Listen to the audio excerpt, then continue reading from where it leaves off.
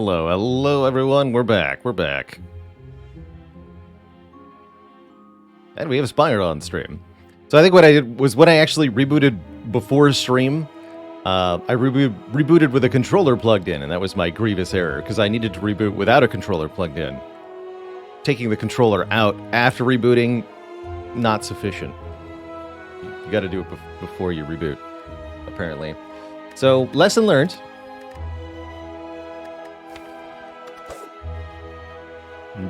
I'm not sure why it only does that sometimes, or maybe it's a new development. I don't know. Something got patched. Anyway, I believe we're playing the robot today. Our previous run in the Spire was a nearly successful silent run. We got so close. This heart had like maybe 50 health left. One of the closest losing runs I've had in quite a while. Really good, fun run. And I really don't regret much of the choices we made on this one. Very powerful with early Shiv cards and Wristblade. I think we maybe added a couple cards too many.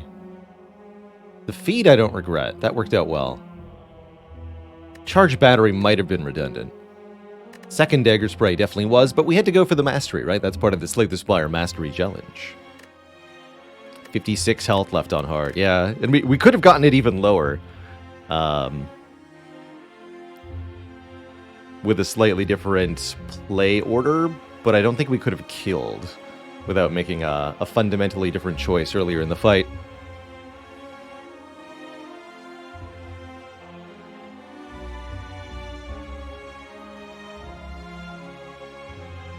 We were slain. We were. We got so close, but not quite all the way. Not quite. That's okay, because Defect and Watcher are actually the characters with the most unmastered cards, so they're the characters we need to play the most of. Oh, fun. So, Defect Act 1, always an interesting choice here. Defect has quite a bit of power Act 1. Of all the characters, Defect ranks second in terms of damage output with the starting deck, just below Watcher. And substantially above Ironclad and Silent. The Defect does a lot of damage because of the starting orb and the dual cast especially. And Defect having fewer starting cards overall really gives them an advantage long term, especially if you can amplify that with some extra removed cards. And I'm considering remove 2 for Take 18 to be a valid start here, because I think remove 2 starts are so useful on the Defect. You can further augment that with an early remove at a shop so that you could remove not 1, not 2, but 3 starter cards almost immediately at the beginning of your run. That makes any added cards, whatever they may be, so much more impactful.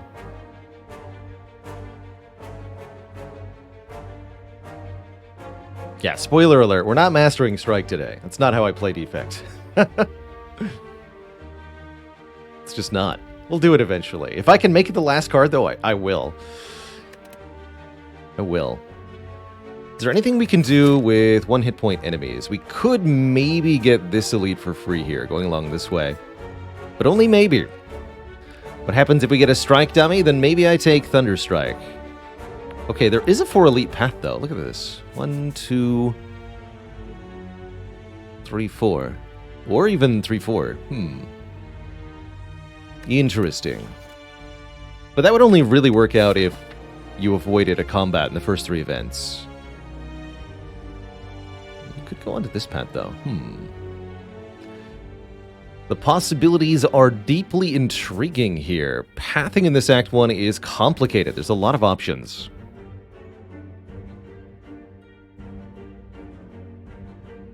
Eventually, we'll have 1 strike left, and we'll duplicate it with Dolly's Mirror. There you go.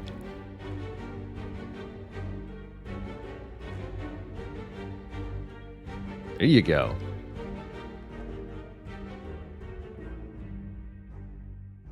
Don't think I would take a boss swap when I could just get a guaranteed remove 2.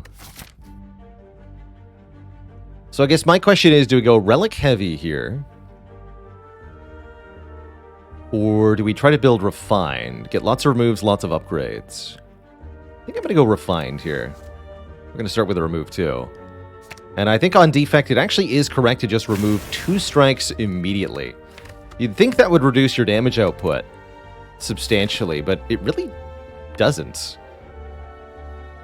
And Defect with 2 removed strikes will do just fine in the first 3 combats.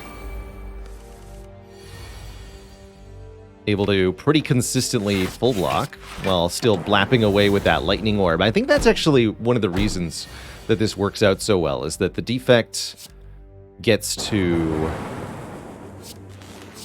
deal damage even if they play 3 defends because of that starting lightning orb. So, perfect first fight. Really happy to see a Dexterity Potion. Also really happy to see all 3 of these cards. I think they're all very good starters. Cold Snap's one of my favorite first pick specifically cards because it often saves you health in the second and third fights. Very nicely replaces one of our missing strikes while giving us a Frost Orb to work with is also quite nice. I could also see Beam Cell as a first pick. Defect's only source of vulnerable can be a very good intro to taking some other better attacks. Skim is definitely the greedy pick. 1 cost, draw 3. That said, if we take Skim, what we can do is upgrade the Zap and the Dual Cast quickly, and have a more abundance of 0 cost cards. But I think Skim first is definitely the greedy pick here. A Frost Orb, or as I've been calling them, Frorbs.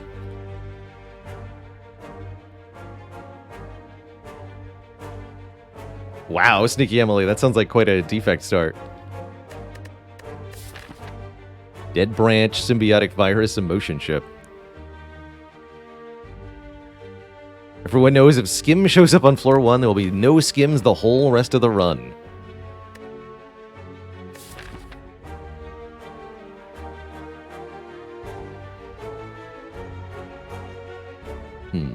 Genuinely a tough choice here. Groot, thanks for the Prime sub. Welcome to the Cozy Sub Club. I am wondering what our run looks like if I take Skim. Hey, Lasat. We might play some Monster Train after the Spire today. I was feeling some more train vibes, and we got that win streak almost up to 10, which is pretty good encouragement to keep going. Plorbs. Plorbs. You know what? I'm gonna try it. I'm skimming today. Skim for block. See, I would have much rather drawn defend here, though.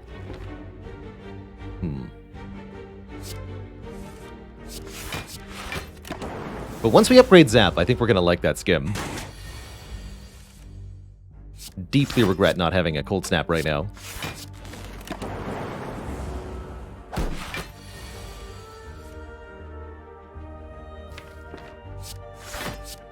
Have 3 Lightning Orbs.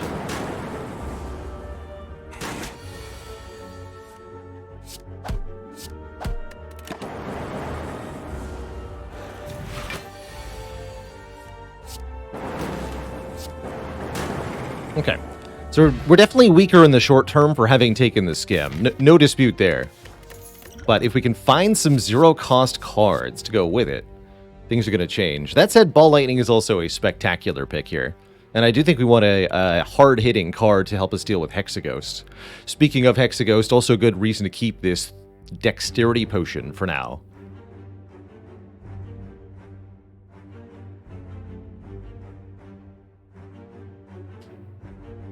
Yeah, can you imagine if we saw another Skim here? I'd feel like such a chump. It's a tough call. Go for the Eyes is great, but Ball Lightning is perhaps better. Good Bronze solves Hexa.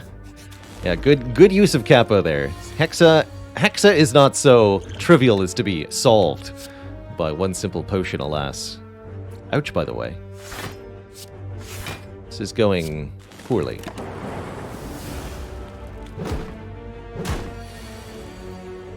In fact, I maybe wanted to strike this one. Dual cast, what do you got? Good enough. My poor health is vanishing rapidly.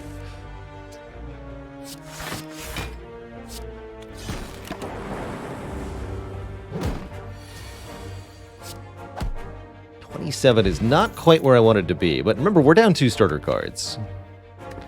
Darkness, interesting. Loop and Consume.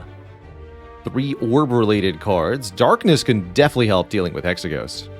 Taval, thanks for the 16 months of support. Maybe we'll get a healing event. There's a couple of heal events in Act 1. I like Darkness quite a lot. Darkness can also help us deal with early elites.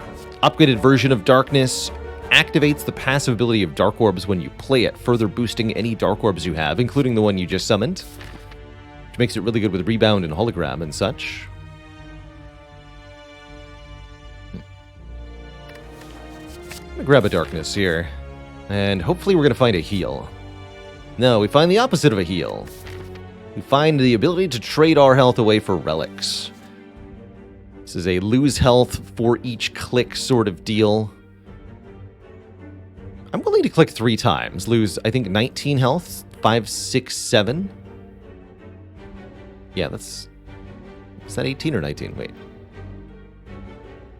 5 and 7 is 12, plus 6 is 18. Yeah, 18.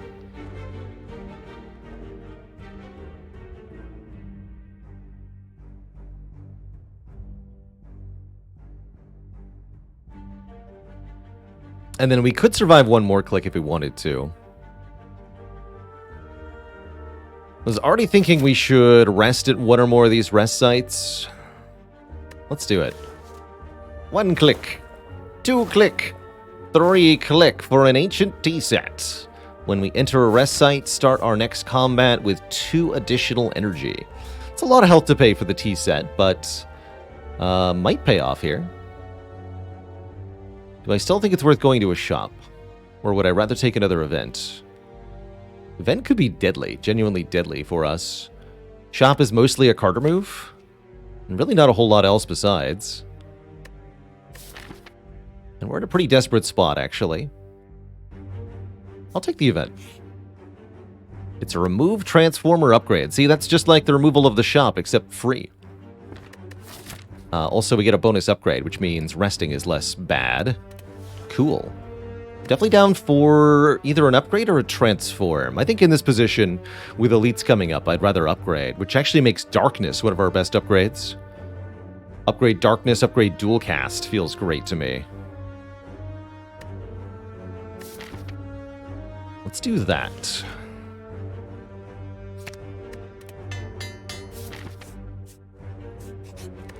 And I should probably sleep here, yeah? So I don't die to whatever this is. If it's another heal, that'd be great too.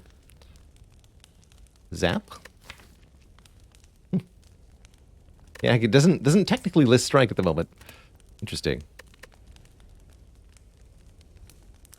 What card do I think will be the hardest to master? I think it's going to be Necronomicurse. I think that's going to be almost impossible. But if we're lucky, the stars will align. Oh, card remove for lose 7. Sure. Defect Strike, unmasterable. Let's see, I am about to fight an elite or 2, yeah? And Hexaghost. We should probably remove 1 defend.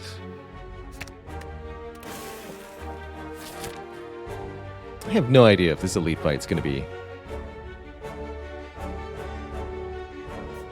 winnable. Guess we're going to find out.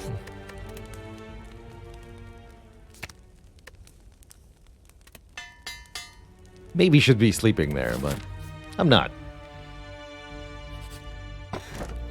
Bag of Marbles is at least nice. Enemies are vulnerable on turn 1. We don't have a lot of attacks, but every little bit counts. And it is the Sleepy Egg. Perfect. I think anything else would have been really, really bad.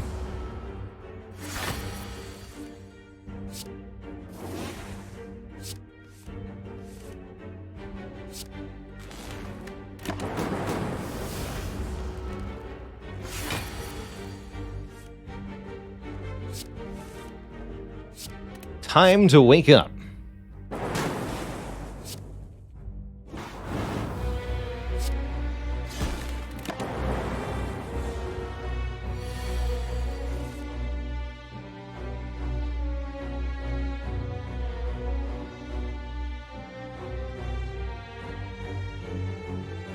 let's see here. We can do Darkness Ball, Lightning Zap for the most damage. I don't think that's 53, but let me just double check. We would get, this turns to 24 and then gets evoked. We evoke 1, 2, 3 orbs, so 1, 2, 3. So we get 2 evocations of lightning plus 24 plus 7 plus 6. So 24 plus 16 plus 6 plus 7 is our damage. Unfortunately, that's... Oh, wait, that is 53. That's exactly 53. Excellent.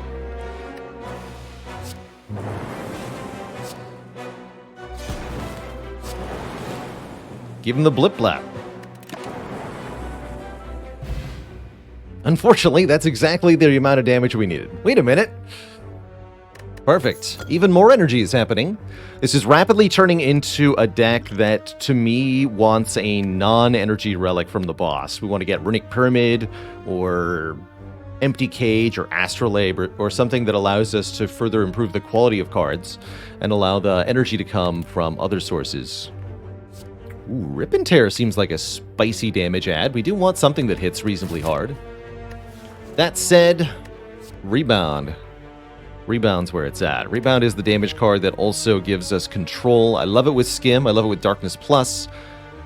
I like it a lot here. So give me a Rebound. It's card manipulation in addition to being damage. Rip and Tear is better damage, but it's only damage. I want the card manip too. And I want a healing thing. Please heal me.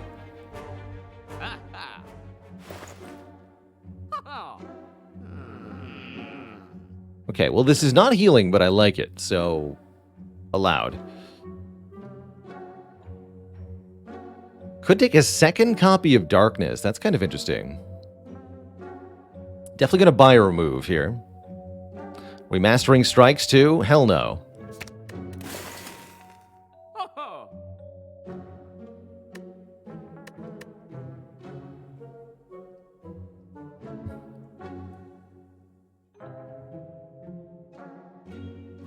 Can Apo show up in another shop? Yes, it can. Cards are not like relics in this fashion. You can always see the same card again. In fact, we could find Apotheosis in every store for the rest of the run and see no other colorless rare cards.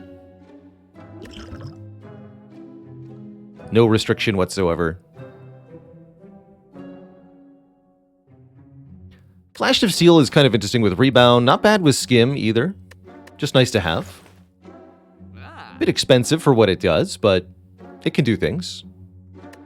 Boot Sequence, I think, could be an okay card, although Boot Sequence works against both the Bag of Marbles and the Ancient Tea set, so I don't love it for that reason. What is the upgrade debt looking like for this? Upgrade debt looking like for this deck?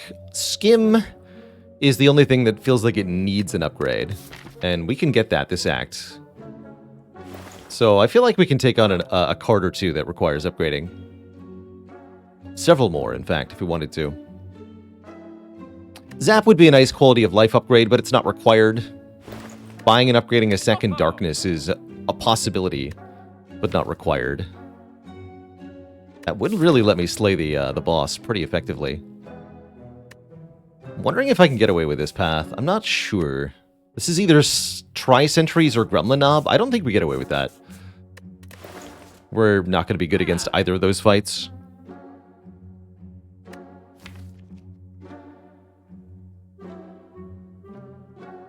Like, maybe if we drew Rebound Darkness Plus on turn 1 against Gremlin Knob, we could do okay, but I don't see how we ever beat Sentries without getting completely murdered.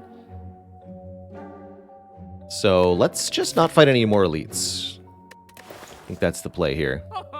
You know what? I am going to buy another Darkness. Double Darkness with Rebound. It's like triple Darkness. Oh, hey. Or do we want to try our luck against specifically Gremlin Knob now that I do have 2 Darkness cards?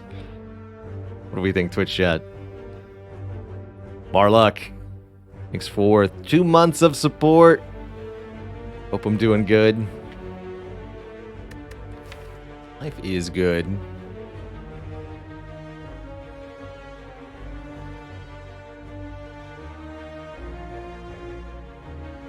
I can give you all a dead joke, sure.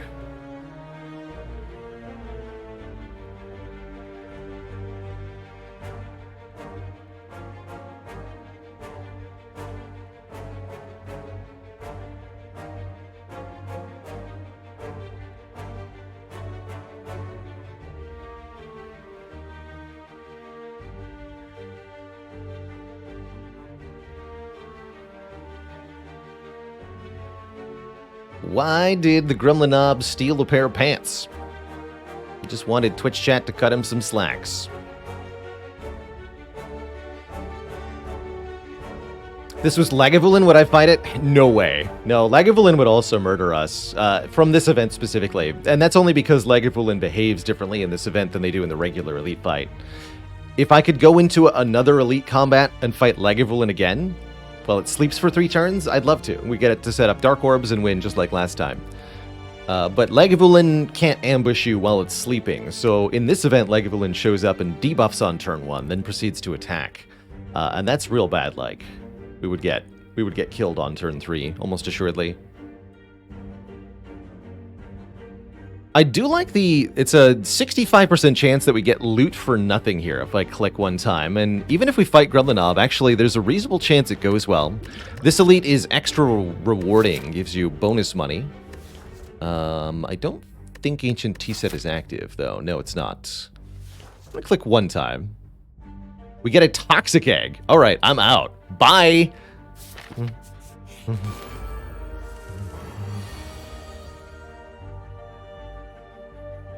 Talk about worth.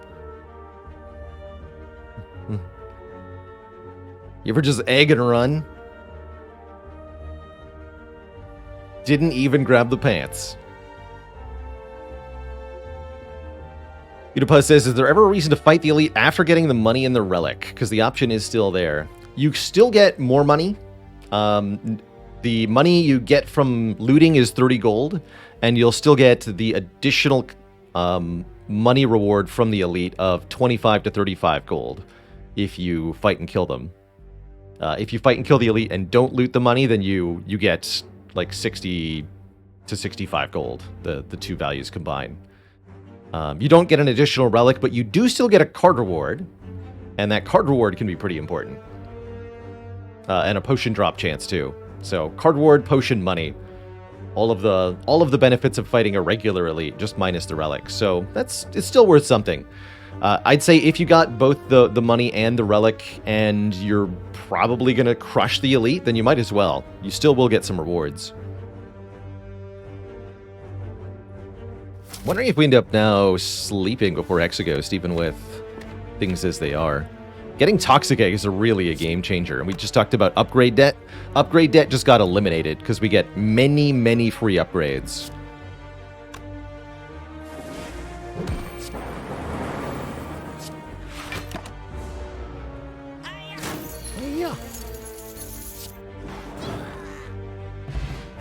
From here till the end of the run.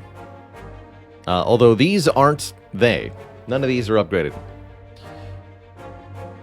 The reason Toxic Egg is so good in particular is because there are more skills in each character's card pool than there are powers or attacks. So you are going to see the most upgraded cards with Toxic Egg. I'd also say that my typical Ascension 20 Heart deck tends to be more skills than other types of cards. Is Toxic Egg best on the Defect? I think Toxic Egg is the best of the 3 eggs for every character, more or less. Although I'd argue actually Molten Egg might be better on Watcher. Is Toxic Egg better for Defect than it is for the other characters? Probably. I don't think so, for the aforementioned reason. You want skills with everybody. Everybody wants tons of skills. Defrag looking appealing here. Get some focus. That would encourage Frost Orbs as well. Sure, I'll take a defrag.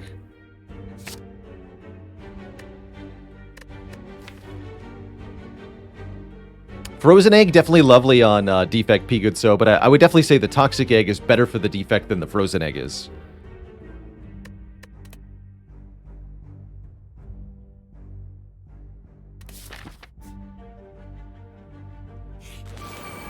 We got one more fight.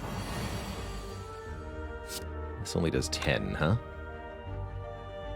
But I can do Darkness, Zap, Ball Lightning. That puts Darkness in front, and then Dual Cast can do stuff. Sweet. And we even have extra energy here.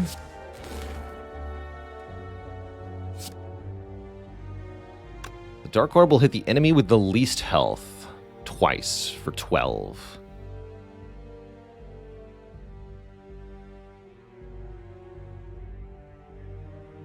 So if I hit you, you'll gain 12 block and go to 6 health. A Lightning Orb will strike somebody at random.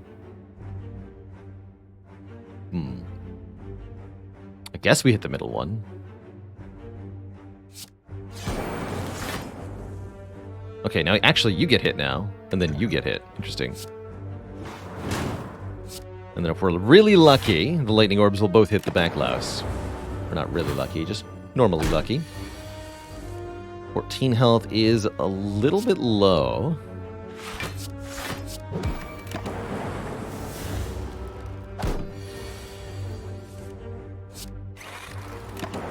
For Hexaghost.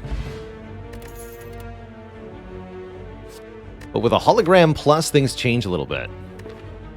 Really happy with a Holo Plus. Second defrag seems like overkill. Bullseye is pretty good, in that it applies the lock-on debuff and makes our enemies take additional damage. But Hologram Plus is real nice here. We definitely need a bit more block. Currently, we only have 3 unupgraded defends in this 13-card deck, and that is not cutting it.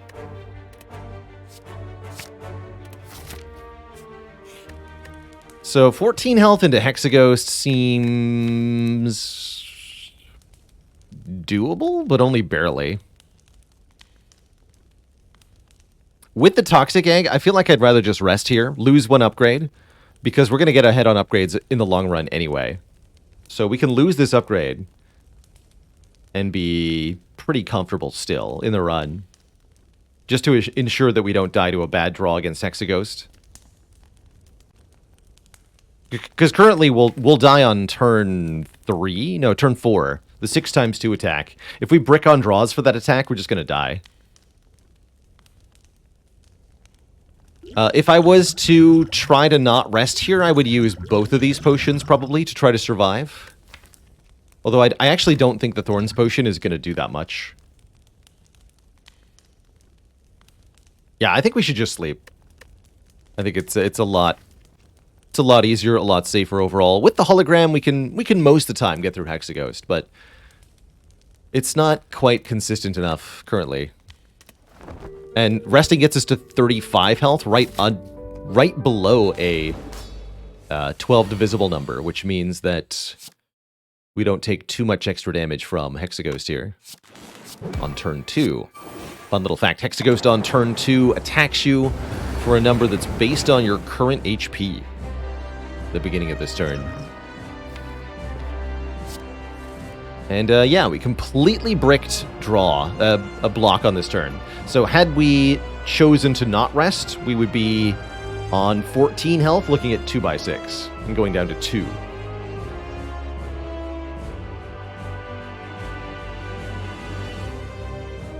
Which I think would result in our deaths, probably. But here, we've got 35 health, taking 18. We'll still have plenty. I think I will use the liquid bronze. We get to keep the dex pot. I think that's how this goes. I don't even play defrag, do I? I go darkness, darkness here.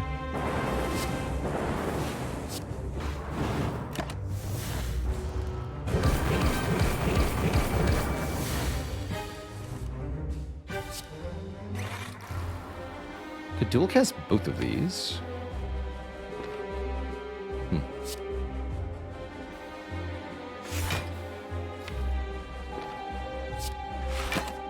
Nah. We keep him.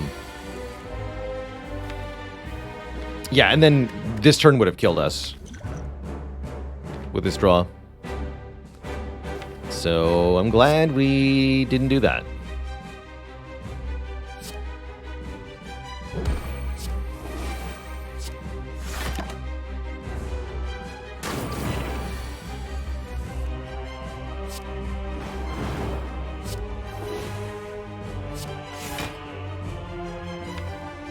Just dual cast that.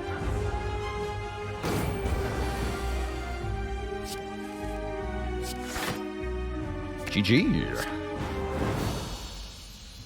All right, we're through into Act 2. Thanks to our diligence in resting, choosing not to try to greed in a situation we couldn't get away with it. We're through. Ooh, Hyper Beam, Core Surge, Electrodynamics. Definitely down for an Electro here. Currently, this deck does not have a solid answer to the multi-enemy fights of Act 2, but Electrodynamics, turning our Lightning Orbs into AoE, combined with our Focus and whatnot, could really change that. That said, so could Hyper Beam, particularly with Bag of Marbles here. 39 damage to all enemies on turn 1. Also something we can potentially use with Hologram to play multiple times, or with Rebound to set up powerful kills.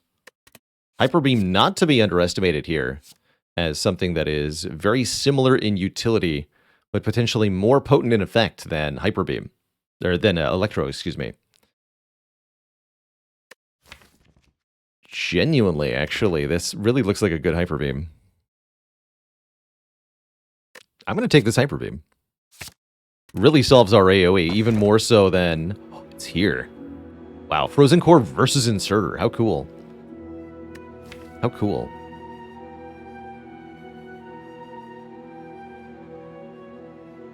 Hyper Beam falls off harder than Electro does, but I also tend to find that Electrodynamics really falls off too. There's some fights in the late game you really don't want to have Electro, like the Hearts and the Awakened one. It's not very good against Time Eater either.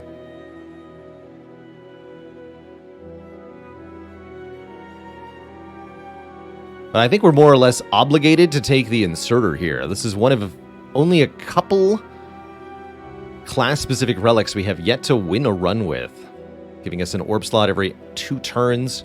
I'm also very happy with Empty Cage. Overall, thrilled that none of these say give energy on them, because we already talked about why we don't want energy. But yeah, I think Inserter, well, with Darkness Orbs, actually, Inserter I would say is not that good. But I would love to get Frost Orbs alongside this thing. Let's try it. Hey, Ingu. Yeah, we're going to be playing more Against the Storm in the intermediate future. Generally speaking, I'll be making that a Saturday stream occurrence more than anything else.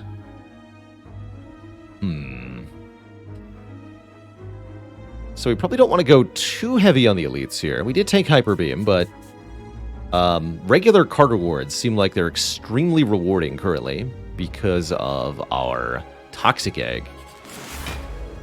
Any skills we see will be upgraded after all. Oh boy, Shell Parasite, and I have no way to block. What do you got, Colorless Potion? Blind is okay. Madness is interesting. We'll go Blind.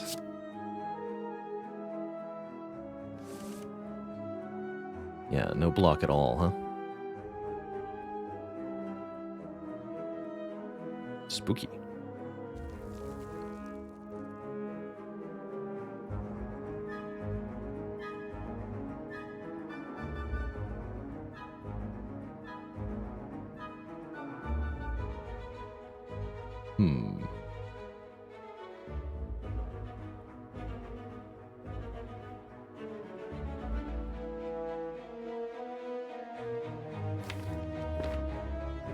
Deck really wants a Glacier.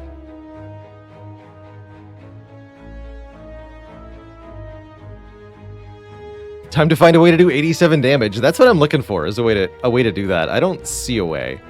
We could do 16 with Dual Cast, 39 with Hyper Beam, 13 with Rebound. Unfortunately, that is not 87. How much is that, though? 16, 39, 13. It's only 68. Thinking we try to get a kill next turn by rebounding Dual Cast and playing the Darkness or something.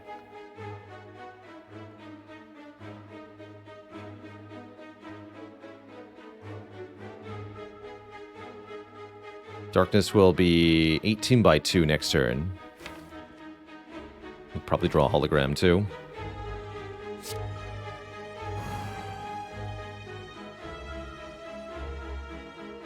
Is Rebound Hyper Beam enough damage if I dual cast first? Let's see here. That would be the aforementioned 68 damage.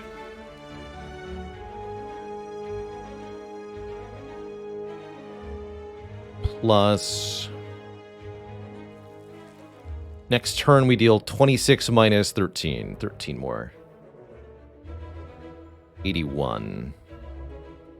Don't think that's enough. We'd have to draw the strike.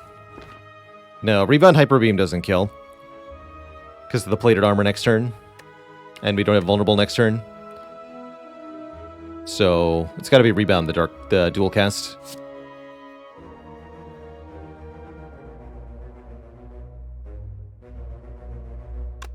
Oh yes, yes, you're right. We can strip 2 plated armor by playing dual cast before the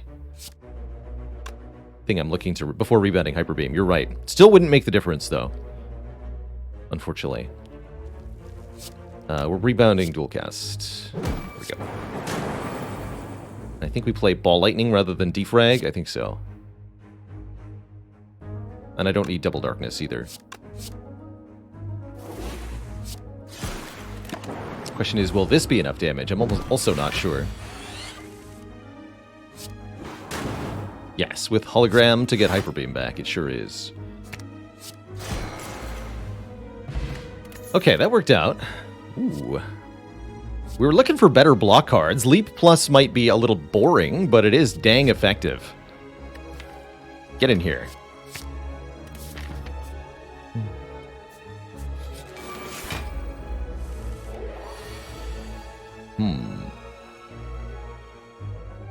I think Dark Orbs are the way to do this. This is not a Hyper Beam fight. Rebound Darkness Plus.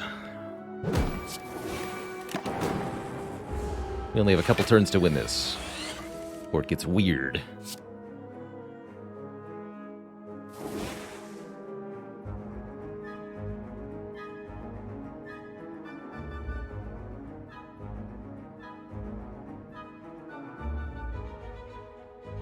See, this is where the inserter is actually hurting me. We could have a kill this turn if I was able to evoke this lightning with Zap, then go dual cast Hologram, dual cast to evoke both Dark Orbs twice. But I can't do that.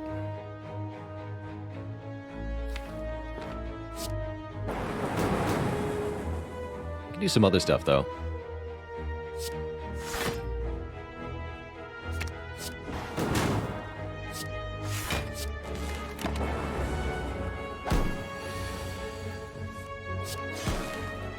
Good enough.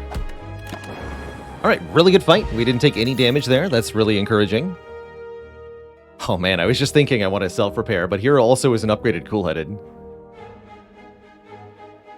Tough call.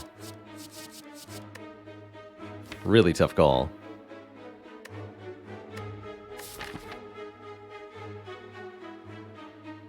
Cool-Headed seems good, but so too does self-repair.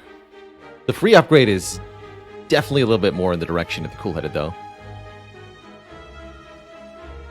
I agree that the Tempest also isn't bad. Had we taken Electrodynamics, I would much more strongly consider Tempest.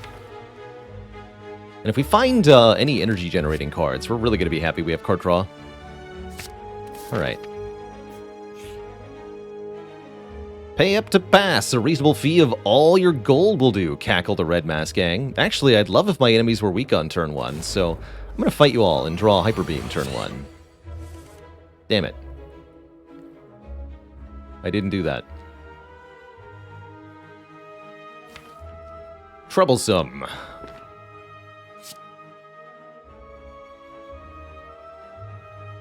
Would fission solve the issues created by inserter? Some of them. Yeah, fission would be pretty appreciated, especially since it would come upgraded.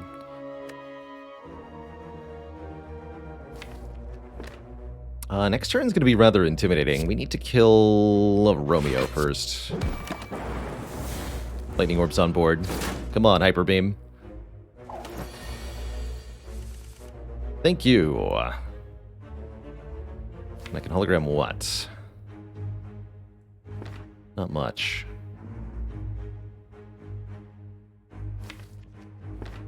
Rebound. So we can kill Pointy too, actually. Oh yeah, that's an easy solve. Then we take 9 damage, win the fight. If I hologram Rebound. Rebound on Pointy. Play Hyper Beam. Pointy and Romeo both die. Bear dies next turn to the second Hyper Beam. I don't see any way to take less than 9. Let me just double check here. I could skim. No, that's not going to be worth it. Yeah, let's just do that. Did math right. 26 plus 9 is 35. Yeah, that's enough. Got him.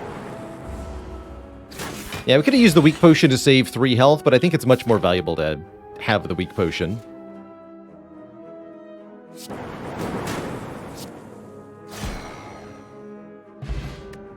Red Mask. And Stack Plus, or curiously, Sweeping Beam Plus. Doesn't feel like it's that useful with the Hyper Beam, but not a bad card with a free upgrade. I'm down to skip these. Yeah, that fight was a good example of a situation where Hyper Beam solved a fight that Electrodynamics wouldn't have. At least not in the same way. Rebound is carrying the run, says Bierstergut. That's why I took it over Rip and Tear, even though Rip and Tear did 5 more damage. It's really all about the card manip. I might skip these. Alright, how do I feel about this act layout? Trepidatious. Maybe we do this. I wouldn't mind resting at a rest site. I certainly wouldn't mind removing our last strike at the shop.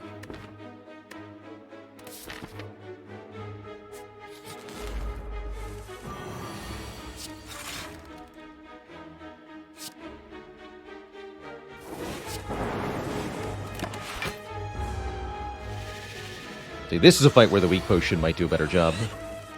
Depending on the draws here. Yeah. I'll say.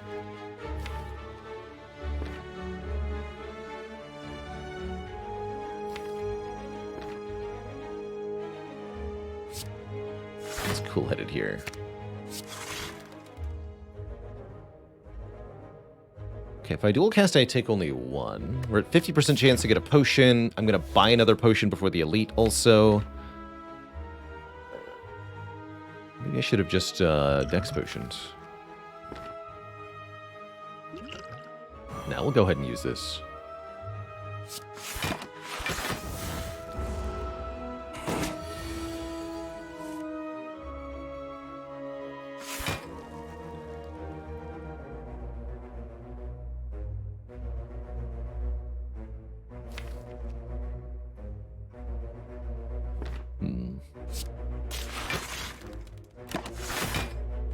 Expensive dual cast.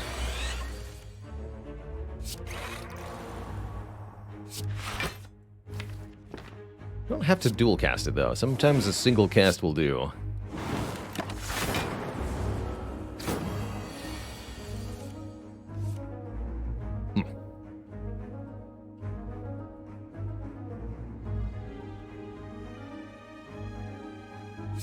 Good enough for me.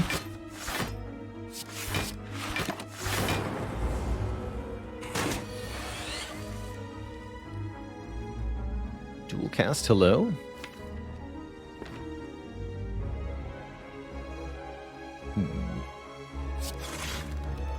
Perfect.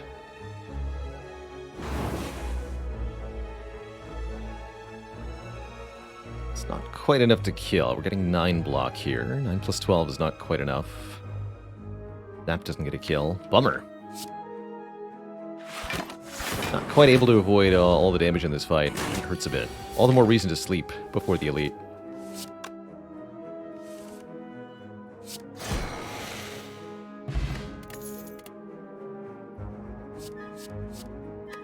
Second chance at self-repair. This one seems a lot more reasonable. Barrage is also a pretty good attack card if we want damage. But I'm thinking some sustain is very good and really appreciated. And very welcome. Get in here.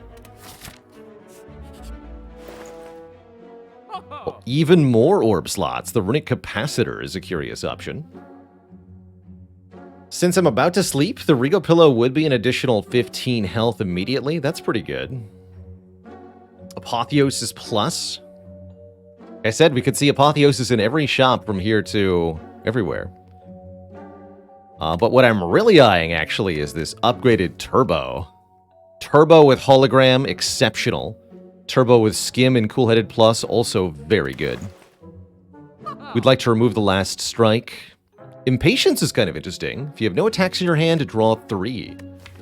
We don't have that many attacks in the deck, although Hyper Beam Impatience is definitely not really a combo. So I think for that reason, I'd strongly prefer... I'm going to go Turbo, Battery Plus, Carter Move. That's what I'm going to do. Improve our block a little bit, improve our energy substantially.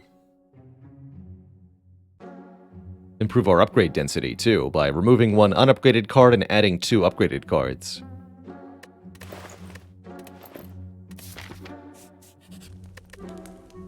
I'm sleeping. Although that would have been a good time to upgrade Hyper Beam, too. It's the Book of Stabbing, so I'm actually really glad I did not upgrade Hyper Beam. That would have been spooky. I want to rebound Hologram. A lot of energy this turn, which is quite helpful. Just dual cast both of these.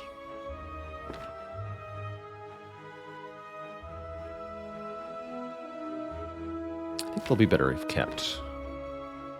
So maybe I just want a 3rd Lightning Orb. Probably.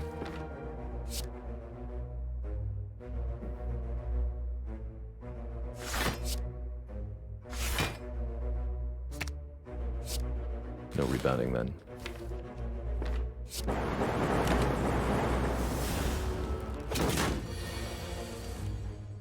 Here we go. This is what I'm talking about. Plus 10, that is still a full block. Don't need to use the Dex Potion. Play Defend, Defend, Ball Lightning. Not going to play Hyper Beam until it's going to make a substantial difference here.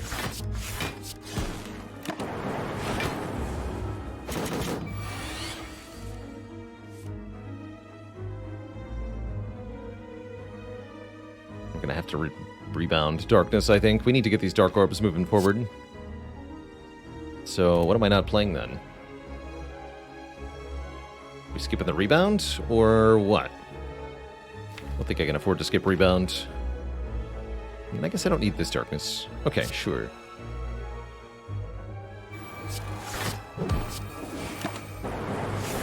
Not skipping Self-Repair. This turn is a bit of a doozy. We have to win fast. Could just go Darkness, Hologram, the Leap. More reason to consider the Dex Potion this fight. That does take a lot of damage, though. More thinking about skimming and trying to get Turbo, although it's not all that likely that it happens. This is definitely concerning. We have to put an end to this fight very soon. Which means getting the Dark Orbs to the front, very difficult to do because of the Inserter. Inserter definitely penalizing us here. Skim Hollow Skim is an option. If we fail to hit Turbo, though, we're just almost instantly dead. It could be in the bottom 3 cards, and then we're screwed.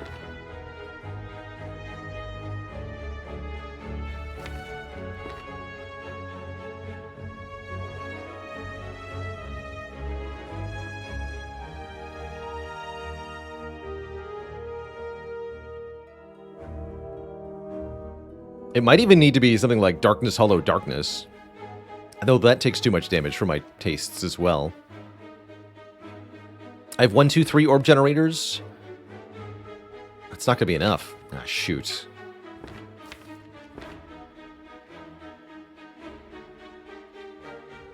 Hollow Darkness, my old friend.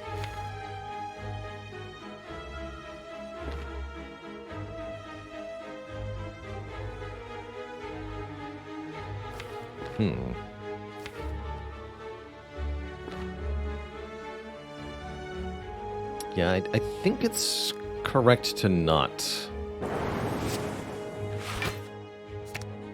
skim here.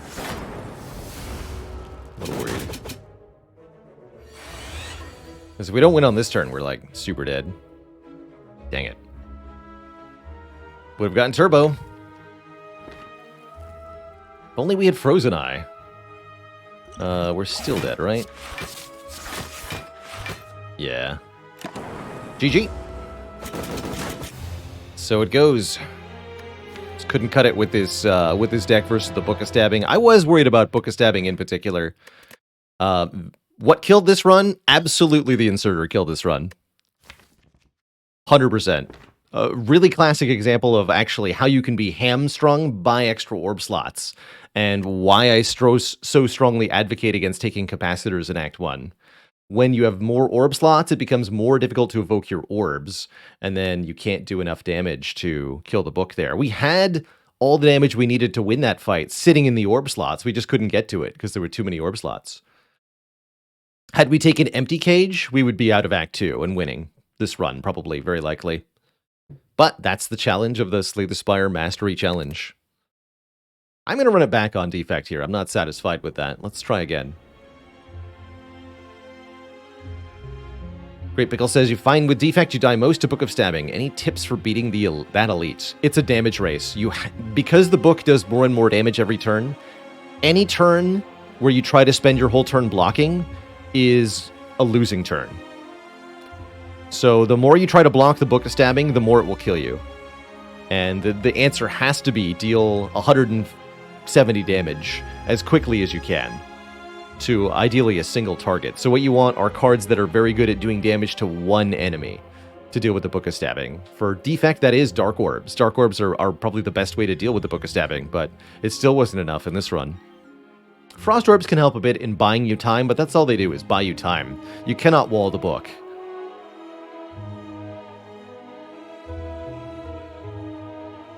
Book really punishes high setup decks. You want front load, the ability to win quick, win fast, win strong. Choose a 250 gold star. Don't mind if I do. Although,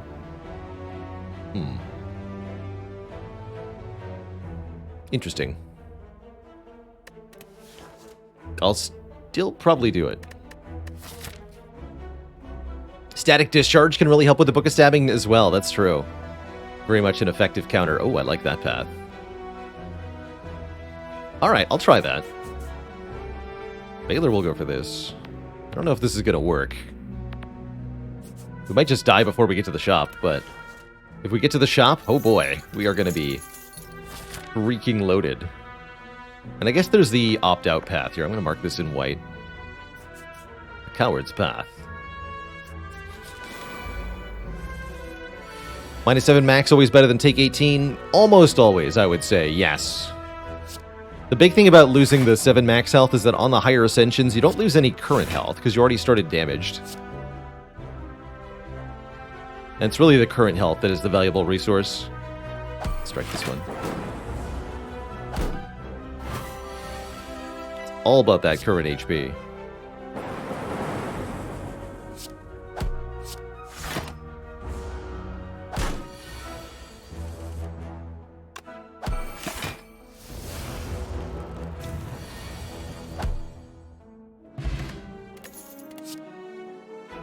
Great set of 3 first options. I'm actually going to go first card Chill. I really like Chill for being 0 cost orb generation, oftentimes 0 cost multi-orb generation. Although Ball Lightning is definitely the damage option for dealing with elites here. I'm going Chill. Everybody, chill. And look at that, perfectly blocking Jawworm with that extra 2 block. Get him.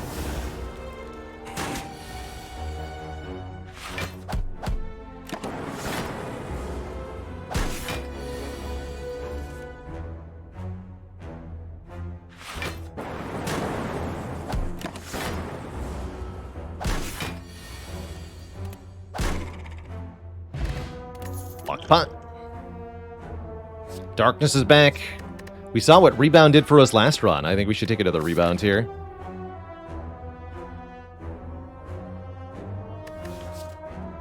It's damage.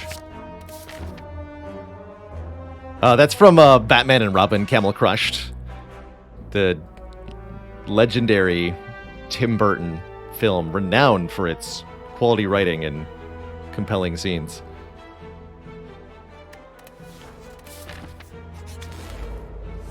Not Tim Burton. Wait. Joel Schumacher. Excuse me. Excuse me, not Tim Burton. Wait, did Tim Burton do some of the Batman films? Why did my brain throw out that name? And yes, the nipples on the bat suit also comes from that movie. Tim Burton was the first two. Okay. So I'm not talking crazy. I'm just slightly confused. Cool. And yes, that's also with George Clooney. George Clooney, Arnold Schwarzenegger. I think... Was that the one with Danny DeVito as the Penguin? Or is it Jim Carrey as the Riddler? I can't remember which one. Maybe it's both of them. Nice to meet you. Okay, Danny DeVito is a different one, too.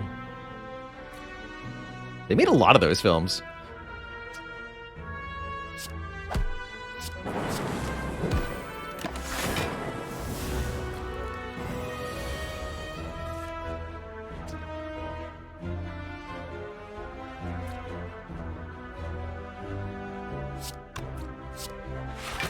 Truly iconic.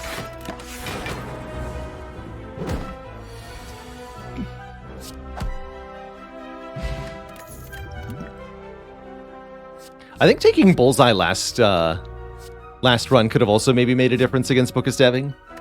But again, all predicated on being actually able to evoke the Dark Orbs, which we failed to do ultimately.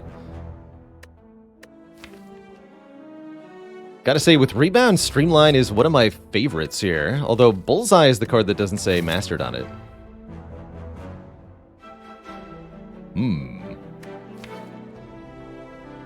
Only I'd taken that Ball Lightning. That's the one where Batman had a Bat American Express card. Oh my god.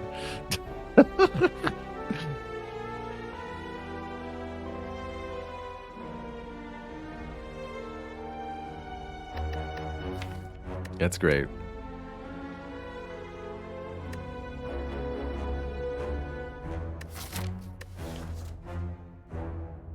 I am going to take this Bullseye.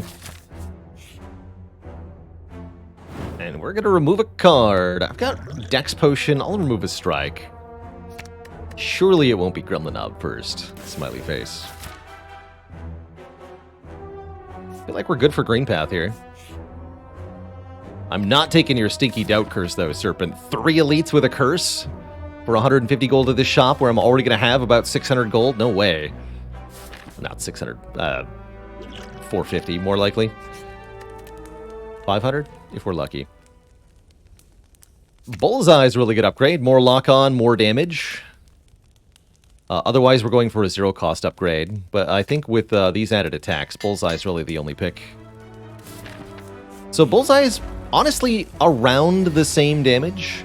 It is Knob first. Around the same damage as Streamline, as long as we get to evoke a Lightning Orb at least one time, which we might not.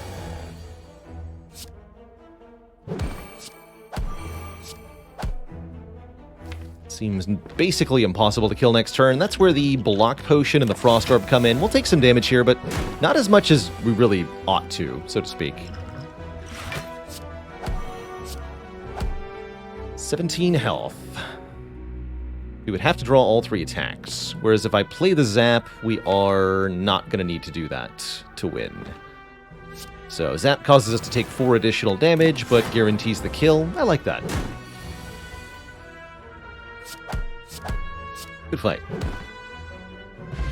Get a Juzu bracelet. Not my idea of the best first relic, but sure, whatever. Skim is back. I only slightly regret taking that Skim last run. Overclock, Force Field, Skim. I guess I take Skim.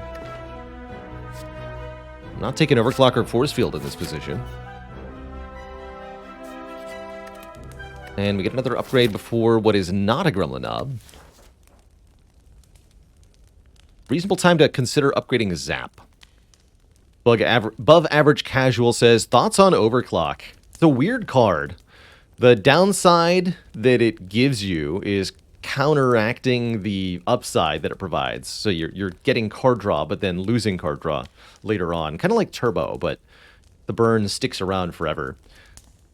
Overclock is best in Defect decks that are trying to get set up as quickly as possible so that you can get all your powers and orbs in play. And then once you're set up with your orbs, you no longer care about the fact that you're drawing burns. Can also work for really quick, fast-playing Defect decks, like with lots of claws or Hyper Beam or something where you're trying to kill enemies on turn 1. But for most Defect decks that are looking to have a medium to long-term plan for fights, it's really quite bad to add burns to your deck. Is this ever chill upgrade for sentries? I think we're fine just drawing the chill normally.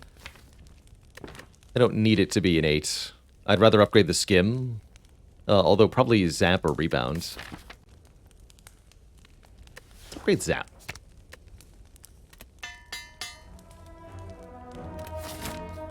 Yes, overclock working with all for one is pretty cool. Bronze scales, great against Hexaghost. Happy to see a little bit of money in the chest as well. 500-ish gold for the shop. It's kind of encouraging. I don't like innate upgrades that much, because you can always just draw the card on turn 1 anyway. And then what did you bother upgrading it for if you're going to do that? I don't know. Never felt quite right to me.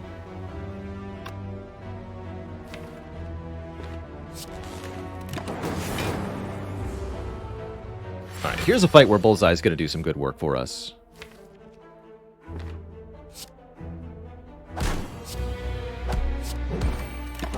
As are these potions. I'm not sure which one I'm planning on using currently.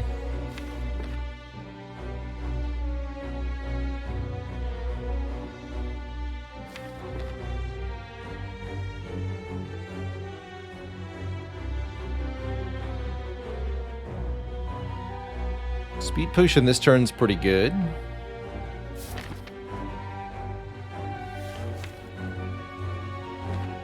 Why not rebound Bullseye? They're already Bullseyed.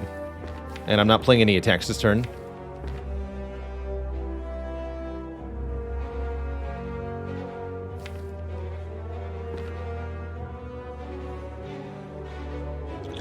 It's going to be the speed potion. Let's go zap then skim. 12 from the zap. Also have Bullseye that way. That turn next turn is great.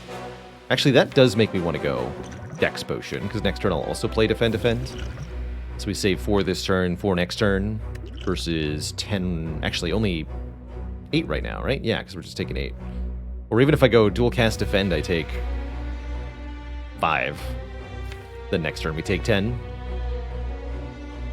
Don't like next turn taking 10.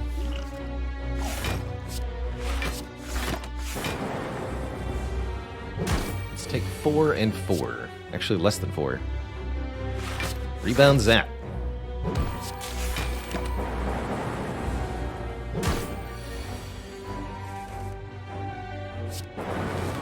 Not having Bullseye this turn hurts a little bit, but I think we get a kill next turn regardless. Yeah. Good fight. Really didn't take that much damage here. We score Meat on the Bone, which will heal us after combat if we're at or below half health, and that's a really big find, considering that we're currently below half health. That'll heal us 12 after this elite, getting us ready for Hexaghost. Can also add Rip and Tear, Chill, or Barrage.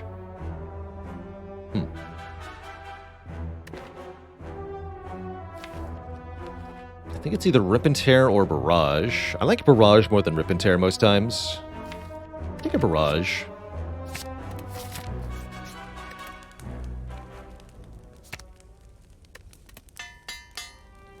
Six damage per channeled orb.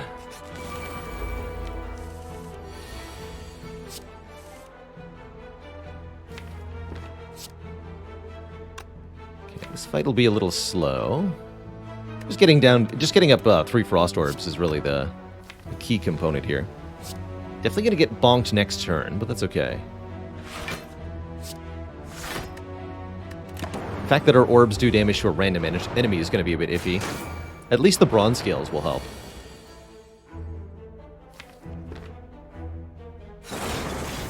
So we only need 1 defend per turn. Let's rebound this defend. Take 9 here is a bit uncomfortable. Hopefully we can kill before things become more problematic. Don't think I'm going to play Zap. I'm going to keep 3 Frost Orbs.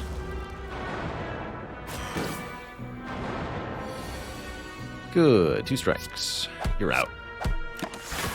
Alright, that means we take a maximum of 4 damage each turn, and that's pretty reasonable.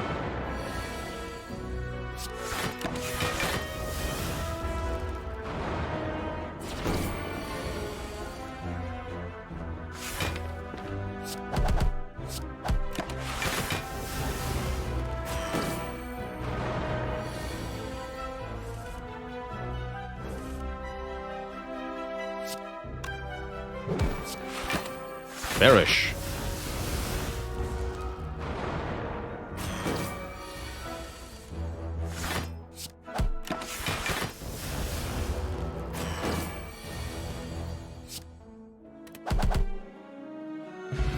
Juicy. Get a Cultist Potion. That's an easy way to beat Hexaghost. Although I'm not too worried about Hexaghost anyway. And there's the additional Lightning Orb we want. Hologram's also pretty good here as an added card. A way to get a card out of the discard pile, which can include Zap if I need more Lightning Orbs.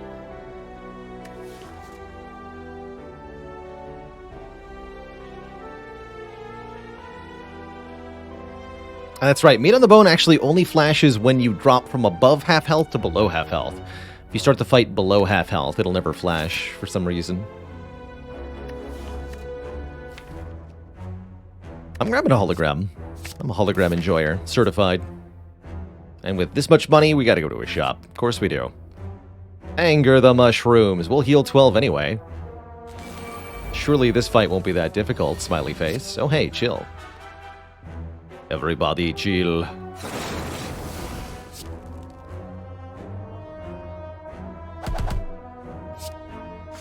Perfect block, actually. Although we might want to do this.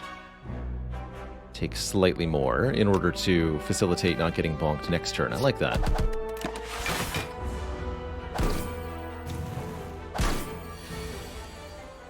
Facilitated.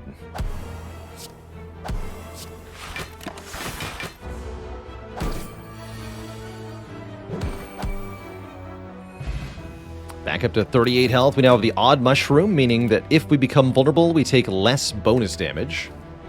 And I really like Beam Cell plus Barrage as a damage engine.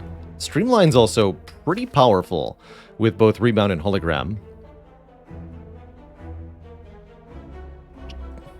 Godspeed says, when do you ever take Chaos? I like Chaos as a sort of discount orb card. If you want 2 orbs for the price of 1, Chaos is a really nice card to take an upgrade. If you don't care what kind of orb you have, or if you want diverse orbs, like with multiple compile drivers, for example, Chaos can be really quite nice.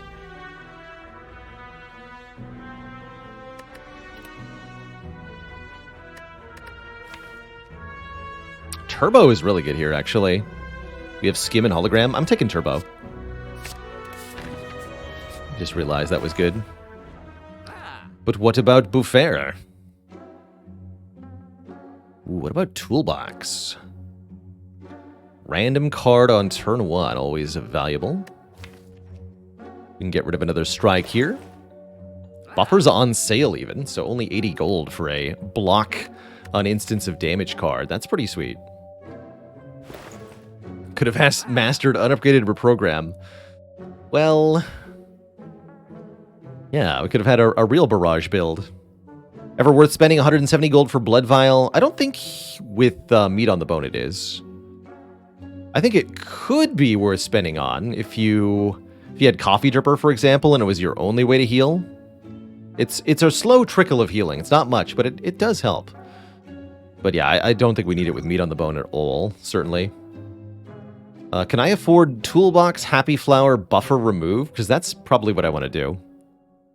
That's what, 150, 150, 150-ish? Yeah, we can afford all of that. Plus 11, plus 18, plus 5. Yeah, we can afford that.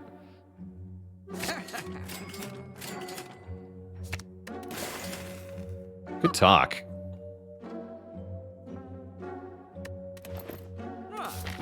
Two beautiful relics here. I really like the extra energy provided by Happy Flower. And as for the toolbox, making your turn ones better is often the way to be.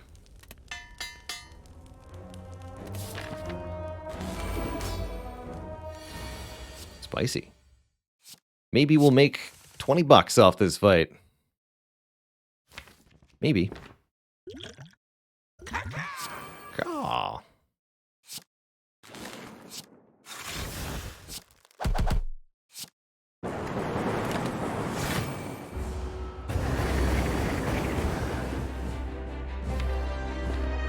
Let's see here. Hello, Zap is tempting. Probably want to block as hard as we can here, though. So probably just hologram defend. I don't have any better blocks. Although Skim could maybe do a little bit better. We could use the speed potion here, but I don't think it's necessary. I think we get to keep the speed potion for next act.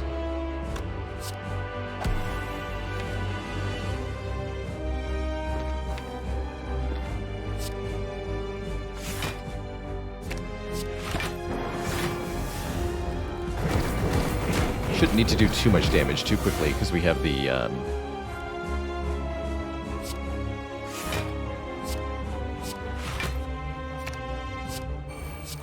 fun fact, you can hologram voids. Because we have the cultist potion, we shouldn't need too much damage here. Rebound barrage for the big damage.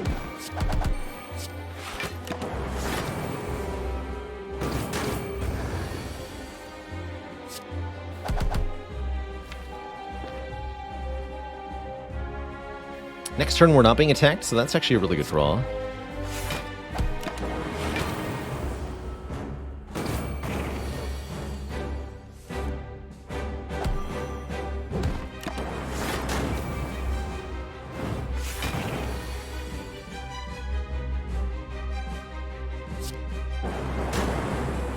Okay, we can kill Hexaghost right now. But I might be able to make 20 bucks if I don't.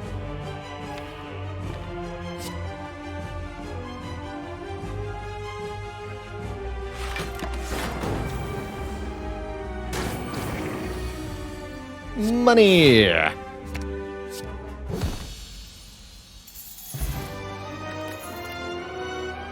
Oh, second buffer. We've had first buffer, yes, but what about second buffer? It's a rare card that requires mastery that we're being offered a duplicate of. It's pretty hard to turn that down. Amplify is also pretty spicy here, letting us duplicate a power card. I think Amplify becomes a lot more valuable when your deck has Hologram, Rebound, and Skim. But let's just grab the buffer.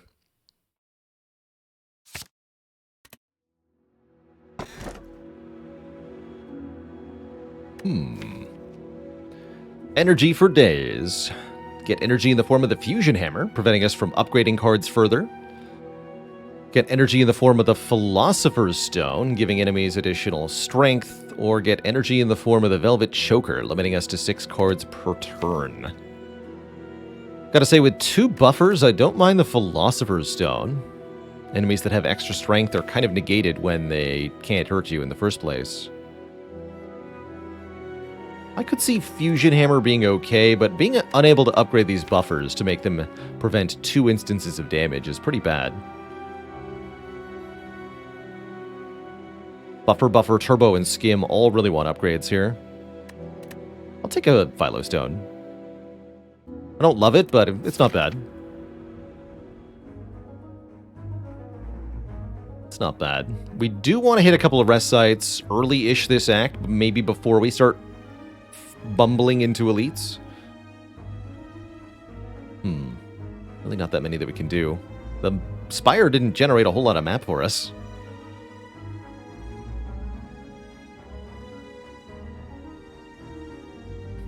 Scuba Squeeb says, what do you call an old seer with bad breath that walks a lot? A super calloused, fragile mystic, hexed with halitosis.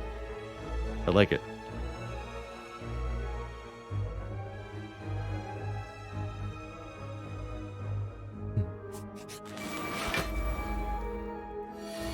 More money. That's what I like about Toolbox. Toolbox is a hustler.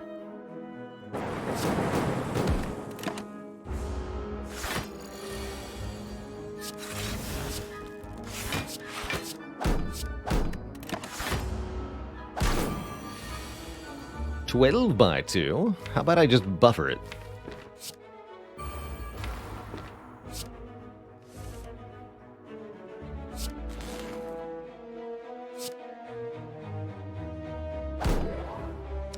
Play that turbo.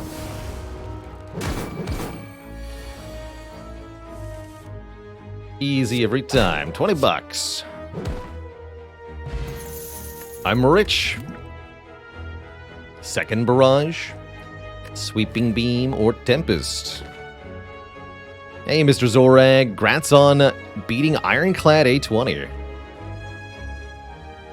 Thanks for stopping by and dropping that Prime sub. Nate and Sal says, if you're a spooky ghost, does blasphemy still kill you? No. Blasphemy will not kill you if you're a spooky ghost. However, important to be aware that intangibility decreases at the beginning of your turn immediately before blasphemy hits you. So you need either one of two things. 2 stacks of intangible, not 1, but 2.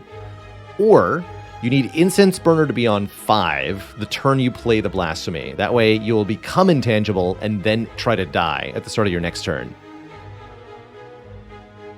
So, yes, but be careful with the timing.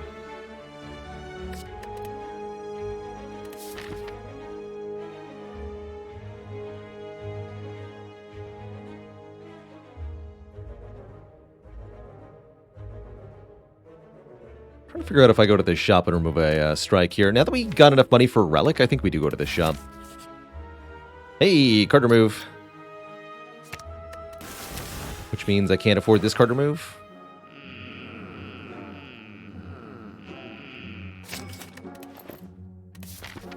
Good talk.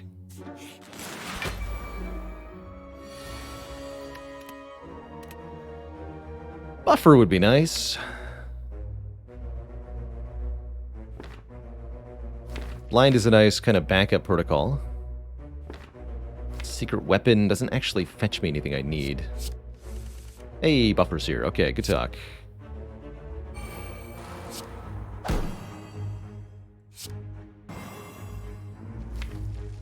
Might as well, I suppose.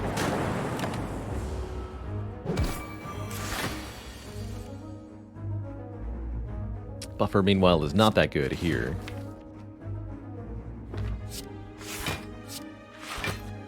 Would only block 1. That's definitely not worth playing. Get back dual cast and do it again. We just keep it weak.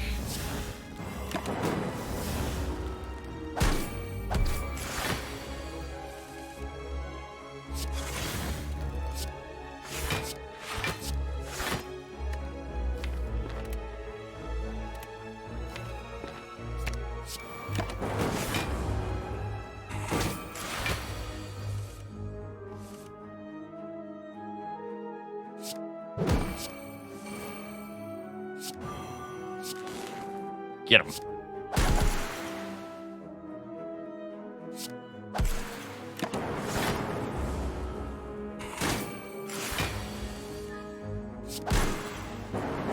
Okay, that wasn't too bad.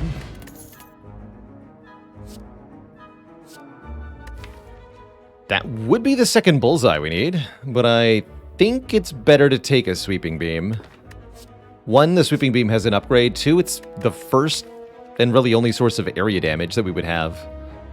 And very good with these holograms is a way to deal with the elites of Act 2. As much as I'd like to take second bullseye, it really has to be sweeping beam if we're going to have an okay time here. And a transform. Remove 1 card, turn it into a different random defect card. See you later, final strike. Turn into a thunder strike. That's more words and therefore strictly better than the previous card. Excellent.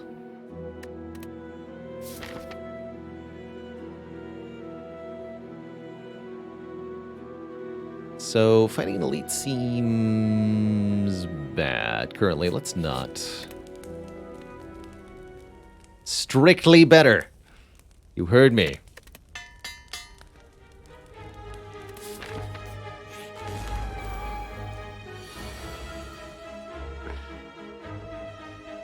Zero cost skills, huh? I'll just take a Swift Strike here. Hey, here we go. Rebound the Sweeping Beam Plus. That's what we're here to do in fights like this one. Thunder Strike. I mean, it does technically do more damage than Bullseye. Go!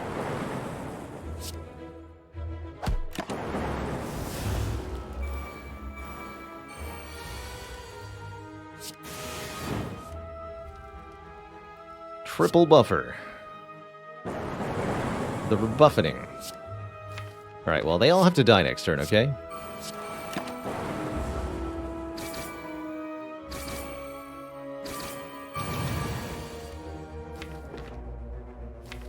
Good skim. Crawl. Sweeping Beam. Paloose. Look at that. What a great fight. SNBL92, thanks for the Prime sub. And Izumi Samurai, thanks for the Prime in 5 months. Closing in on that half year. I am a certified Equilibrium lover. Allowing you to retain your card means better use of Turbo, better use of Barrage, better use of Rebound, better timing on Buffer, all that stuff. Transforming 9 cards. I tend to think that a quick way of weighing it for me, Shkanite, is that the transform and the upgrade is about as good as 2 transforms. So I'd say Astrolabe is about as good as 6-card Pandora's Box. If you have Ceramic Fish or any Egg Relic, the Pandora's Box gets even better comparatively. But honestly, just transforming 9 cards is pretty dang good. The only reason I would consider Astro over Pandora's is if you have a good reason to want to keep your defense. Good reasons being any source of dexterity, or the turnip making you immune to frail are good reasons to want to keep your defense. I feel like retaining in general is my favorite Spire mechanic. Pretty accurate, yes, because retain opens up the ability to utilize so many different powerful combos and such. Ow. No golden idol for us, but Meat on the Bone is actually happy we gained max health. What's in this box?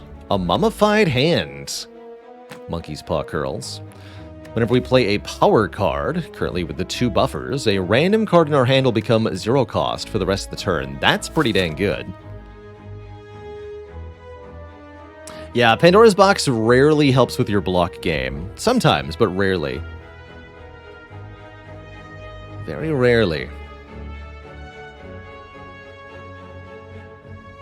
Got 2 footworks in the deck? Yes. Okay, if you've got 2 footworks, then I would strongly encourage Astrolabe 3 strikes rather than Pandora's.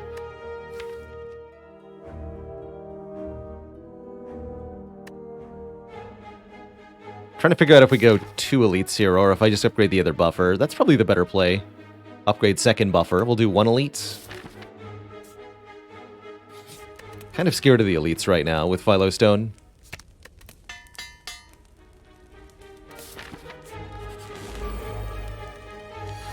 $20. Don't mind if I do. I love $20.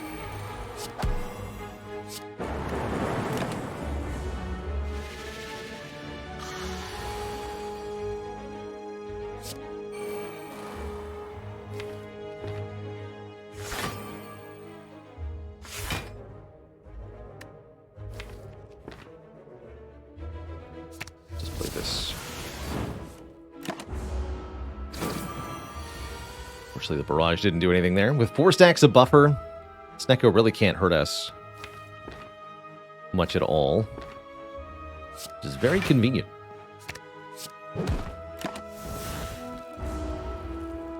We just take our sweet time and earn our stacks of cash. No problem. In fact, I'll even refrain from playing a lightning orb, so we have more control over when exactly.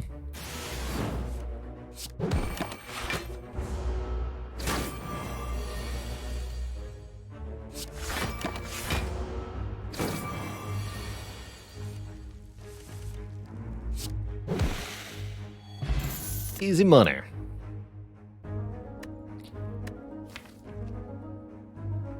Probably worth considering Beam Cell. Fighting Bronze Automaton? Never mind. It's not going to work in that fight. Apotheosis. Upgrade everything in this deck for this fight. I'm going to do that.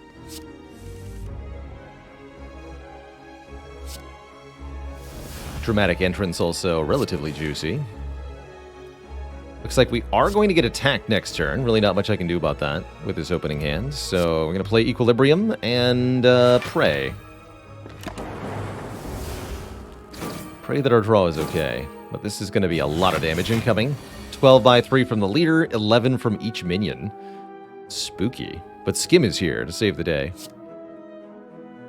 Gunther Barzaval, thanks for 29 months. You're heckin' welcome for all the content. Alright, we got a buffer too. This looks pretty good. I think we can prevent most or maybe even all of this damage now.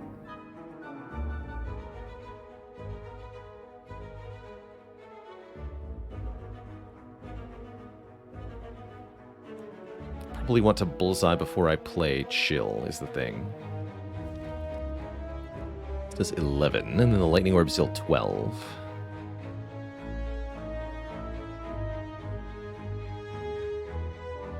Do we ever bullseye first? Yeah, I think we're going to. Just double check the energy here. 2, 3, 4, 5. Yeah, we bullseye first. I think here. Cool. That's actually really good, because now they both die to Rebound Barrage.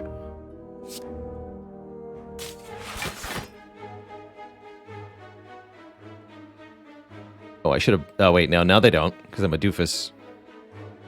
Well. Derp. That was not smart.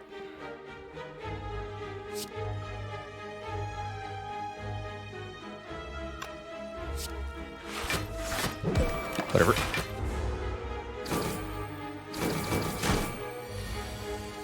Really doesn't make a difference. It's just a question of how many buffer stacks I have. So, whatever. Would you like to be free, Thunderstrike? I think we would all like to be free.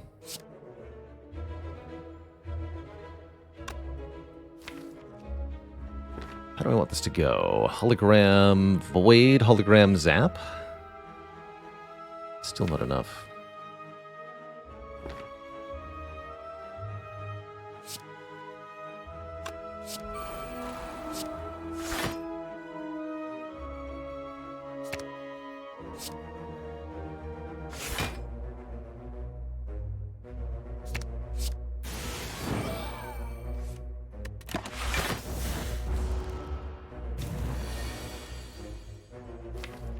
Oops, all blocks.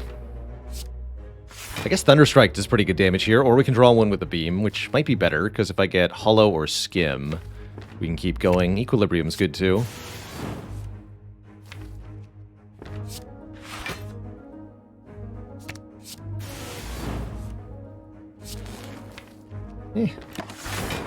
Don't love how that went.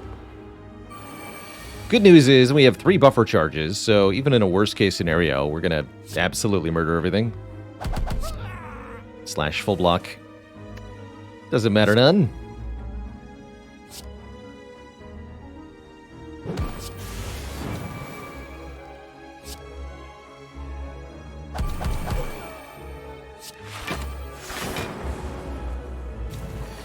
$22 by 3. Like I said, I don't care even a little bit about whatever it is that you're trying to do here. Have at me, for all I care, you know? Go for it. I'll keep 1 buffer charge, but that's it.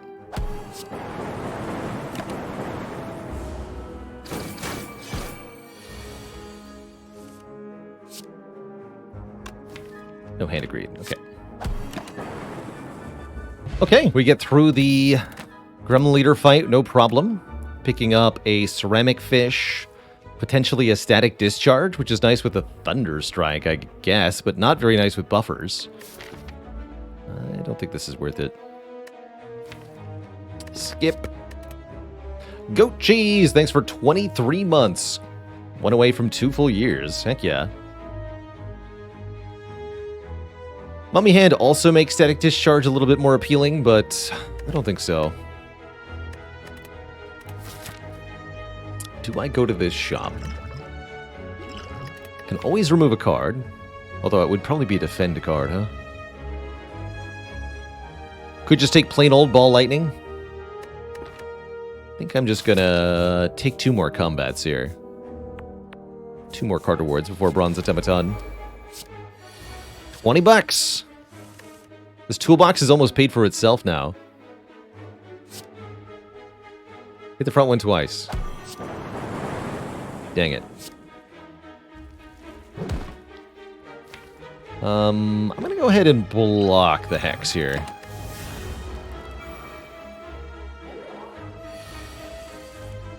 Did I mean 40 bucks? I think I might have. I think I might have meant 40 bucks.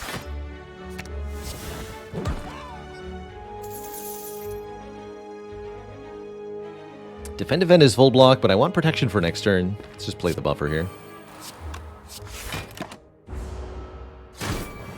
In case it's, yeah, 27 here.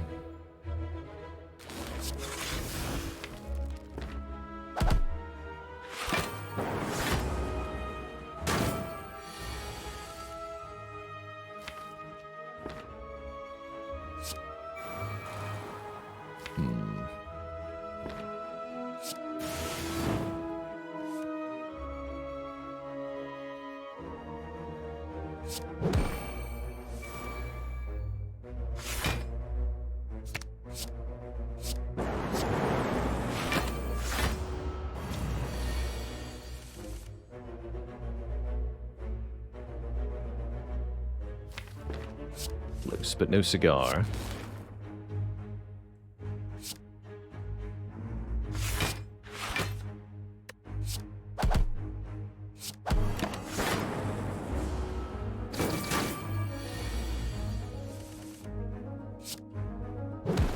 Yes, cigar.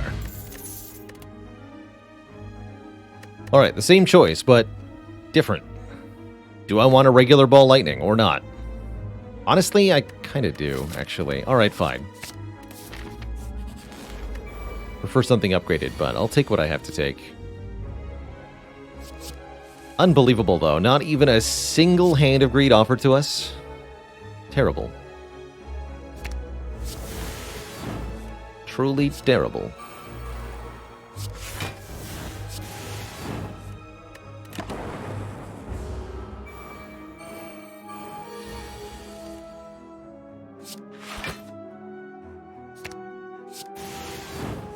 Sweeping Beam really doing all of the work here. Their defend wouldn't have saved us a buffer, unfortunately.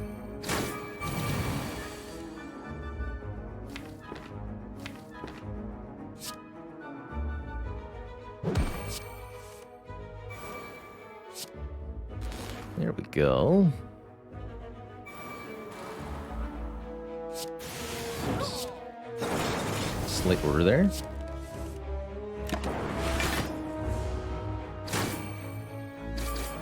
like we're well in the clear, though. These buffers have been real good. Entropic Brew. 2 potions in 1. A loop, a steam barrier, or a streamline.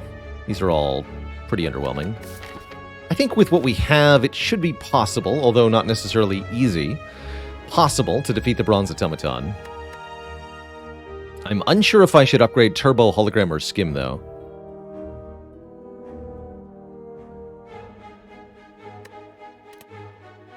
Loop to go with Mummy Hand's not bad, but it just gives me either 3 damage or 2 block per turn, which is inadequate.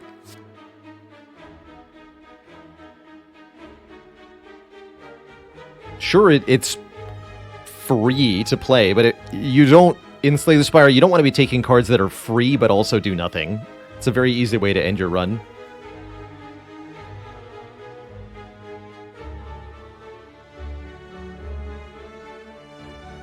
Wouldn't it feed Thunderstrike? No. Loop does not channel any lightning orbs.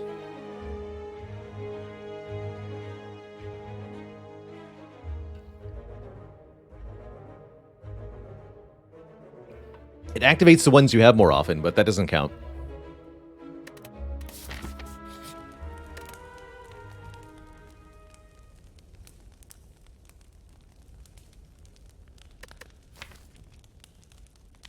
We're going to need the turbo upgraded if I want to play this Thunderstrike at all.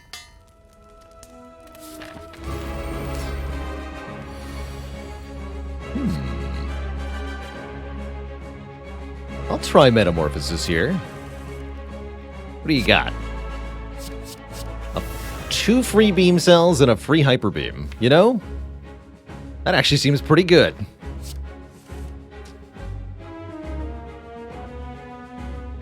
Any beamers?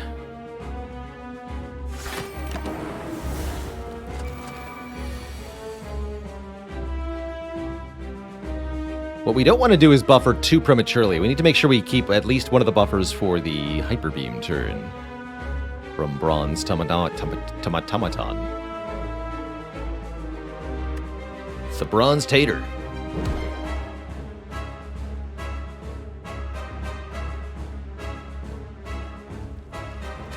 Speed Potion, triple defend, full blocks this turn. That's tempting. I'll do that. Keep my buffers, thank you. So I could play Turbo Bullseye Buffer. We'll save that.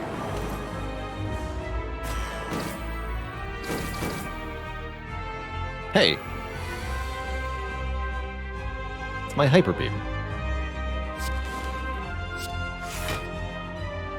Can't just take away my Hyper Beam. That's rude. Rebound this thing.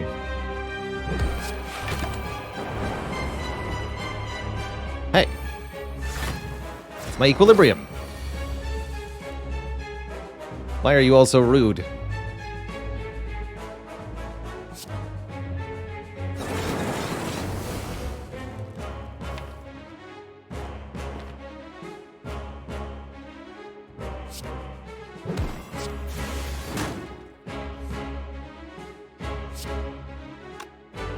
Could kill you. If I kill both orbs, then we're basically fine, right? Yeah.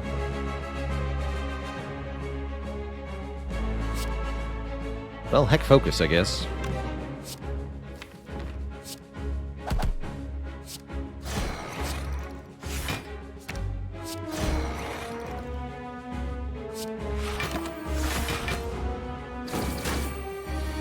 Who needs it?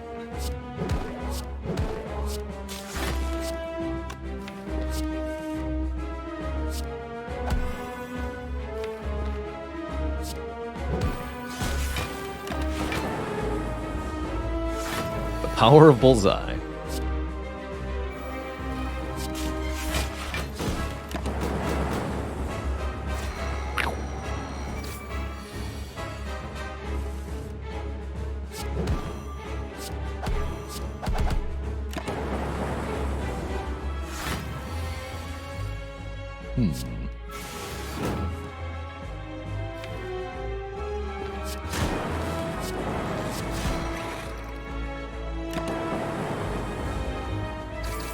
I think we're fine here.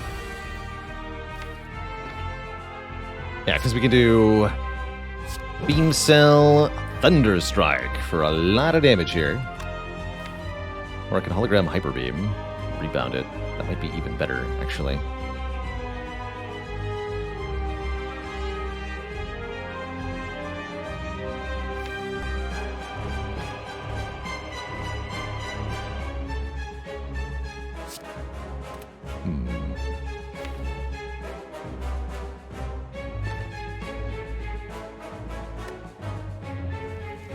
The power of suggestion.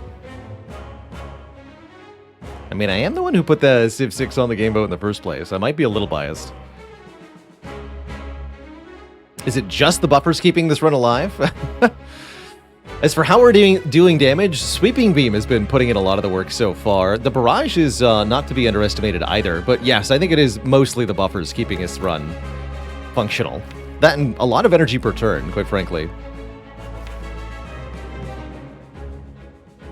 I think this is the line. Try this, but I'm not sure about it.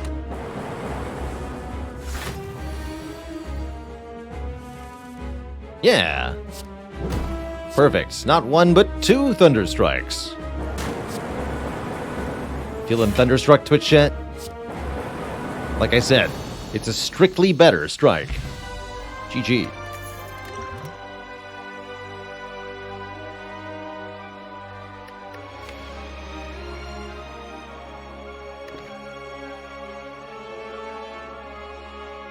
Got like 600 hours in Civ 5, but can't stick to 6. That's where I'm at, actually, Charnin, is I've played a lot of Civ 5, but I never quite clicked with Civ 6. So I actually haven't played it since the very original release of the game. I'm quite curious how it would feel with a revisit. Machine learning's not bad. Powers say good stuff. Does Strike Dummy affect Thunderstrike? Yes. Focus also does good stuff. Although our orb functionality is lacking. Guess we'll take Bias. Pyramid. The end of our turn, we no longer discard our hand. That could be a game changer. That makes Turbo much better. That makes Buffer much better. Thunderstrike gets better. Beam Cells I don't actually have for real, though.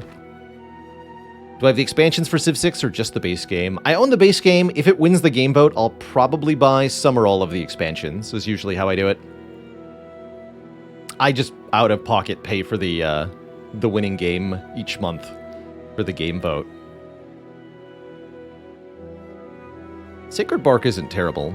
Neither is Astrolabe, transforming and upgrading 3 cards, but I am a firm believer in the power of Pyramid. Sure, we have an Equilibrium. That's a little bit wasted, but only a little bit. Does that count as a business expense? It should, yeah. I have for tax reasons, I've made it simple on myself by just opening a credit account for the stream, and anything vaguely stream related goes on that credit card. And that's all the business expenses. And that includes for me stuff like games that I buy for stream, anything physical object-wise that goes into the stream room, and stuff like my Twitch Turbo subscription and Twitch subs. Been a couple desk pad notifications that popped up today. I don't have a event log for them, which is why I'm not reading them, actually, because I've missed a couple of them. If there has been any desk pad purchases today, I'm freaking thrilled by that. The Fiendish Forest desk pad pre-orders are open until the end of the month. Here, let's pop over to that real quick here. Our beautiful full-size, this is not my desk, by the way, full-size desk art desk pad called Fiendish Forest, created with Epic Desk. It's such a beautiful piece of art created just for this stream. And it's sitting right in front of me right now. It's pretty cool. So thank you to those who have grabbed one in the pre-order. I'm stoked that people are getting that art out there.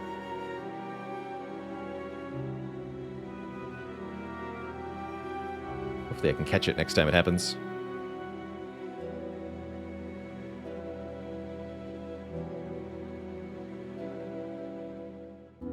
Put both mouse and keyboard on top of it? Yes. So actually, here, let me clean my desk up a little bit.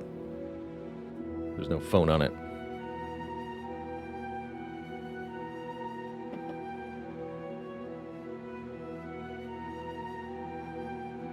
Oh, John just purchased a mouse pad. John, thank you for the support. So here is...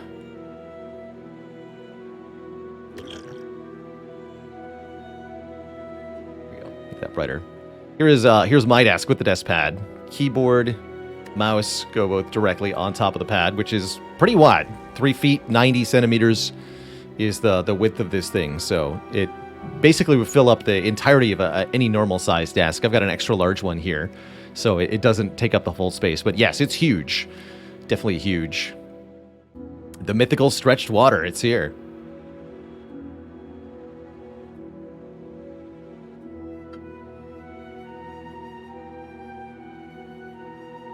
Am I Canadian? I am. Born and raised. Although these days I live in the United States. I am originally from the Canada.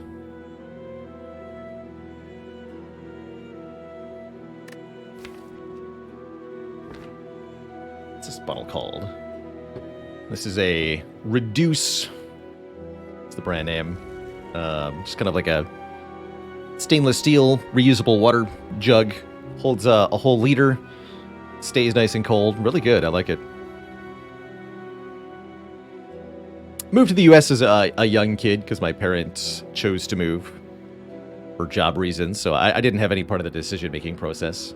Chose to stay because I liked the region that I'm in, the people that I knew. I could see myself changing the country that I live in someday, but I'm pretty happy where I am for the moment.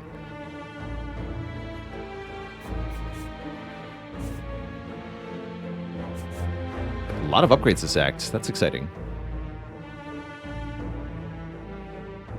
Forced Elite early, though. Not too bad with Runic Pyramid.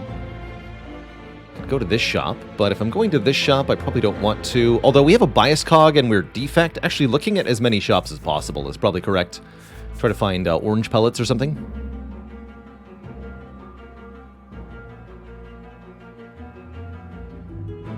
Yeah, the exclamation point mic command has my mic there. It's a Shure MV7. Shure makes really quality mics. Quite expensive, but it sounds great.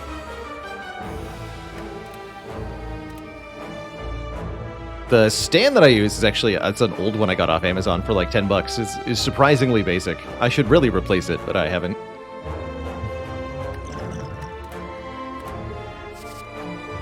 Goody instincts.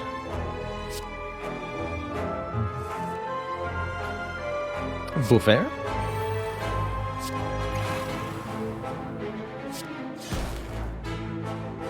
Give him the blue black.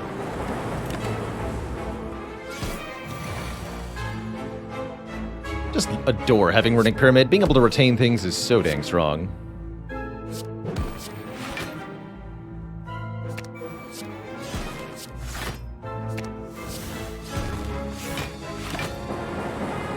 Easy. Note that we didn't use the meat on the bone really at all in Act 2. Upgraded recursion. Evoke your orb, channel the orb that was just evoked. That also counts for Thunderstrike, notably. Alternately, Cool-Headed is the first reusable frost source I think we've seen.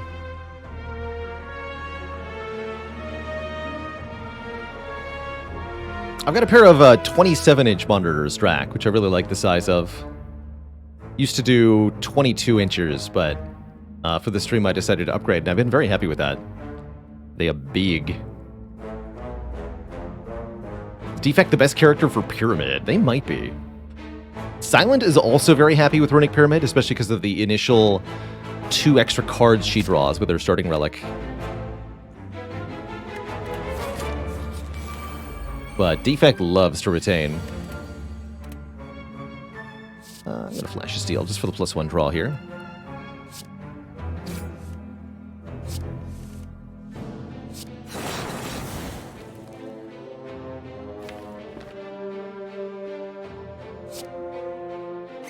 Okay, Bias makes it easy to block.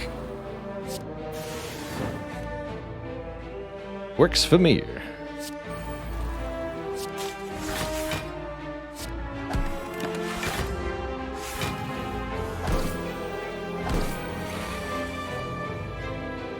Hey, yeah, that is something I'll say, Rickon, is that more monitor space does not necessarily translate to getting more work done. It might just mean more distractions.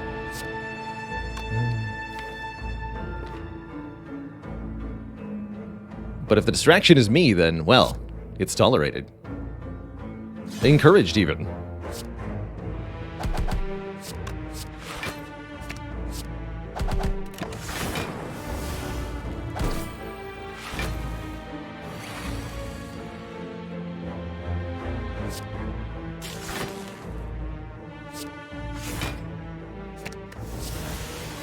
Probably should have rebounded that, probably.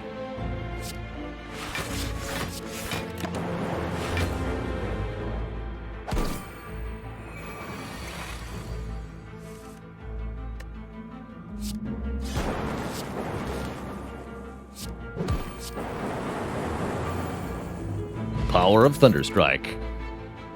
Yeah, genuinely, when was the last time we took damage? It's been a while. I'll grab a second skim here so that we can get more cards into our hand with Runic Pyramid. Getting ahead on card draw is very valuable. Do I take Frozen Egg, upgrading all powers that we find for the rest of this run? With Mummy Hand, that's a pretty good pickup. Could take Prismatic Shard to let us find cards from other colors. Could simply remove and leave.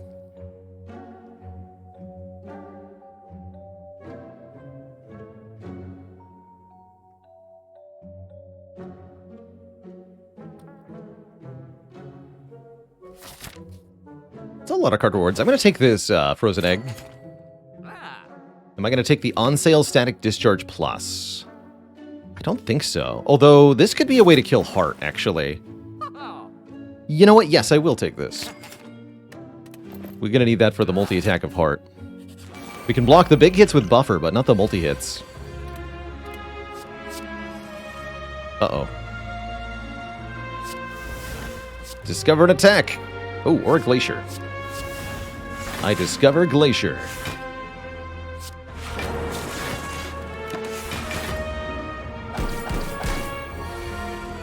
Perfect. I tend to think of the Writhing Mass as an enemy that I get to control.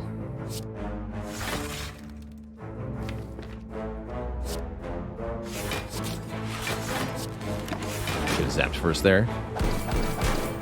As you can always reroll their intent to something else by striking them. As long as you have extra attacks to keep rerolling. Tends to work out. For that reason, I tend to consider this a fight that should be handled slow and steady. Because you don't need to rush it at all.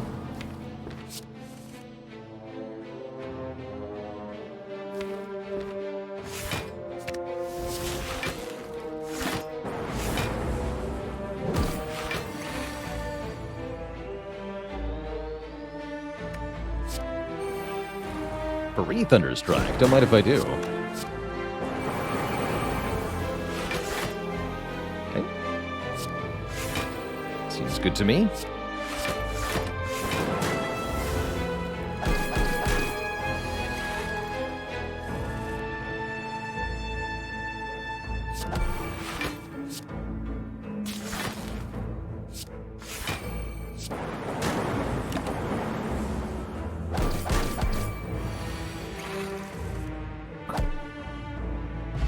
Smoke Bomb's no good.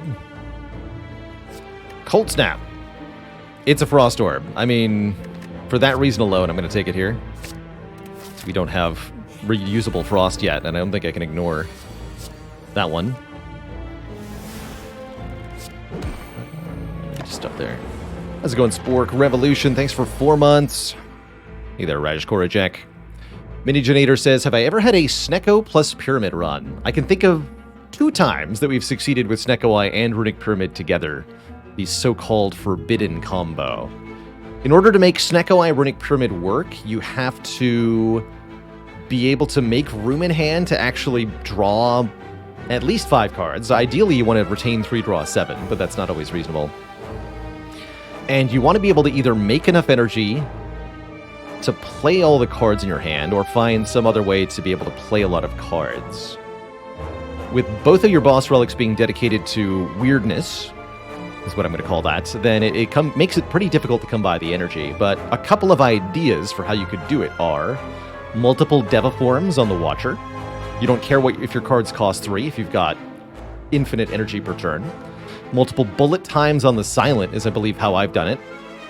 We used Bullet Time to just make our 10-card hand free, and then played everything. Corruption on Ironclad can make all your skills free, and then you don't really care either. What else? Mark, thank you so much for purchasing a cozy mouse pad. That delightful Fiendish Forest. I hope you enjoy when it arrives. I wonder how many orders we're up to now. I'm going to have to check. Mummified Hand can help. Oh yeah, Meteor Strike on Defect, of course. If you can channel a lot of Plasma Orbs and get access to essentially unlimited energy, then You really don't care. At all.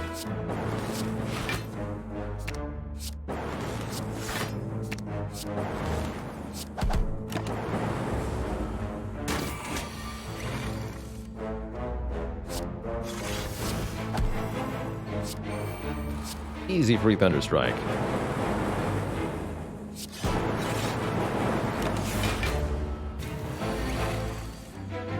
Just buffer it, forehead.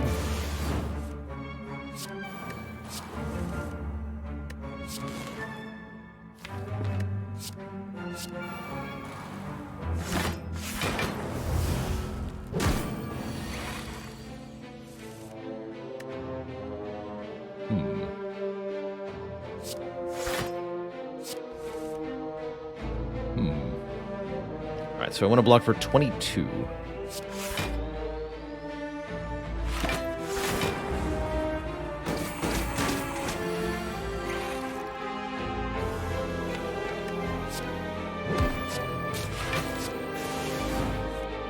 Won't be weak next turn, so let's just get as many lightning orbs channeled this turn as possible to make Thunderstrike a kill next turn.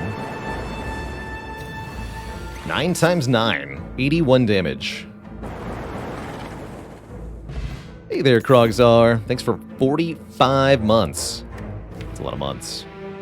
Self-repair with a Plus.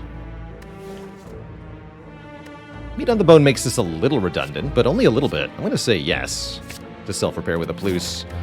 What I maybe wanted to consider more strongly, actually, was stack with a Plus.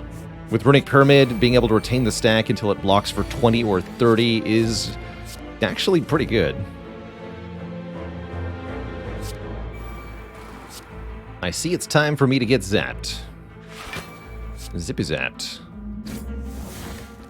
Good luck to us.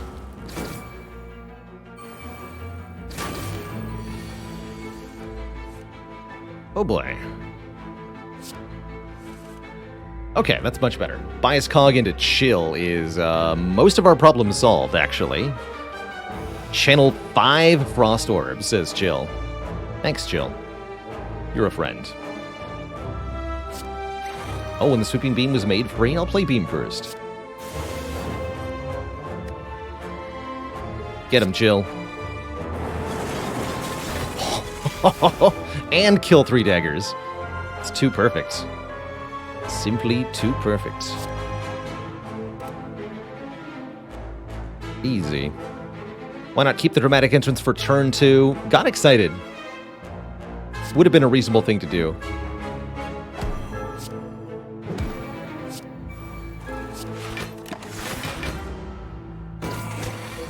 Didn't need to play that defend either, but...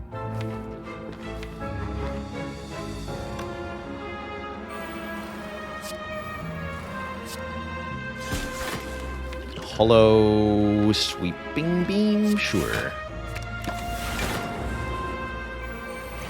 Focus is fading quickly, which means we have to put an end to this fight fast. Or else.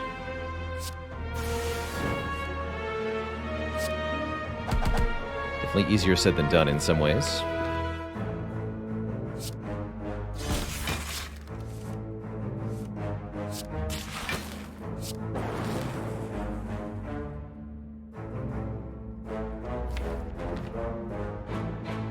Do I Turbo Thunderstrike right now? I think I will.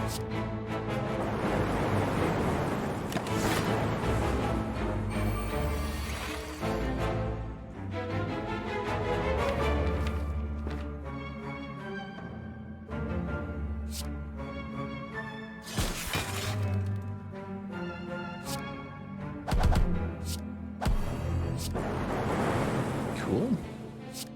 Daggers disposed of. Flopper can stop Repto. For several turns, even.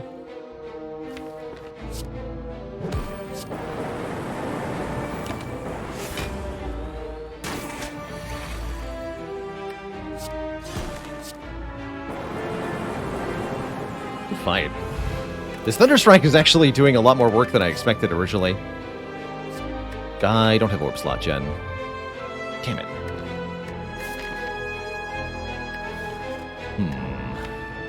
Tempest is okay. Tempest can make the Thunderstrike do a lot more damage a lot more quickly.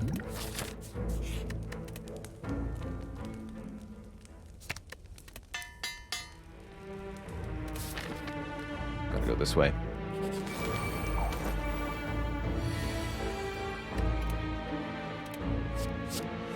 I choose violence.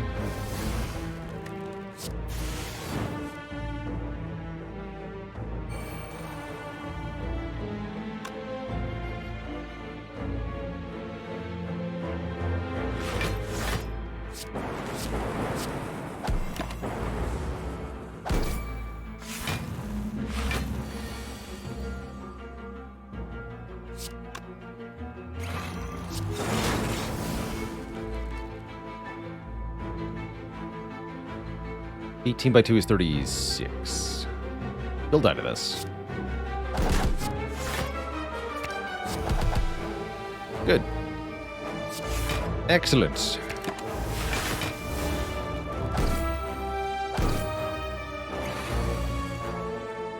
Would like for my health to stay nice and high.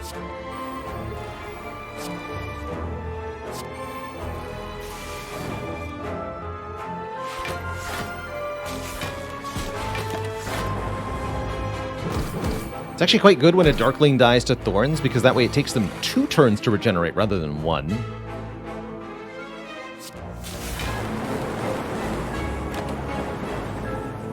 Good. Cool-headed with a Palouse. Reprogram is an interesting option. Hold on.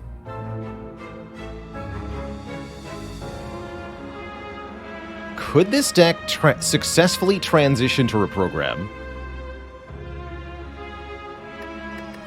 The answer isn't no.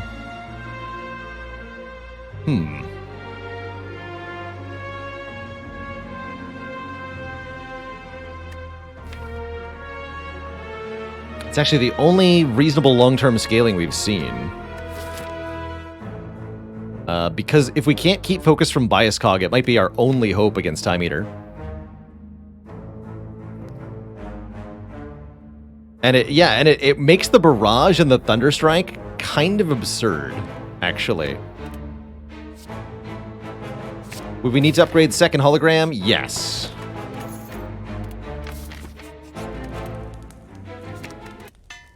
Now we don't. Is there ever a good time to accept apparitions? Definitely. 5 apparitions on the lower ascensions is especially strong, and even on the higher ascensions, 3 apparitions is really, really good if you have a Toxic Egg, making them upgraded. Or in any deck where you have a really good damage plan, but no block plan. It can also be very, very strong.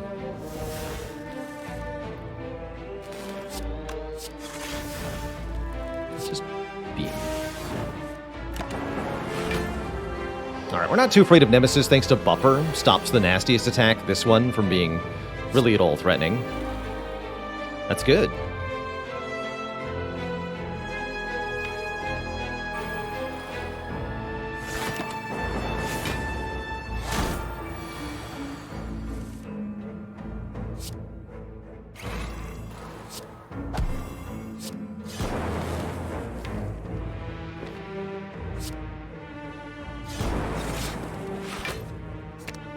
Zapping time.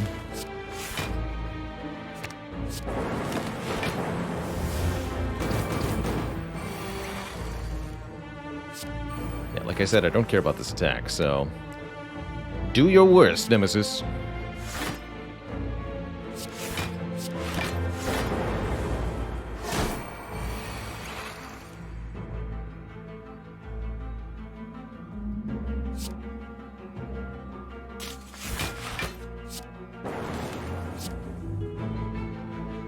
Ooh, I could have done Tempest, then Turbo Thunderstrike. That's cute.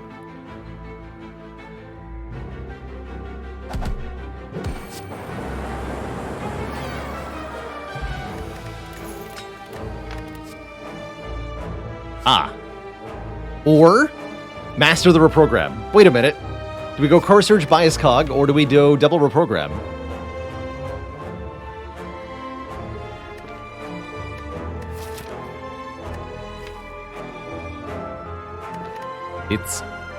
Time for program mastery, I guess. Do I want to win the run? Yeah, actually, so I think more reason to go reprogram. Genuinely.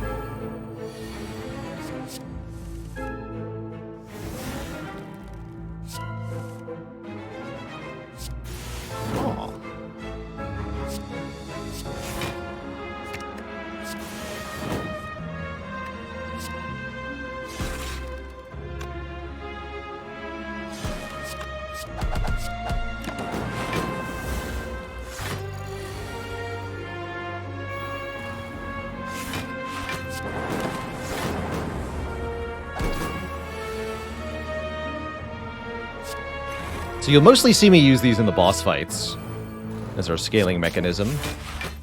Less so in these shorter combats.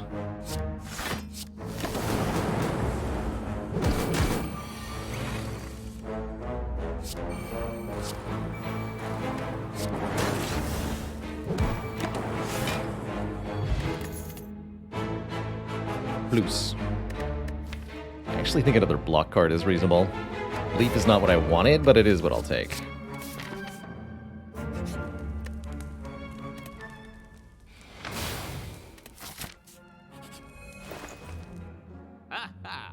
Defragment Plus is hilarious. Second Bullseye is here again.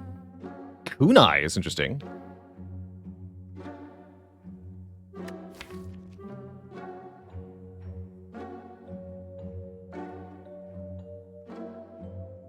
I think just removing dual cast is pretty reasonable.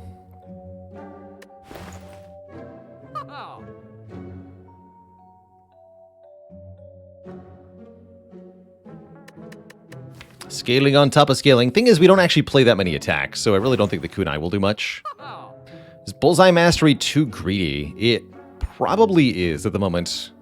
I'm gonna remove our dual cast to get ready for reprogrammage. We're gonna upgrade the other reprogram here. And Time Eater is a fight where we're going to reprogram as hard as we can as our attempted win con. And then also try to make 20 bucks, I guess.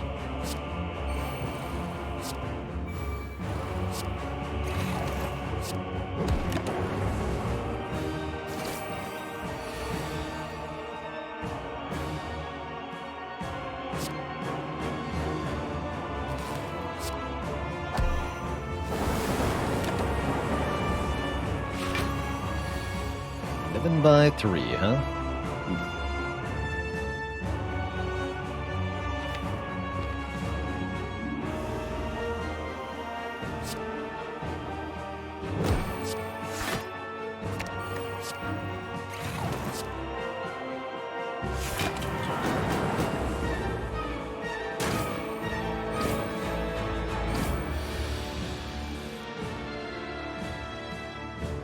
Yeah, here we go.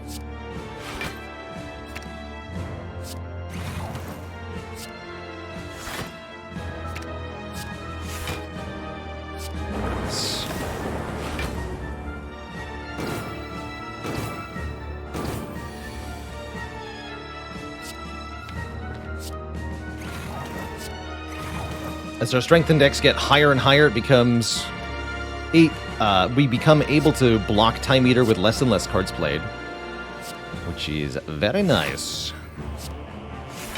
Have a 16 by 3 barrage. So we've switched from kind of having a strategy based around the orb cards to now mostly ignoring the orb cards, because there's other more important stuff for us to do. Funny how that works.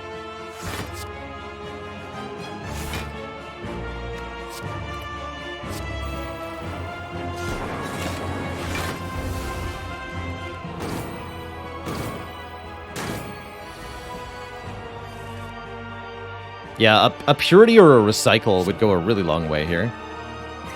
Definitely agree with that.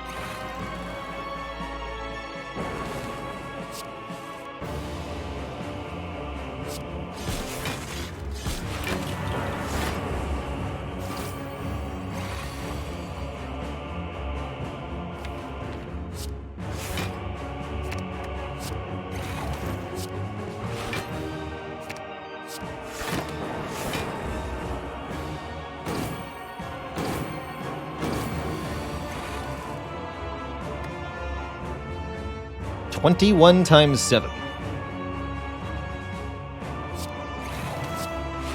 Wait, I'm not done.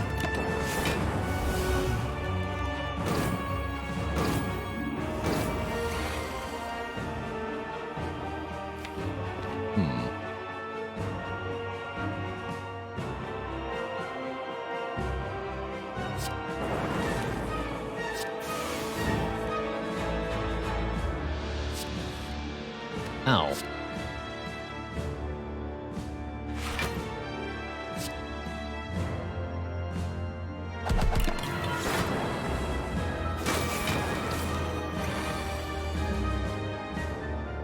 $23 times 10. That's actually almost perfect damage, right? Next turn.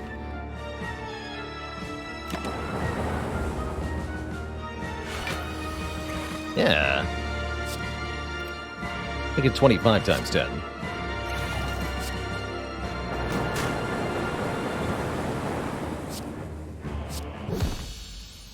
Thanks for the money. Alright, who's next? Donu Deka. I was actually hoping for Awakened one because of how thoroughly they would get trounced by Reprogram. But I'm okay with this as well.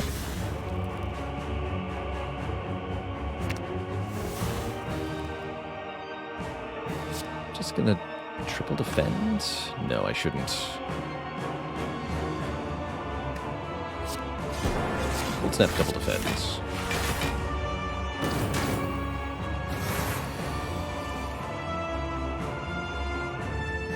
Suppose we might as well use Bias Cogs sooner rather than later in this fight.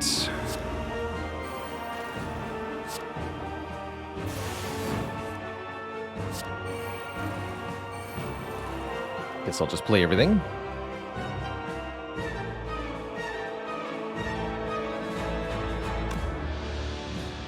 Reprogram defend. Should have done rebound, reprogram defend. Rebound the other one though. It's fine.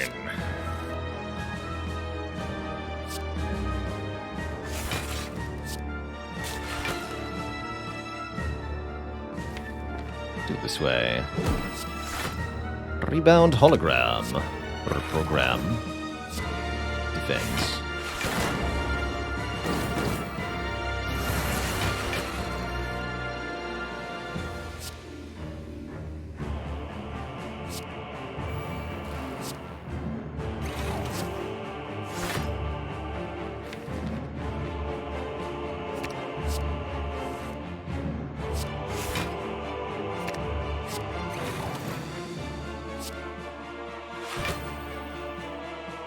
Go Ball Lightning, Tempest. Some more room.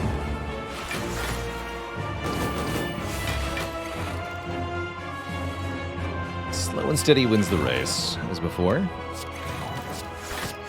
This deck really wants an Art of War. Happy Flower will have to do. Happy Flower will have to do. Perfect. Simbarrage.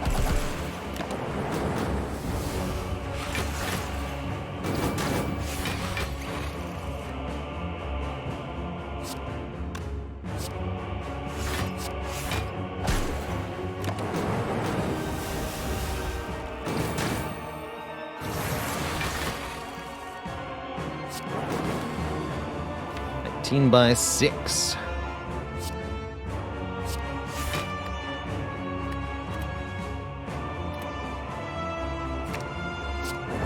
Make it a little bit more than that.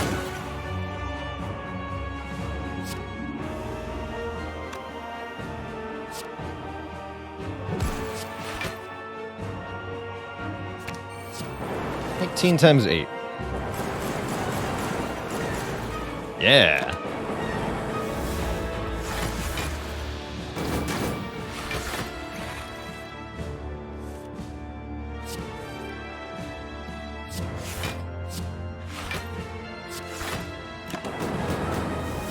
Build your own reinforced body with hologram.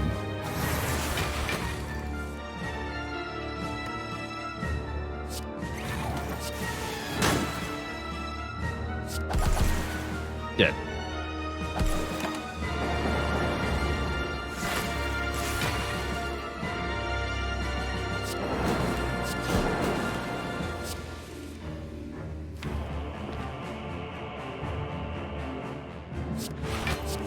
Gotta say, it's been quite a transformation seeing this deck go from orb-centric to suddenly double reprogram at the very end here.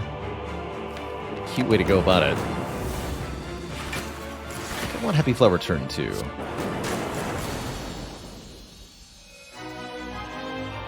Two thump, two thump, two thump, a deep pulsing dread can be felt throughout the room. Is this the heart of the Spire, the source of this reprogrammage? You deal 20-25 damage. A vision of the future. Root Reducer, thanks for 9 months of support.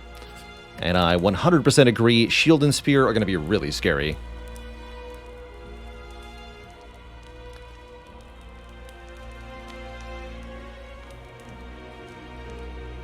Maybe I want to upgrade Tempest. I'm also thinking about upgrading Skim. We could upgrade the damage of the Thunderstrike. Or improve one of our block cards. Better Leap, for example, becomes a really good holo target. Let's improve our block. Go Leap. 200 bucks for the shop. We get Chemex. I can't afford Chemex Reinforced Body. What a shame. What a shame. Capacitors here, but that's too late. Power Potions look pretty good. Could definitely see Power Potions being worth it.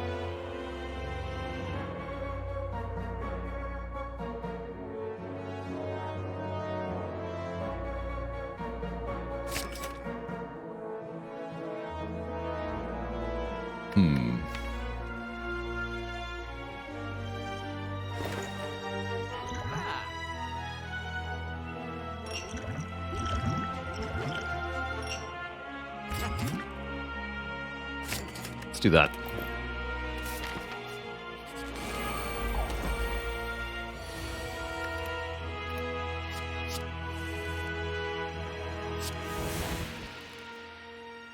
Okay, Leap Plus is here. Might be rebounding that. Next turn looks pretty nasty. But what do you expect?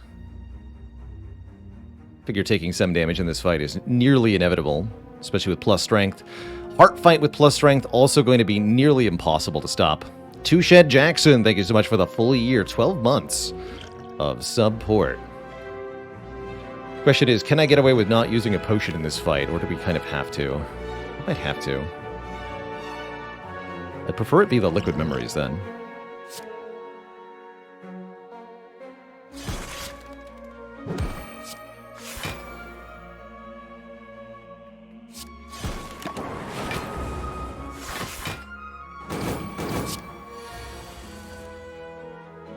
Okay. Slightly promising. Buffer doesn't do a whole lot here. Excellent draw. Buys Cognition and Turbo. Very good. That made Buffer free. I'll probably play the Buffer this turn then. So what am I hologramming? Skim? I think so.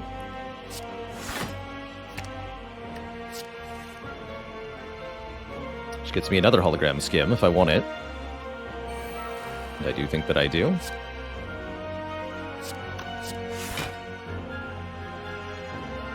Also, hologram, hologram. Hologram leap.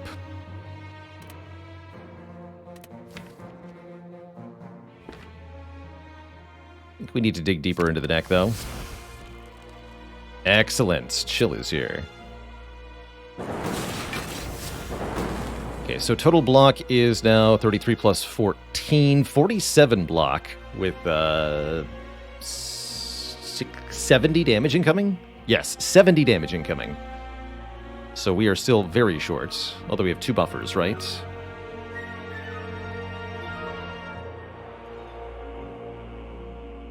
So we'll actually full block as long as I just play hologram. I think I probably want a hologram. Let's play bullseye.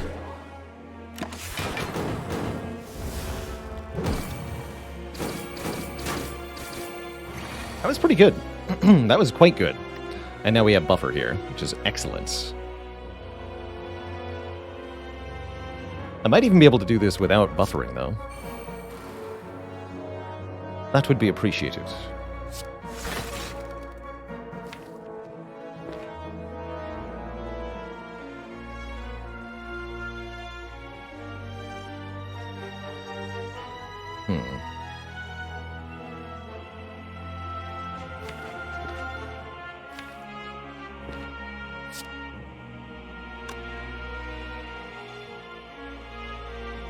Perhaps not.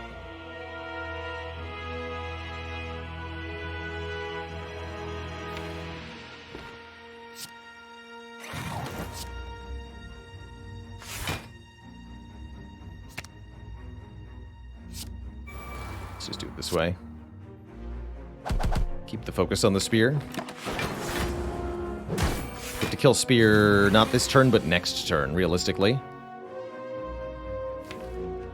Unfortunately, easier said than done.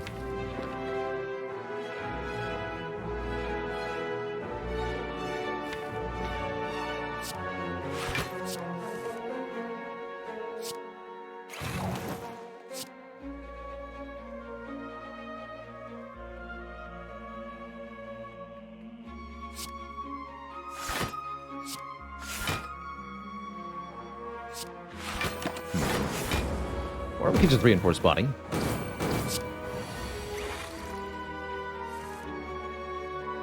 Perhaps that too is an option.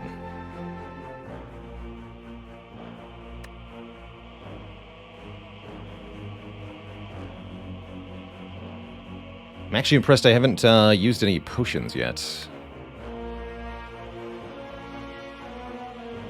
If I can keep both of these potions, that'd be a game changer.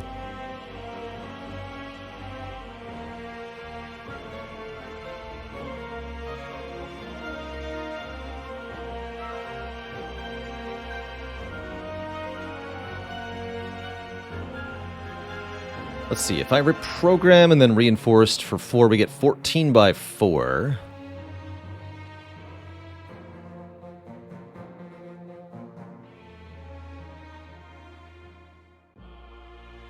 Which is exactly enough block, including the burns, right? Yeah, it is.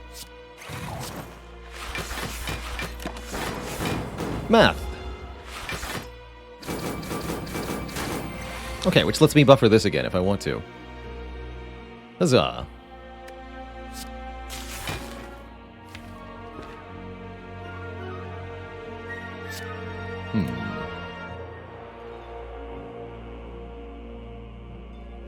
Kind of need to force it into this confrontation soon.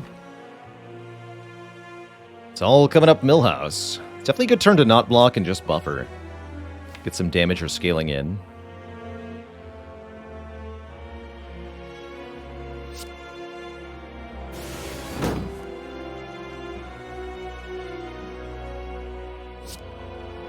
Just do that. We'll take 18, but then I'll heal 10. I'm fine with that. Keeping the potion's probably worth it.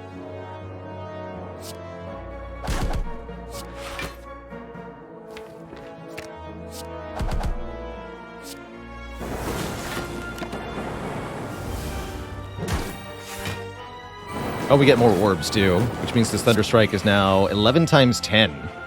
Let's do it.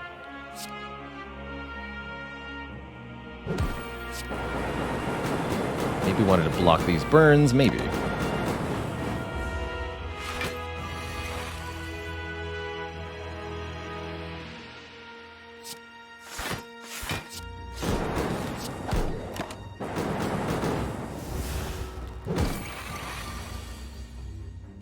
(11 times 10) or 11 times 11. Cool. Go to 57 health. We got another liquid memories, of course. Aggregate. Gain energy based on the number of cards in the draw pile. Yes. That's an aggregate pickup. I think I'm going to go Power Potion, 1 liquid memories for hearts. Power Potion could change everything with a Echo form. But there's a few others that would be pretty good too.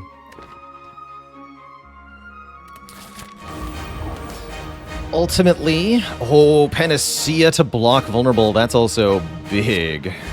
Big deal. Especially because this opening hand is so bad.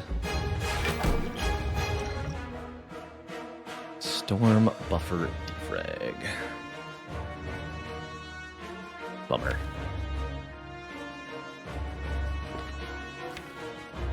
Guess we take another buffer. not going to play it immediately. Just going to have it on hand. And we're going to play this for 2. Play this? Yeah. Alright, we don't die in the first cycle at least. We've got an extra awkward turn here.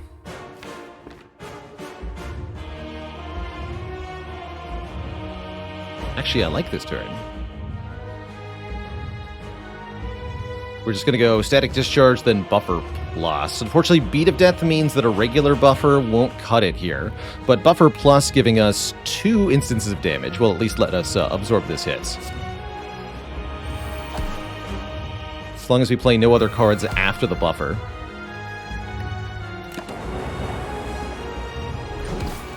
And now we'll get 2 Lightning Orbs per time being hit here, which is pretty sweet.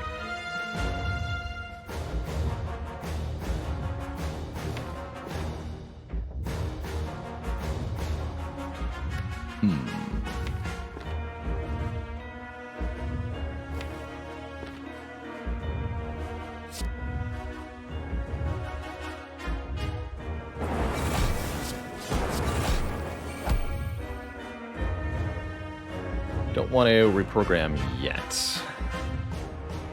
I'm going to go Equilibrium, Zap, Recursion here.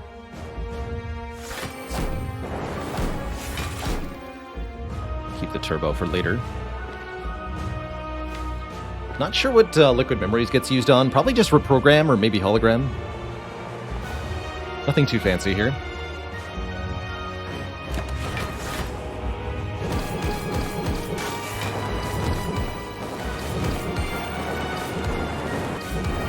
So crucially, we get to do a ton of damage to the heart and power up the Thunder Strike immensely here. But future turns could be very dangerous for us, is the thing.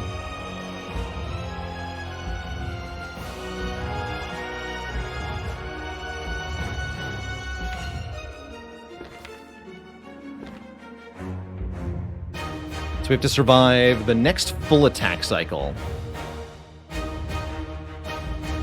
The single attack will be easy to stop with Buffer, but there's a 5x15 hit our way, which I think is going to take Turbo Reinforced Body to stop. Or actually Aggregate. Aggregate works too. I think I'm going to use Aggregate this turn. Play a bunch of stuff. Keep the Turbo.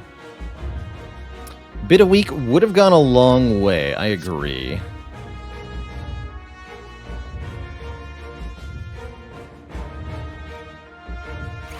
Fortunately, we never really found access to it.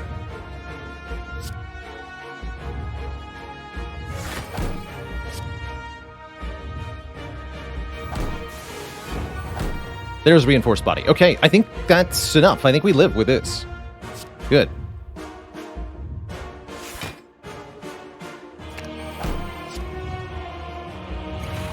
We get to play Buffer Plus. I do.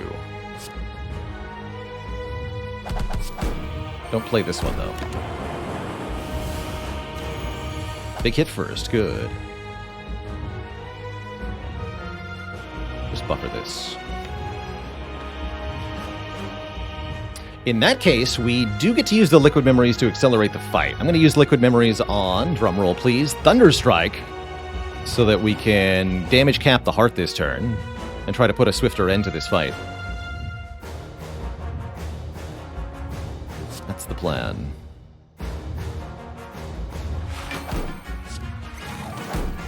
Time to use Zeus's cell phone to deal 22 times 13 damage. Kerblam. Told you all, it's a strictly better strike. Didn't believe me.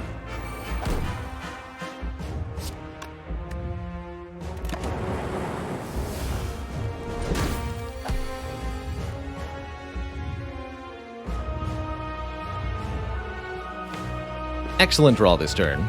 We can do Turbo, Hollow, Turbo, and Reinforce for tons. In fact, I don't even need to hologram the Turbo.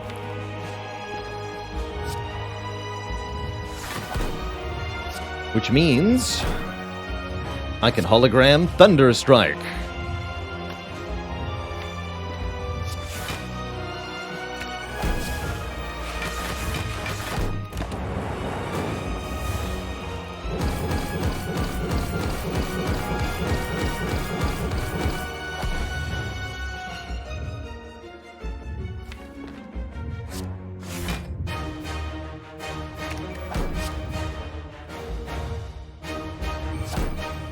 Thunder Strike, go!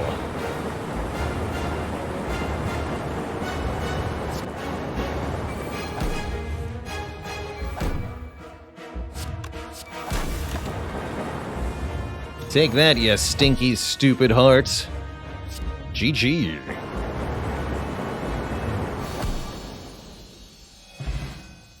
GG. Yeah, thanks for showing up, Biascog. You sure helped. Although, genuinely, we did use that Biascog for quite a bit. You've been thunderstruck. GG, Twitch chat. What a wild run. Mastered reprogram on that one. Despite starting with chill, ball lightning, and genuinely using the Thunderstrike a lot. How bizarre. How bizarre. Really neat run. Definitely gonna stick that one on the YouTubes, because it's a prime example of a hybrid or flexible deck. A defect deck that contains both orb scaling and negative focus scaling, and either utilizes one or the other during particular fights, depending on how long or short they are. GG. GG. That was weird, but I liked it. Now what, Twitch chat? Has it been done? The Spire sleepeth, and so shall I. Hey there, Wolframite. Say hi to your husband for me. So we got double reprogram and double buffer on this one. Two fantastic cards to master. Oh my goodness. My goodness. Is that run a good example of why I like the Defect more than the other characters? Definitely. Definitely an example of a very unusual deck coming together and just blocking in weird and unusual ways. Like we're blocking with Reinforced Body and Hologram and Reprogram, doing damage with Reprogram, Thunderstrike, Barrage. Like, what? Do I think I might still have won without picking the Reprograms? I think it would be possible, because we saw that Core Surge. So we could have gotten Core Surge plus Bias Cognition and a Defragment plus. And we could have picked up the Capacitor plus as well, and then we saw a couple of cool-headeds. So I think if we'd gone pure Orb interaction, we might have been able to make it work. Here's a link to the Discord for the folk who was asking. Bim blam. And Wolframite, thanks for the Prime sub. Welcome to the Cozy Sub Club. Appreciate you dropping that support there. Doesn't it, Shotgun Joey? I like the Slay the Spire Mastery Challenge for the very unusual runs we're kind of being forced to try to win with. It's ridiculous, but I love it. Yeah, exactly. As Sneaky Emily says, so many of my winning Defect decks feel like they're unlike any other Defect deck that I've played. And I agree. I don't think I've had runs that feel like this before. Not really. Not really. So, next up will be the Watcher. Do I think I would have won with Bullseye Mastery 2? I think it might have been close. You know, we easily could have been one draw away from Disaster in the Shield and Spear fight. We could have been one draw away from Disaster in Heart fight if I hadn't got the Reinforced Body in time. So I think trying to get the Bullseye Mastery would have been a risk to the run, certainly. Pedro Biagioni, thanks for the sweet 16 months of support. Yeah, this is also a Defect deck. You look at the run history of this, and you're like, how does this even work together? But yeah, it did. It totally worked. Some decks just magically work because Baylor is the one playing them, says Tom. Also not incorrect, I guess. Just do the cards, Forehead. Easy. All right, Twitch chat. I'll be back in a few minutes. Upon my return, it's going to be Watcher time. Watcher is actually the least mastered of all the classes. That is, there's more unmastered cards on Watcher than any other character, which means we're going to be picking cards pretty aggressively. Going to continue the Monster Train streak today? I think so, yeah. I think we'll do a Watcher run of Spire and then switch to Monster Train. If a second Thunderstrike had appeared, I would have happily clicked on it, Ja. You saw how many times we hologrammed and rebounded the one Thunderstrike that we had. If we had a second Thunderstrike, I would have had to hologram it one fewer time, and I could have gotten something like Turbo or Reinforced Body in extra time.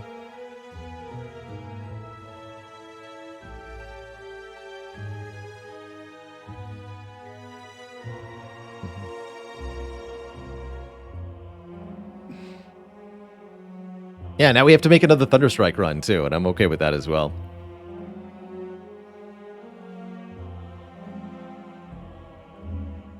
Takes a very long time to learn that. Yeah, for me, we're closing in on 7,000 hours of Slay the Spire, which is too many hours.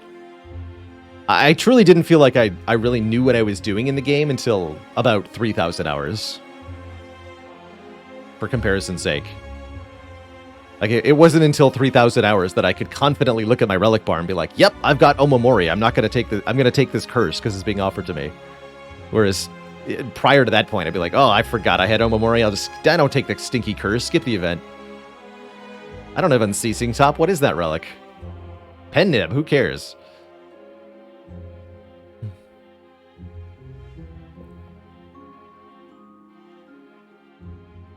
Yeah, they say it takes 10,000 hours to become a master. We'll see. I could definitely see myself putting another 3K into Spire. I think a little bit less and less each year, currently, but yeah.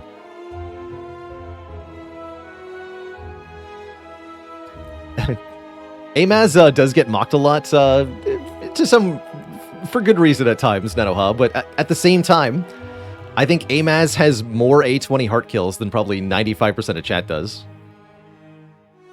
At this point.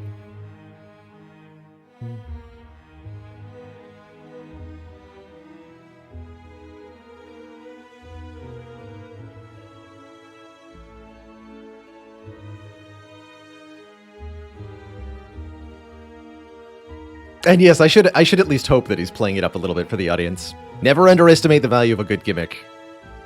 It's entertaining content.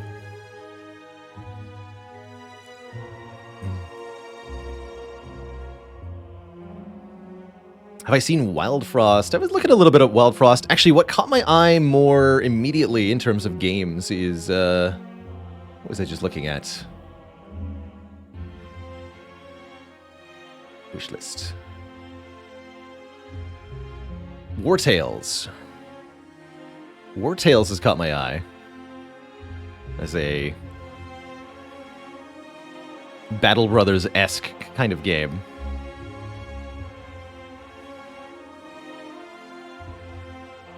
Picky Pie Style says, I've never killed an A20 heart, but I will still tell you what cards to pick and then be angry when you don't pick them.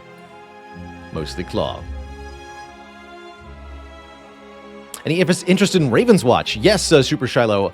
I'm going to be doing a sponsored stream for Raven's Watch soon, TM. It was actually supposed to be last week, but it ended up postponed because of a bug fix they want. But we'll be playing Raven's Watch on stream and checking it out for the first time pretty soon. And from what little I've played of Raven's Watch, it looks very interesting. It's one part roguelite, one part MOBA, one part action RPG. It's odd, but I think it could be very cool. One part Gauntlet. It's also a good description. Sneaky Emily accomplished her goal of winning 4 consecutive A20 heart wins, rotating. Hell yeah. Well done, Sneaky Emily. But when is Slay the Spire 2?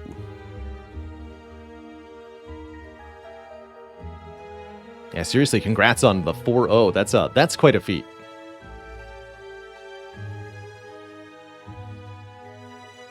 Now do it again. No. You make your own challenges in Spire, but I hope you continue to feel inspired to try things. I'm going to check out Darkest Dungeon 2. I think so. I'll take a look at it when it hits full release. I have no idea if I'm going to like it, but I think that the rogue-ish format is going to represent an improvement to me for that game. Following Watcher Run face planted in Act 2, but still very happy? Heck yeah. There's always more streaks. Alright, I am going to be back in a couple minutes when I return. We stride forth as the Watcher. Be right back, everybody. Don't go nowhere.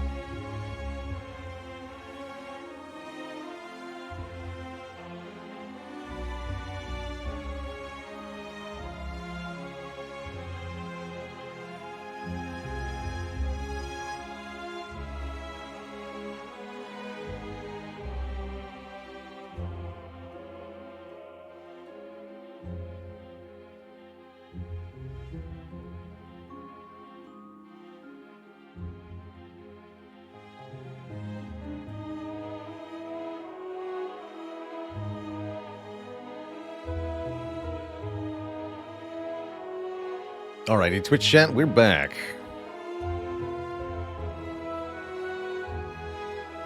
We are back.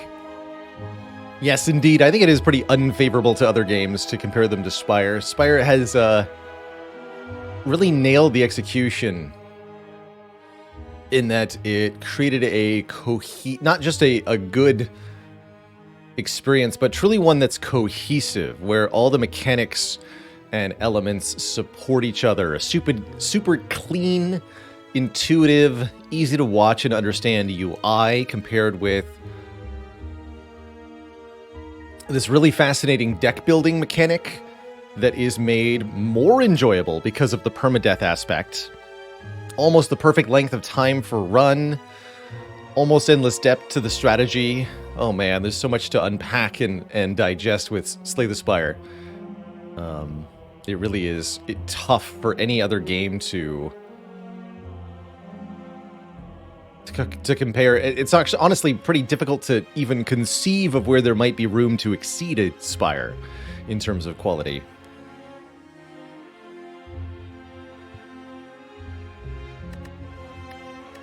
All built with spaghetti. Yes, that I guess the spaghetti could do with a thorough combing.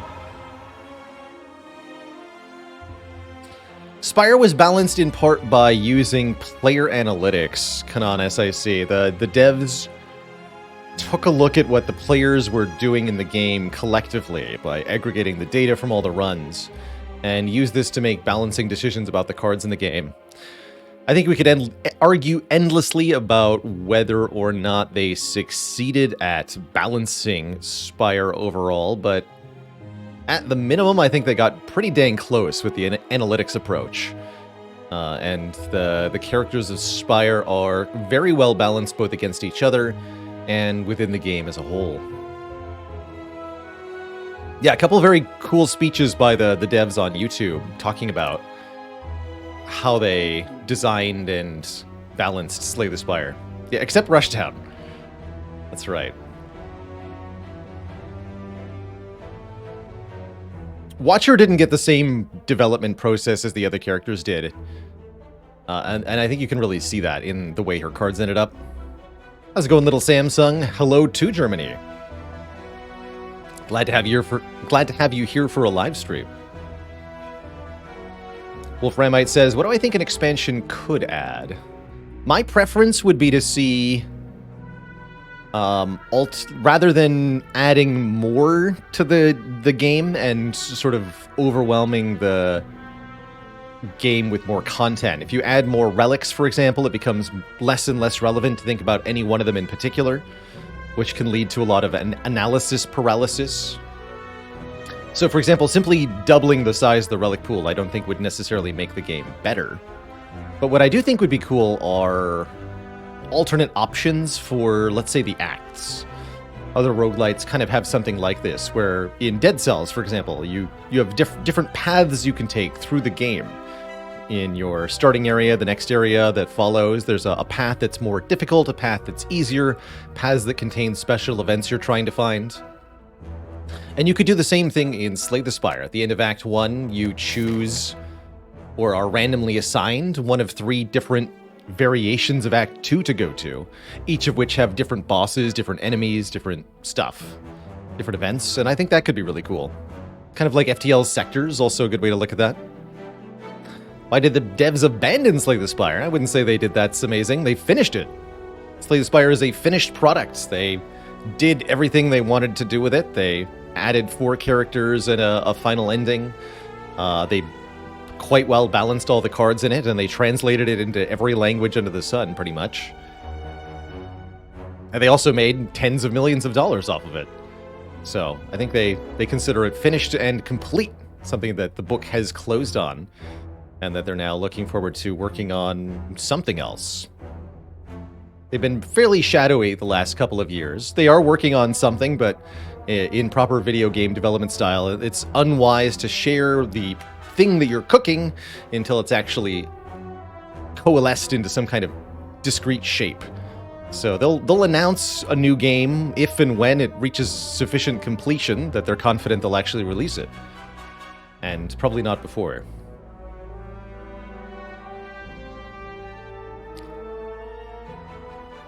Did I say Spire made tens of millions of dollars? That's just a guess by me. It might be more than that, actually.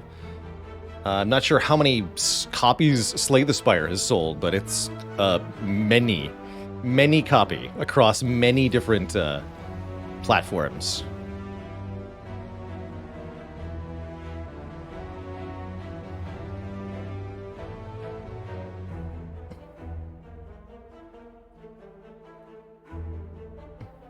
One and a half million copies as of 2019. That's when it first released. So, yeah, more than that by quite a bit. Because it's come to Switch and Android since then, and that's going to be a lot of purchases. So I've got over 100,000 reviews on Steam. Like, yeah, it's a lot of people have bought it. And if you conservatively estimate that they make $5 per copy, it's still going to be, yeah, tens of millions of dollars.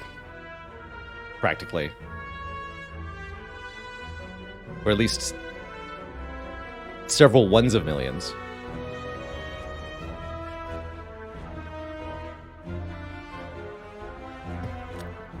Another fun profit math for you. Try to figure out how much money the Vampire Survivors guy made off that game. It's a big number, even though the game is $3.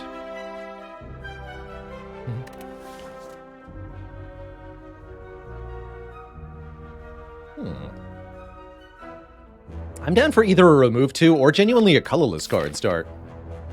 Maybe we can master a colorless card this run. Remove 2 is spicy-like, though. This is 3 elite at most, realistically 2. Into Slime Boss.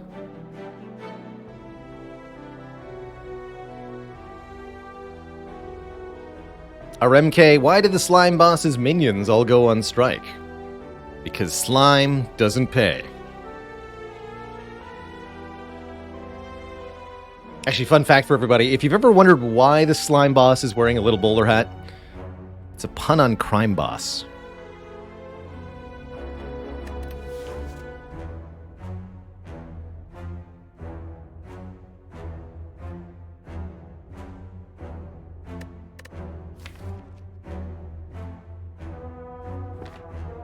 They didn't know. Let's try colorless cards this run. This is the only one that's not mastered? Well, This is certainly a set of 3. I don't think this is the run for Forethought. But it could be. Let's try Deep Breath. Shuffle the discard pile into the draw pile, draw 1. Bit of an odd card. Falls under the card manipulation category for me, but a weird form of it.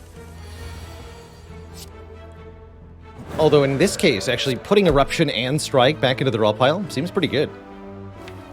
I like it. All aggro, please. Beautiful. Ooh.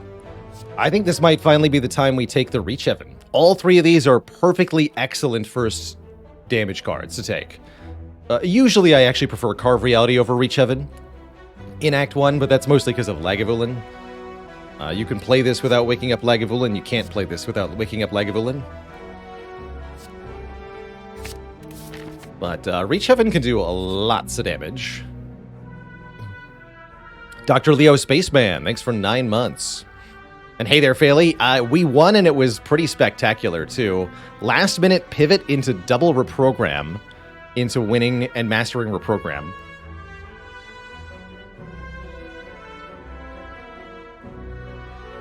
Always click too much on Scrap Ooze. The secret Atomica is to decide how much health you're willing to lose and then commit to a certain number of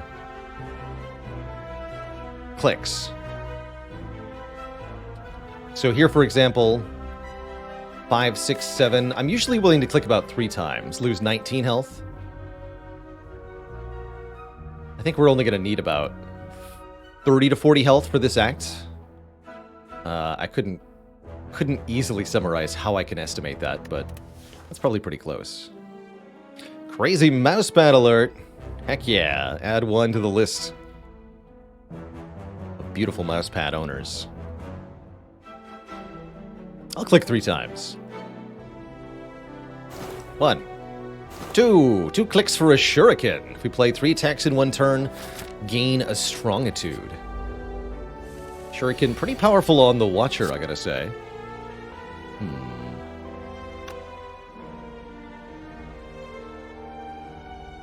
Eruption here is not so good. Let's go Vigilance, Deep Breath, Defend. Ooh. Alright. Might be wrong to not play those attacks, but here we are.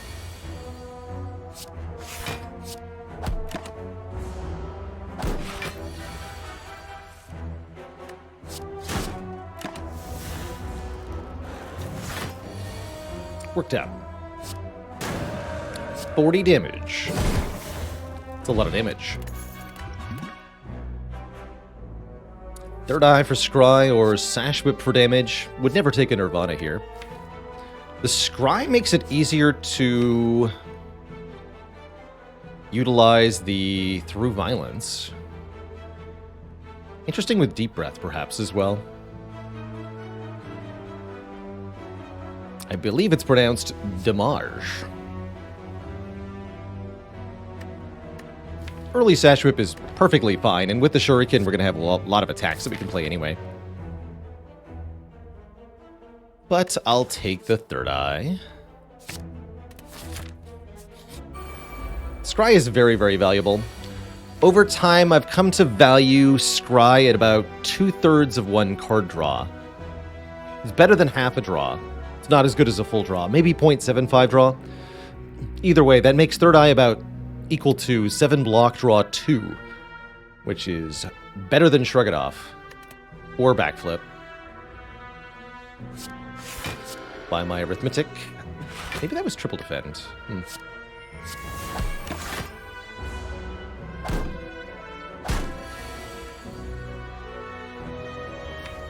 0.66 repeating.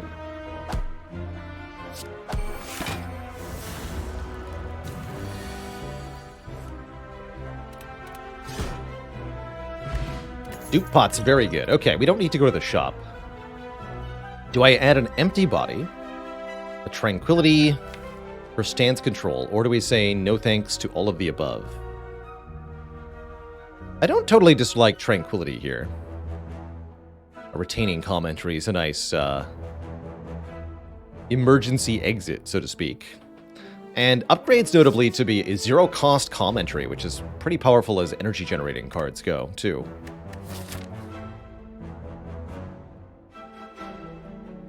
Probably want to hit the shop just for a defend remove, huh? Yeah, we do.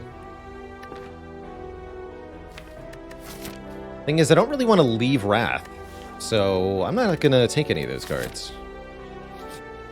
Leaving Wrath is for suckers. Oof. Okay, that's a pretty good flurry of blows with Shuriken.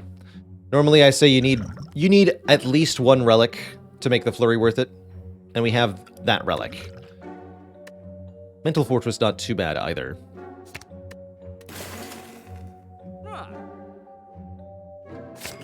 Buy a flurry. Not just take a flurry, but actually pay for one. That's how you know I'm serious.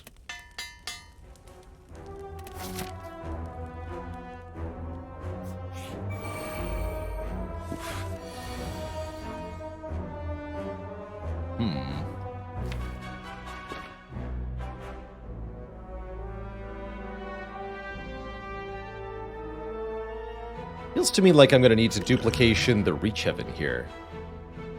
The Cubes of Evil. Yeah, Dupont Reach Heaven, really nice way to make this not so bad. Next elite shouldn't be too difficult. So we hit it twice first and then we scry. Discard those two. Give me a Through Violence next turn. And if I want a point of strength, which would make Through Violence do 21 damage, I should play Miracle Strike here. I think I will do that. Seems relevant.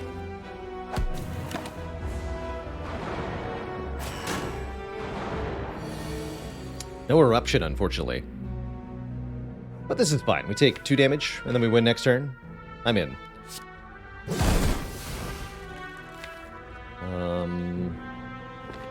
Get you next.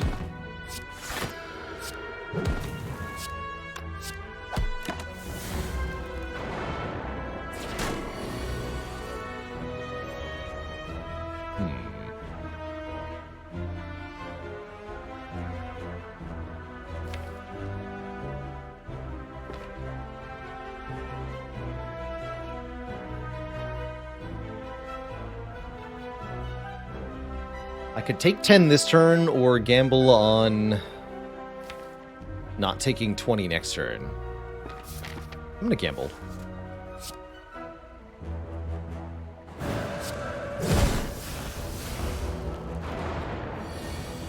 Easy every time.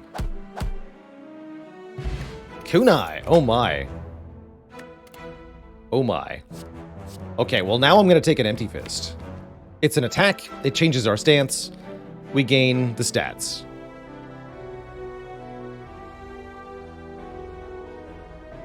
Finally, a run where we can master Flurry of Blows.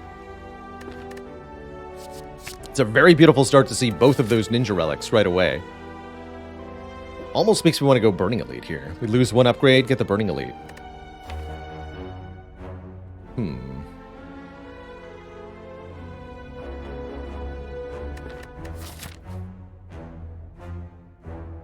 Let's get more events. Sure, let's do it. Let's do it.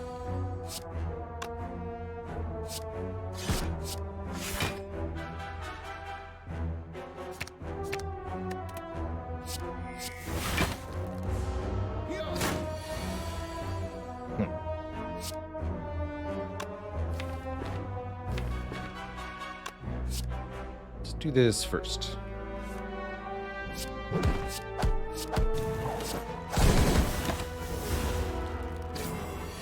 That went badly. Oh well. Second, third eye. Probably pretty good in the long term. I'll do it. And an early Singing Bowl. Now we can gain max health instead of taking cards. Not Kremlin Knob is pretty exciting. Although both my Wrath exits on this turn is a bit odd. We have a lot of control over what's in the draw pile, though. Let's see. How do I want this to go? If I could draw everything except the defend next turn, that'd be pretty good. Okay. That's a pretty good turn.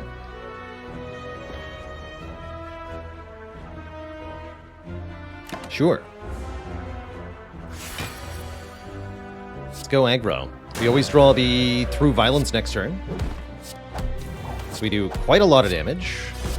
Almost enough to kill, actually. And depending on what damage we get alongside the Through Violence, I think we do get a kill. That'll do it. Absolutely destroyed. Art of War is a weird compliment to Kunai Shuriken, but sure, if we play no attacks, we get energy on the next turn. Indignation or Empty Body are okay here. I'm pretty happy with a 2 max health. J-Guy. Substreak equals time plus money. Thank you for 34 months of support. Could consider taking Windmill Strike here. It's not very good. The only reason to take it would be the Not Mastered label on top for our Mastery challenge, but we've already got stuff we're working on. I think we're fine.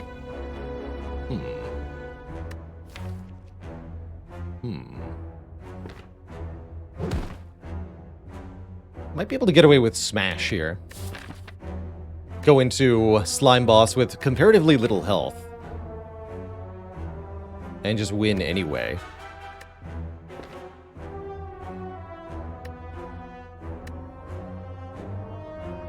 That would let us keep more max health for the rest of the run. I'm gonna do that.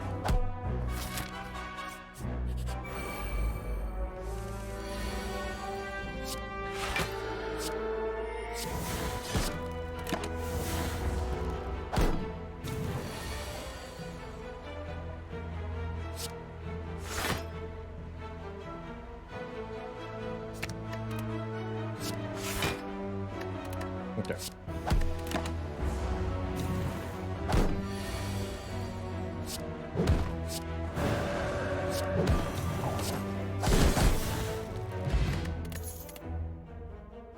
Ooh, Wallop or Cut Through Fate? Wallop is very good with Kunai Shuriken. Cut Through Fate is Scry and Draw, which is also very good. Rudge, thanks for the Prime sub. Welcome to the Cozy Sub Club. Prostrate actually not awful either, although I think we want one more attack for Slime Boss. Cut feels better for Slime Boss. Take a cut. And don't be fooled into thinking I'll rest at either of these rest sites. We're here for upgrades. Let's upgrade Empty Fist. Does Kunai affect Wallop? The Kunai won't add to the block of the Wallop, but the Wallop will activate the Kunai because it's an attack. Okay, now I'll rest. Essentially digging up money there instead of upgrading a card. I could do Slime Boss at 2 health, actually. It's Watcher. Let's just do Slime Boss at 2 health.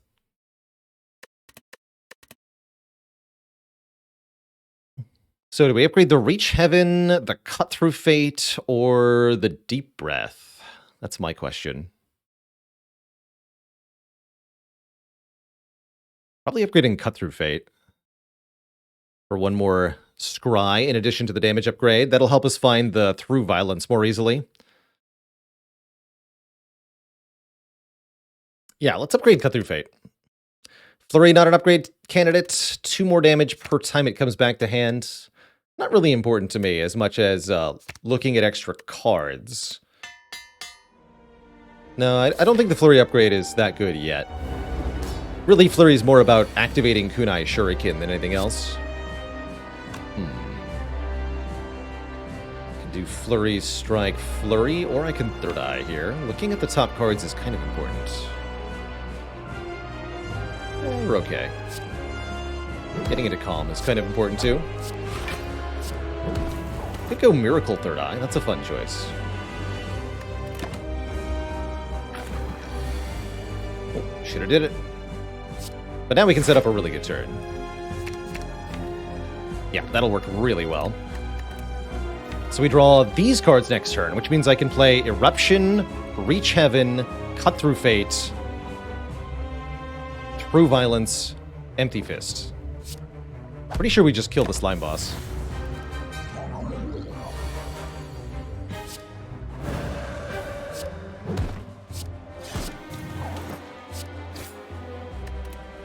Just Watcher things.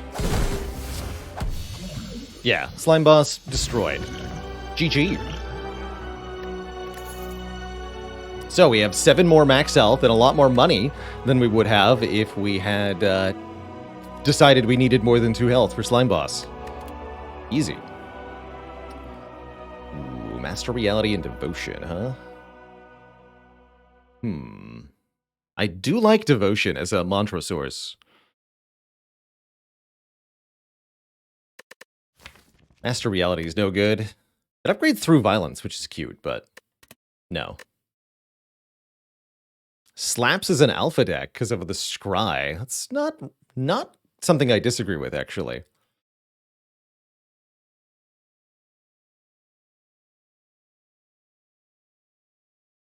If I was going to take any of these, and I'm not actually inclined to believe that I should take any of them currently. Are we going to fight long enough for Devotion? Not currently. Although, I think the first fight where this really matters will probably be the Act 2 boss.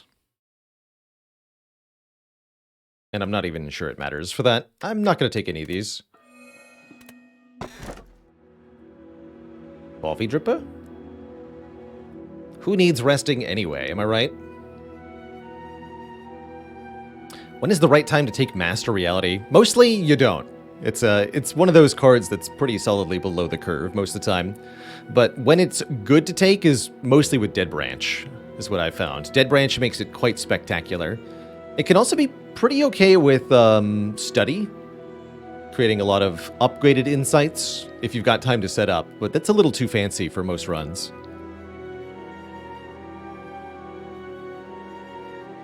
Oh yeah, we have the Golden Idol, so we could get Bloody Idol here. All the more reason to take the Coffee Dripper. Bloody Idol would be quite welcome.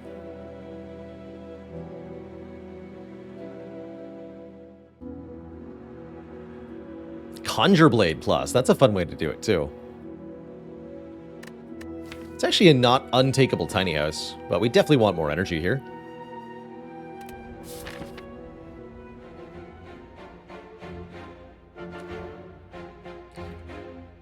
Hopefully between the Singing Bowl and our natural Watcher inclination to smashing everything to death on turn 1, we should be able to find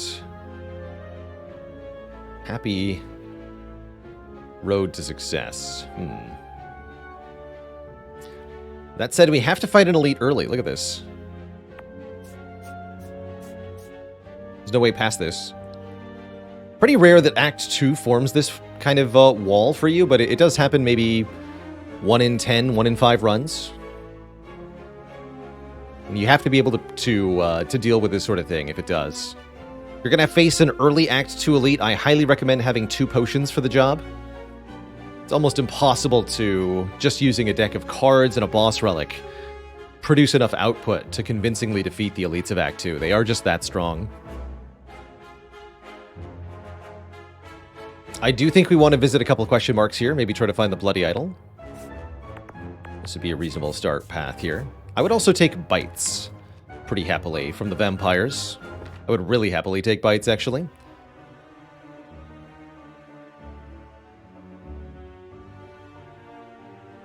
So go this way. Birds. Bird nerds.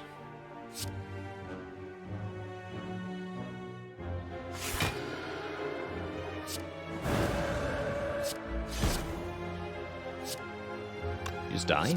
You just die. Good talk.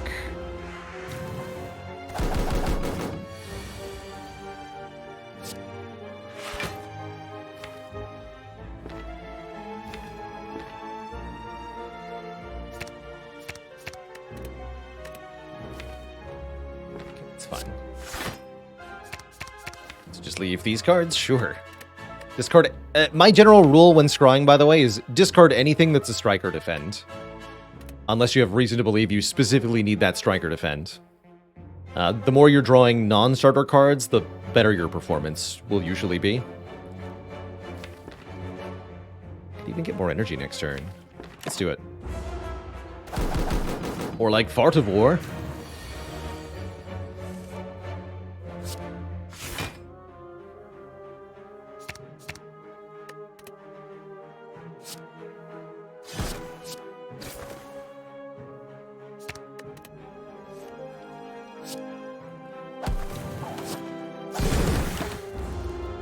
Got him.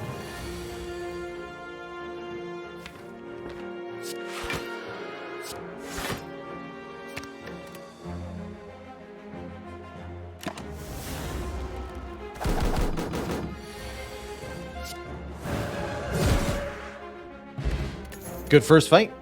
Ooh. Follow-up is excellent with Kunai Shuriken and has a free upgrade. Meanwhile, Halt scales incredibly well with Dexterity. Or Inner Peace is a way to potentially draw cards, as well as being another stance change for the Flurry of Blows. Dang, that's a good follow-up, though. Who's our Act Boss? Our Act Boss is the Champ. We can beat Champ with Kunai Shuriken scaling pretty easily.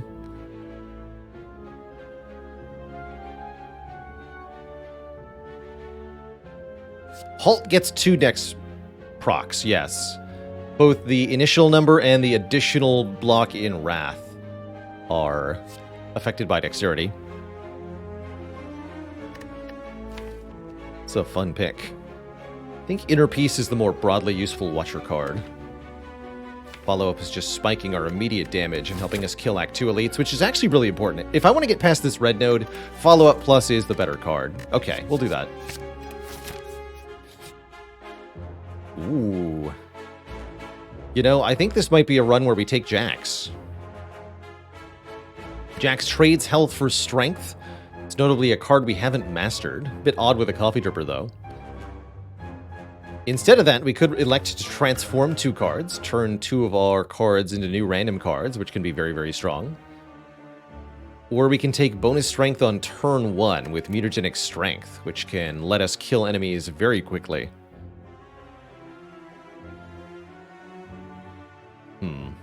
The main goal for taking the Jax here would be the possibility of mastering it later in the run. I think either of the bottom options are a bit better overall, though.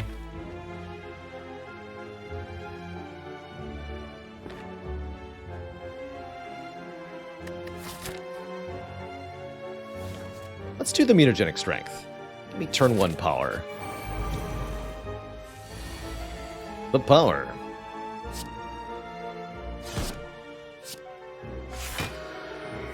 This might be a fight for the weak potion. Weaken the front one here. Save 6 health, at least. Let's do that. 3 this turn, 3 next turn. I don't think I'm killing them both next turn. Or am I?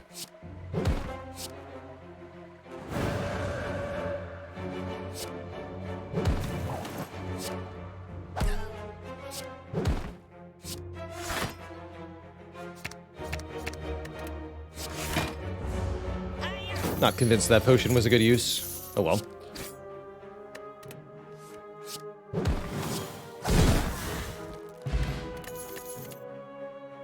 Now we can take Inner Peace, but there's also upgraded Sash Whip and Wallop again. Wallop is even better than before, with more energy now.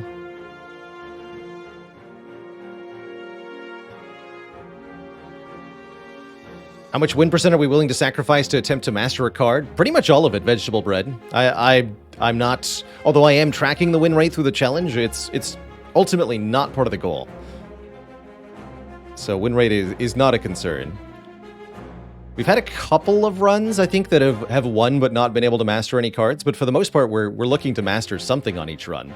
Otherwise, I'm not making any progress in the challenge, and it's functionally no different from abandoning the run, I suppose. Although a good win is still a definitely valuable thing, just for being entertaining. I'm clicking this Inner Peace. We're doing it. We're doing it.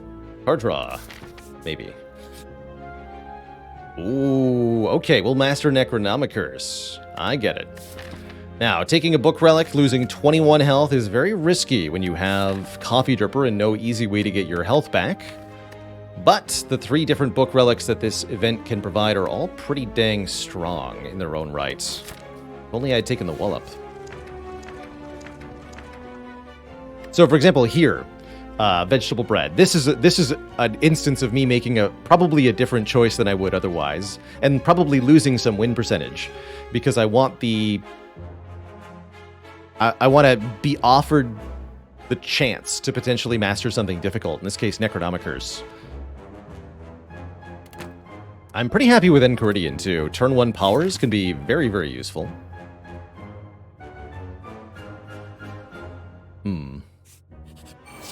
Uh-oh, Snake Plant. Snake Plant attacking me on turn 1. Oh no. This might be a short run. Twitch chat. Death by running out of hit points. Happens to us all.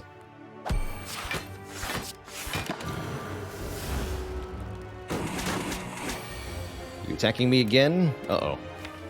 Oh boy. Oh no.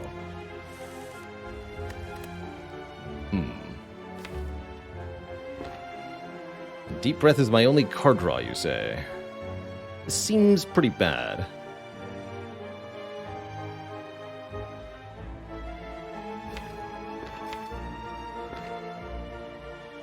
Guess I should probably Deep Breath first. Third Eye and then Deep Breath doesn't work the way you would want it to, unfortunately. Let's just see what this gives. A strike! Oh boy. We live on 1? We don't have a kill here, do we? There's no way, right? Going to 1 hit point. We are super dead. Yeah, the deep breath has been truly terrible, and quite frankly, so has Flurry of Blows been. This is a great example of a turn where Flurry of Blows is not helping the deck at all, and is just accelerating our demise quite substantially.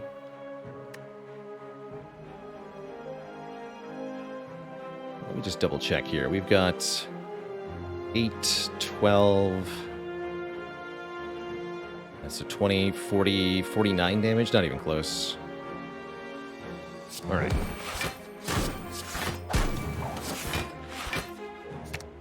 Ouch. I'm saying the card blows, that's right.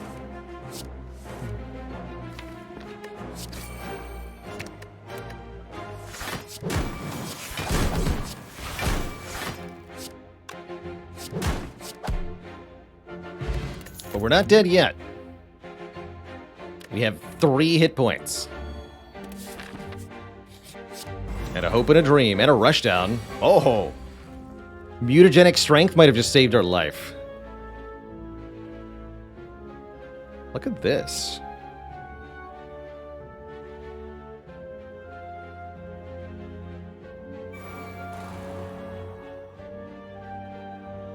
So what do we want to do here?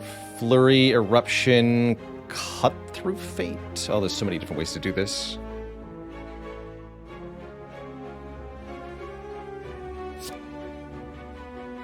Flurry Redemption Arc. Go!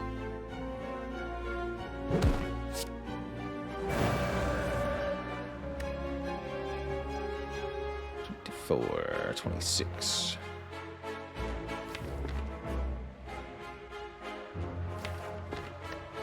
So I think we want to Cut Through Fate and then Deep Breath. My guess. Cut Through Fate here.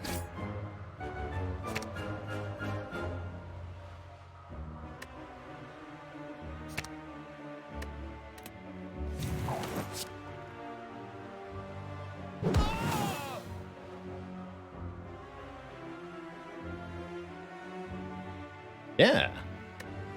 Currently not dead in hand. I like that. Means we can play Deep Breath with no concerns. Empty Fist. Excellent.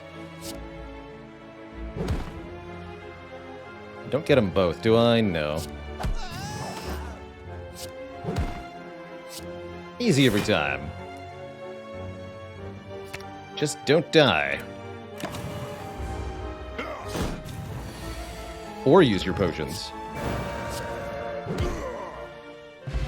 Duvu Doll gives us a point of strength for every curse in the deck. Currently 1 point. There's a Weave. Returning to the hand every time we scry, which we can do lots of. With Shuriken Kunai. I'll keep the current potions. Alright, if there is a waffle in this shop, then all is well, and even if there isn't, we're actually still alive. You should draw 2. Really wish I could have slept there. That is not a waffle. However, Rushdown's here. Lantern's here. Nunchaku's here. Nunchaku's here. And card removal is here. Can we eat the cauldron? We could try.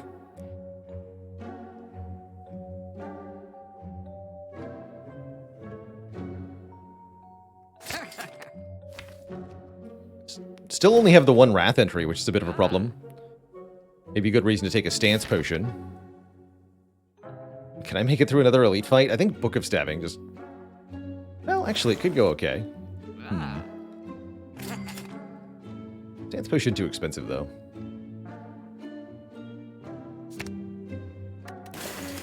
Feels weird to remove Defends on 3 hit points, but here we are. 5 Fruit Juice in the Cauldron, of course. Of course.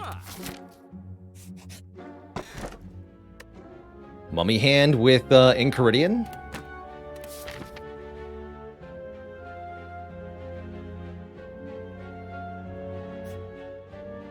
What do we think is the right way to proceed from here?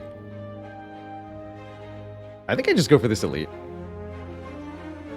Let's do it. Master Realty.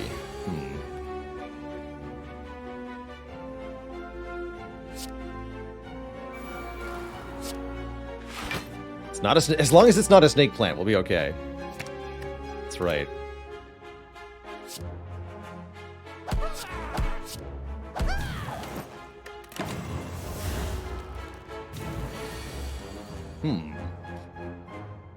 I see.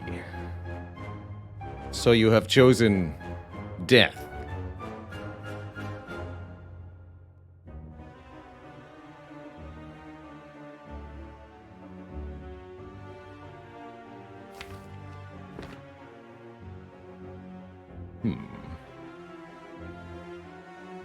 With a Swift Potion and an Energy Potion, I'm actually not particularly afraid here.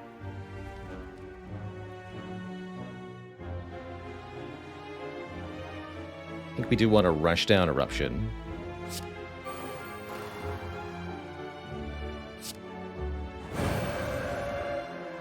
Okay.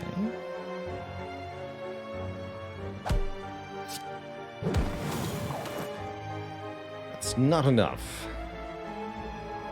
Alright, just Vigilance Defend doesn't keep us in it. That's only 17 block. Inadequate.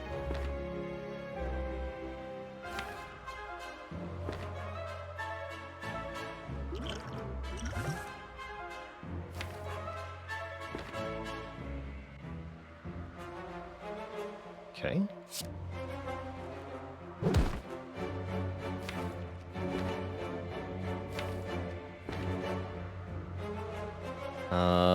What if I reach Heaven, Cut Through Fate now? We can actually guarantee that we get the thingamajig. And I have energy too. So I think that's a kill.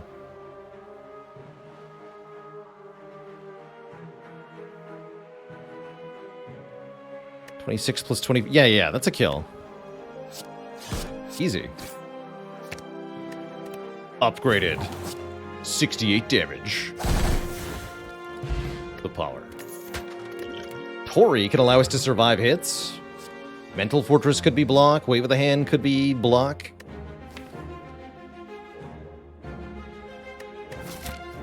A little bit worried about the early turns if I take Mental Fortress currently. I don't think we can afford it.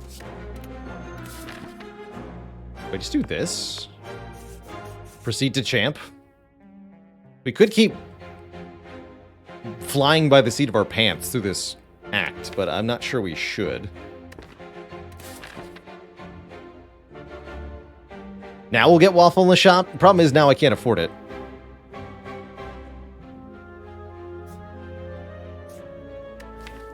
Mousepad crew, hell yeah.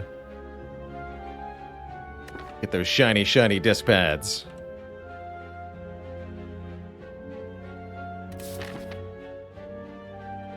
Don't think I can take an elite if I rest. Thing is, we're not allowed to do that. Can't rest. About that resting thing. Yeah, I could upgrade enthusiastically. But, yeah. Can't rest. No rest for the wicked. How about Rushdown for the wicked? Yeah, we'll upgrade Rushdown.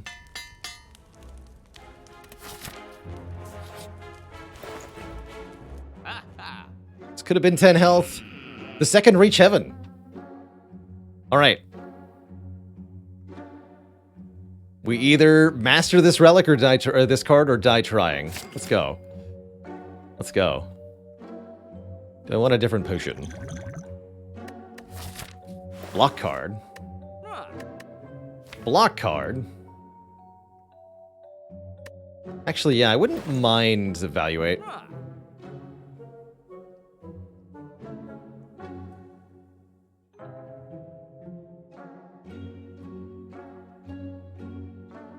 Can we master the through violence part of Reach Heaven? No, you can't. They do display not mastered, but it's impossible to get these in your deck, so they will never be mastered.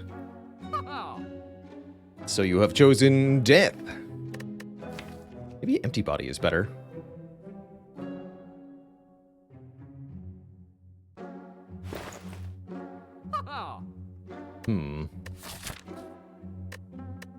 Definitely want to not die to champ on turn 1. With only 5 block cards in the deck, that's going to be tricky. Alright, I'll take Evaluate. And yeah, we're going to go 2 events here. I don't want to mess with an elite again. Receive Apparitions in exchange for half of our max health. This is a time where Apparitions are worth at least thinking about when you don't lose any health for taking them. Are these actually helpful? It is unclear. But honestly, the biggest concern is getting out of the act alive, so let's do it. Excellent! And I don't have enough money to give to the Vagrant. What a shame. We could gain a point of strength and a curse here, but I don't think having a curse is a good idea. No thanks.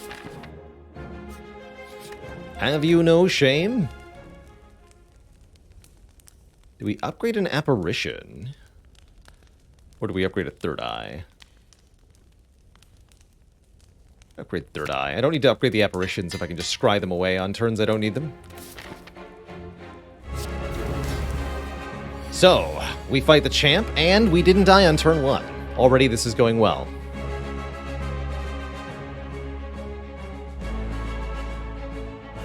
Upgraded Apparitions lack the ethereal keyword, meaning that if you choose not to play them, they won't exhaust. Whereas here, we're going to have to play these now. Might as well just play all 3, I guess. I'm fine with that. Do that next turn.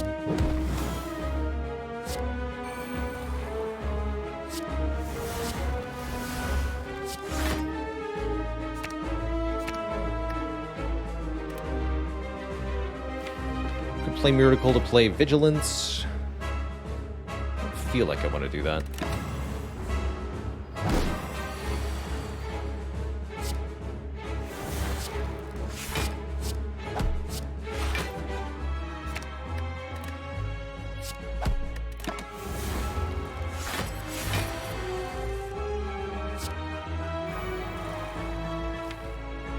I want to double the damage of this. We're going to put a couple of Through Violences into our hands. Just keep them there for a bit.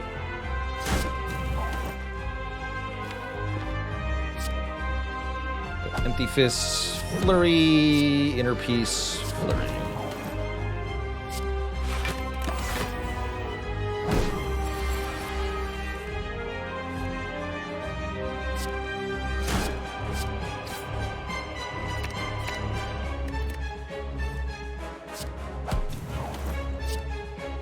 The good stuff next turn. That definitely qualifies as the good stuff. Though we're likely to get attacked next turn. Be a little careful here.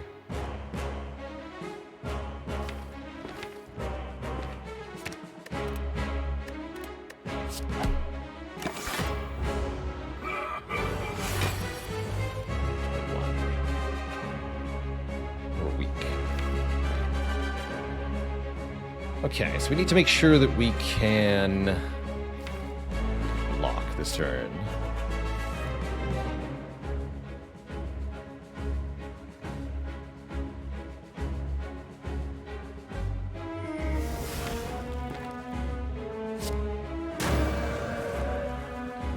There we go. Definitely don't have a kill here on the champ. Tis not a thing, I'm afraid. But we can do a number on him. And fully block this pretty easily.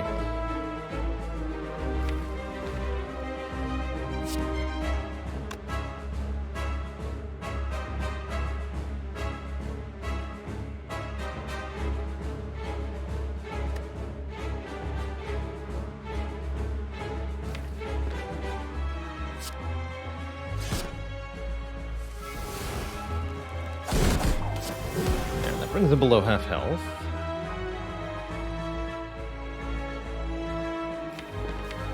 Let's do this. The G, Flurry, Empty Fist. Flurry. Third Eye. Weave.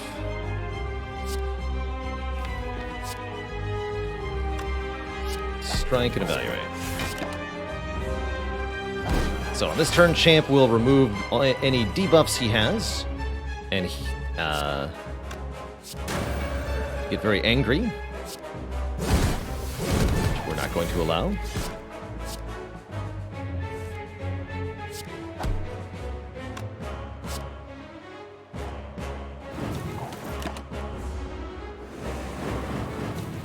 Could have used one of our potions to outright kill there, but we don't need to, because Champ is dead. GG. We actually made it out of the axe after dropping to 1 hit point against Snake Plant, like what, here? Here, I think. And then we just, easy. Fight 2 elites, no problem.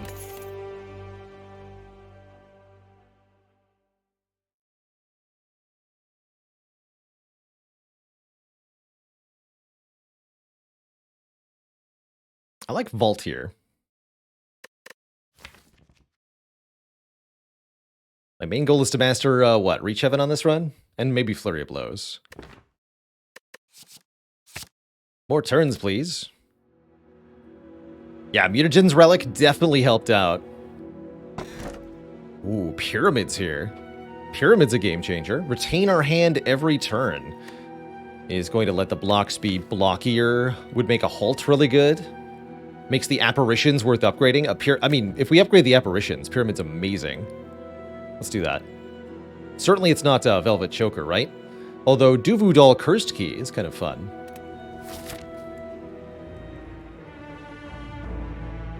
Wouldn't necessarily say 38 max health and Cursed Key is very fun, though.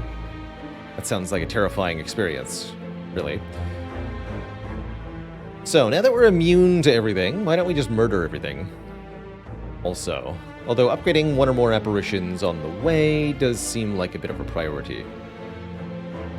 Would this deck take an upgrade all? Oh yeah, it sure would.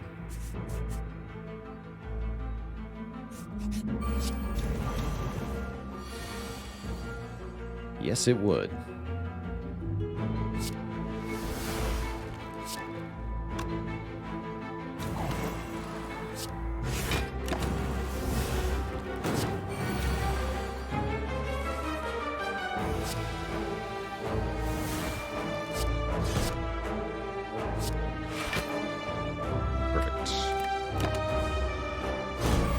Vault and Intangibility work really well together.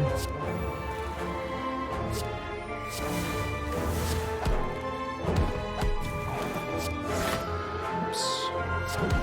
That's actually not what I meant to do, but that's fine.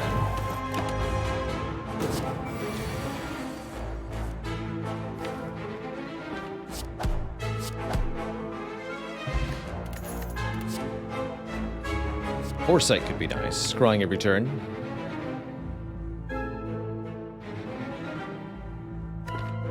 Yeah, with Vault especially, I think it's quite good.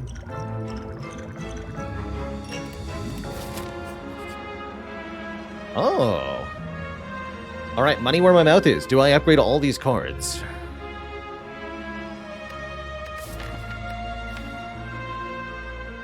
Probably.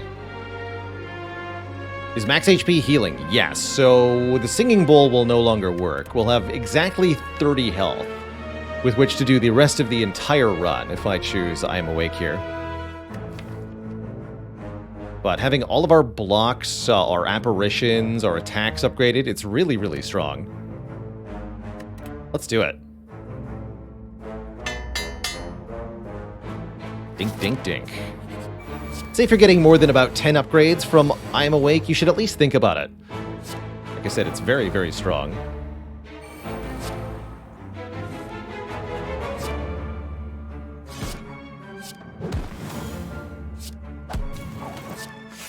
Being able to retain these apparitions from turn to turn makes us extra tanky. Extra all-powerful.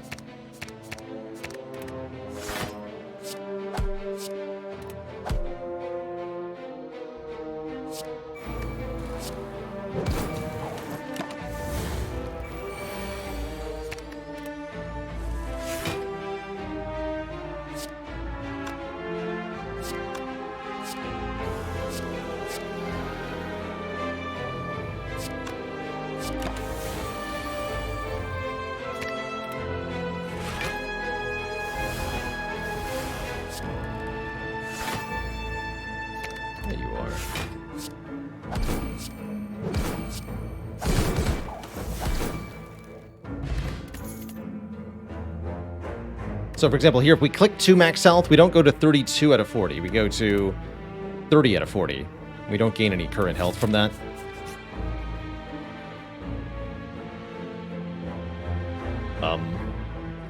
Lose my only Wrath source, lose one of my 3 apparitions, or lose my Foresight Plus. Rude. Couldn't ask me to lose Strike, huh? Had to be these. Okay. I'll lose the Foresight. Bit of a bummer, man.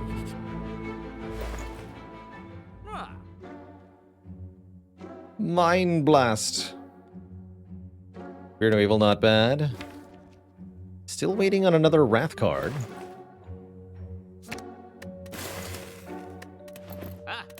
Very happy with the Striker move, though.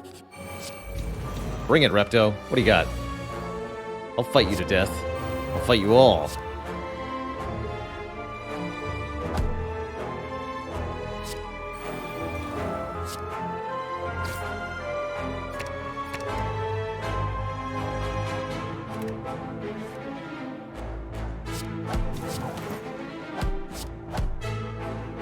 We're gonna keep this. Yeah, we wanted to keep that. So, Third Eye first, then Eruption. Definitely. Show me an apparition. Good. In fact, let's ignore these daggers. I'm just going to go straight for Repto here.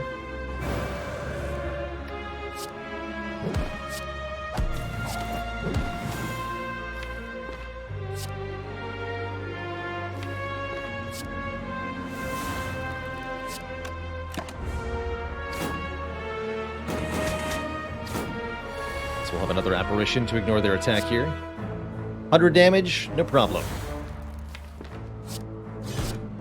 Easy.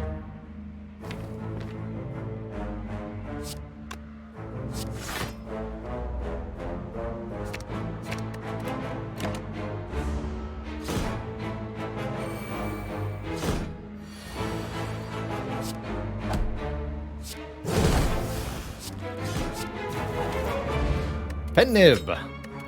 The 10th attack is doubled in damage. Scrawl is very good when you have a Runic Pyramid. Draw until my hand is full. Yes. Does Fairy in a Bottle or Lizard Tail work with the Mark of the Bloom? No. Simple way to think of it for me is that your health cannot go up for any reason. There are no exceptions. Pretty foolproof. So, for example, here, heal to full health, lose 7 max health. All that does is cause me to lose 7 max health. I'll take $300 though. Thanks, Golden Idol. You jump back a little as the gigantic molars smash down on the island. Tasty. Alright, all the more reason to go to this shop then. More events, please, and certainly more elites. We are, as they say, elita farming. Having a good time of it. Oh my.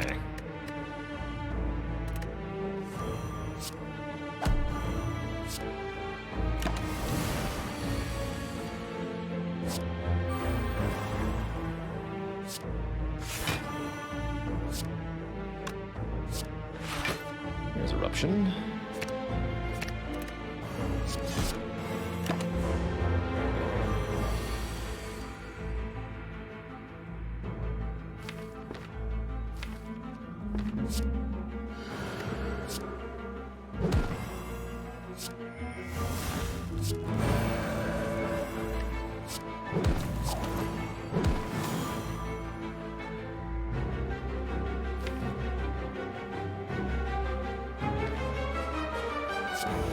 Let's go Reach Heaven, Deep Breath, I guess.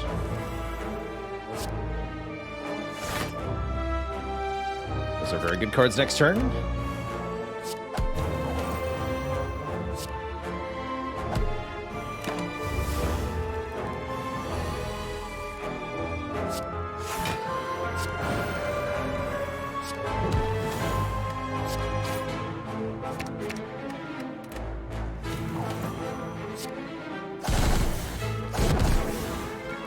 Poor Giant Head never stood a chance. Duality. There's the final piece of the puzzle, so to speak. Whenever we play an attack, gain 1 temporary dexterity.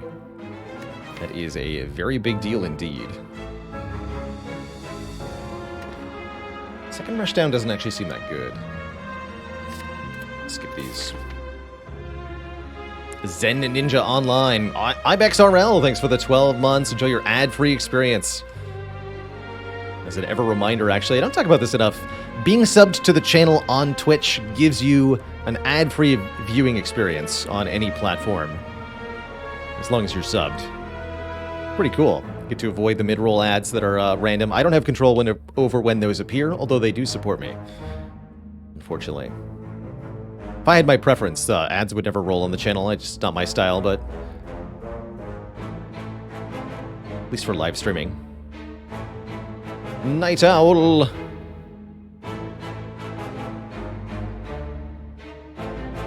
Wants a dad joke.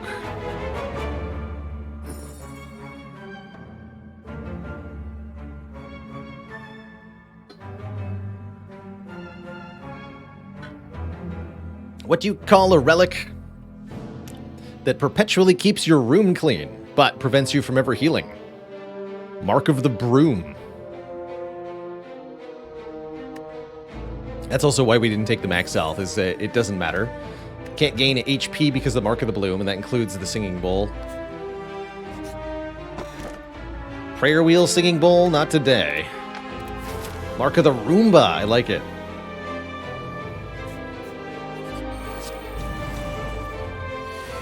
I like it.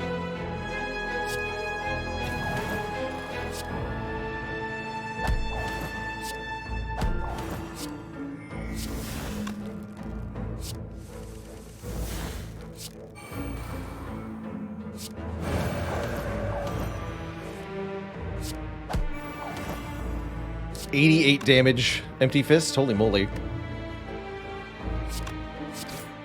That's a lot of damage, man.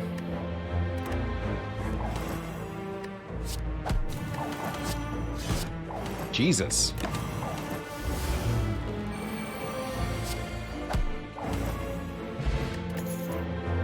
Wait, actually, that does something. That'll upgrade Scrawl. And if I take a skill here, we can upgrade Tranquility. Although I probably just want another Cut Through Fate. Actually, Tranquility is pretty good.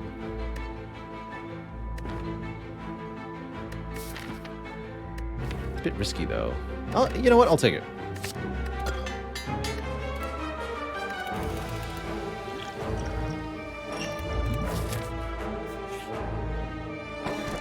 Boot thingy. Double merchant. You've had 1 merchant. Now try 2 merchants.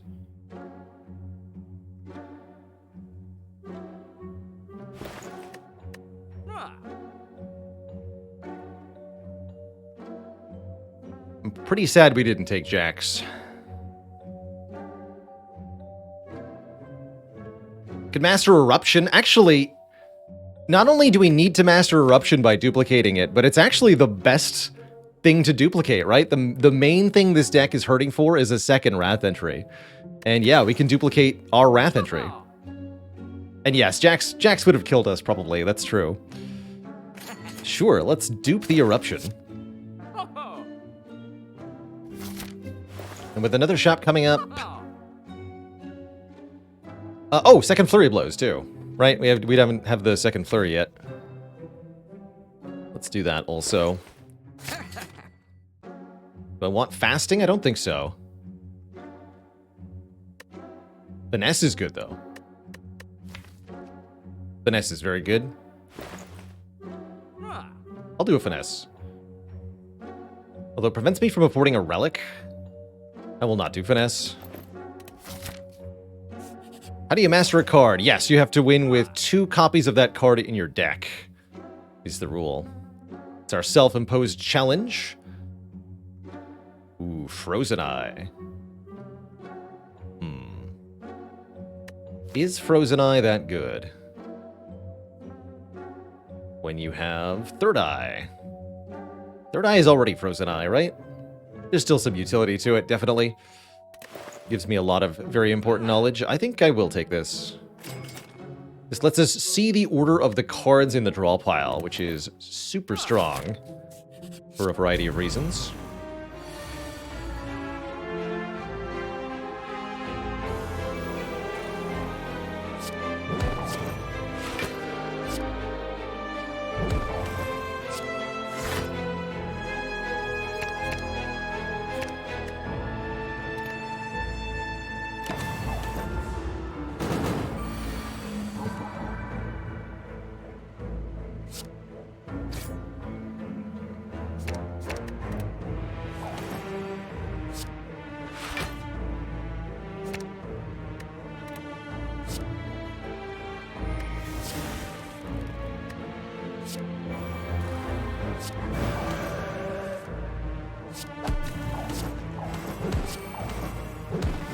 So I know we're not doing damage, but I'm getting stats for doing all that, so it's pretty worth it.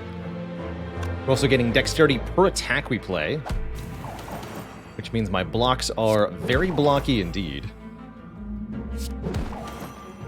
Hello, yes, I would like to block for 21, please. Thanks.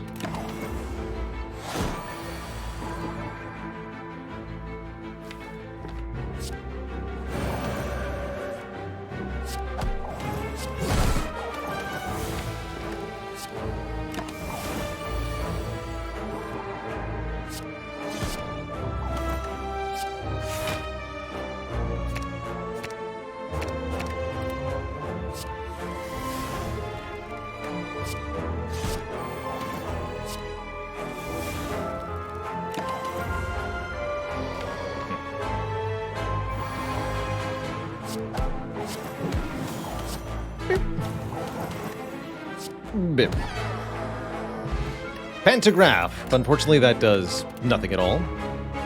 I will, however, take a Cut Through Fate Plus. More damage, more draw, more scry. Does Blasphemy plus Vault kill you? Yes. Yes, it does. Alright, we haven't taken a single point of damage since upgrading everything. If we can continue to not take damage through both bosses, I think it'll be definitively worth it. Question is, can we survive the boost fights?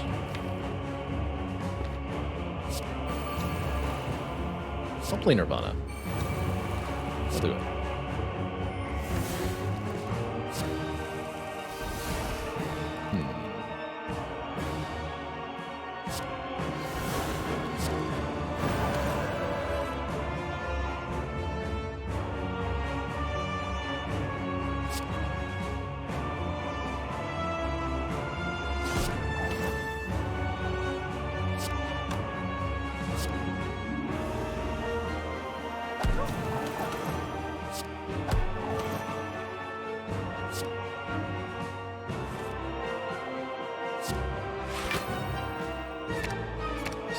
All of that garbage.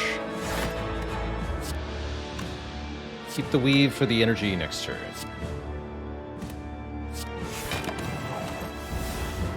Really good turn one. Really good turn one.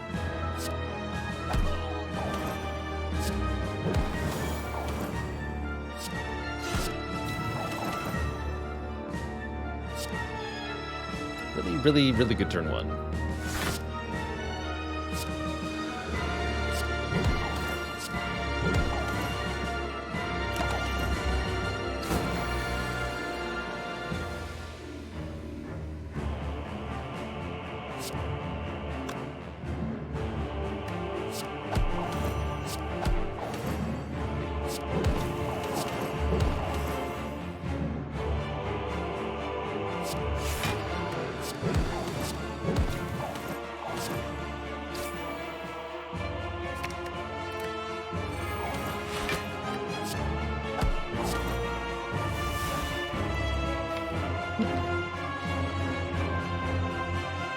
Could go Wrath and just use the Apparition here.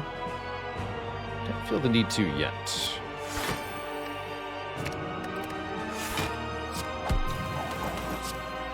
Look at that block, though. Now we can just kill Awaken One.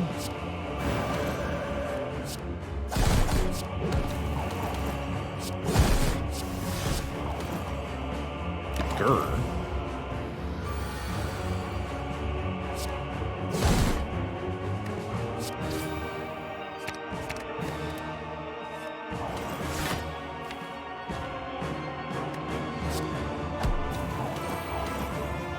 Oops. It's the wrong time to defend it. Oh well.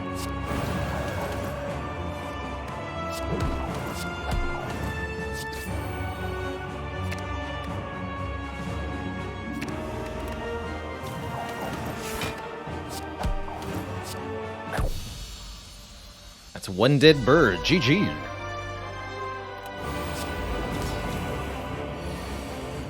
Okay, okay. Here's a fight where turn one's looking a little spookier. I like that we got a Devil Form. But turn one is looking taking damage-y. Unless we could find either Apparition or Vault or something off the Cut Through Fate. Show me the Vault.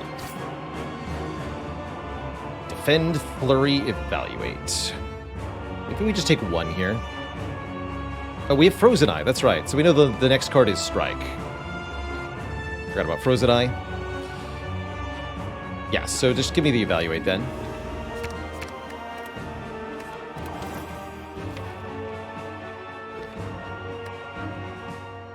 Okay, so all we have to do is play the strikes and we'll actually block for enough. That's pretty good. 12 and 14. We can even see where that insight went. It is way down here. So no need for the next potion yet. Although I did think about it there.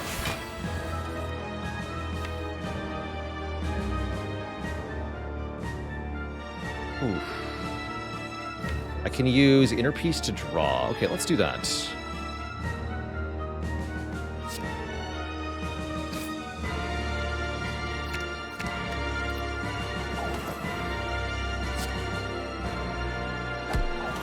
Go Tranquility, Inner Peace.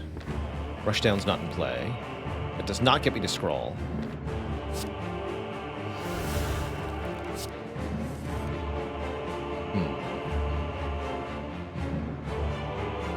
Now I can enter Wrath if I want to.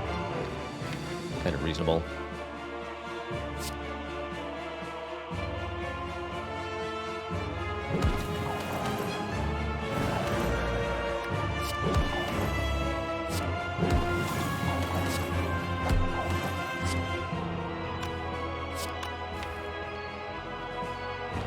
Let's deep breath now. Nice.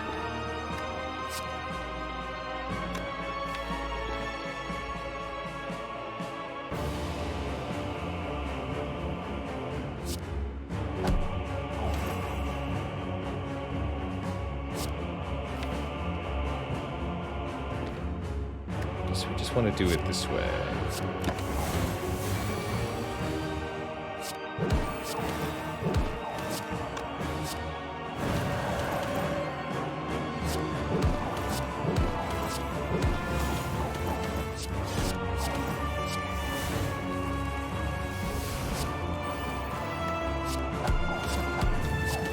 Damage strikes, no problem. You'd love to see it.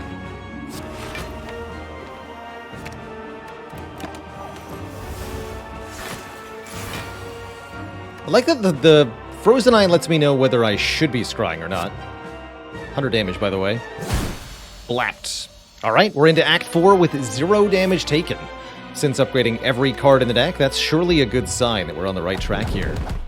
We slapped that heart for 2745 damage. I don't think we've actually taken damage in any of our boss fights this run. It's pretty hype. And there's only one card to upgrade, the Flurry. Last Shop contains a hand drill that I can't afford. Indignation's another Wrath source. Just Lucky is honestly pretty good with everything the deck is doing. Let's grab this. Maybe I wanted a Stance Potion. Probably. I think we'll be fine.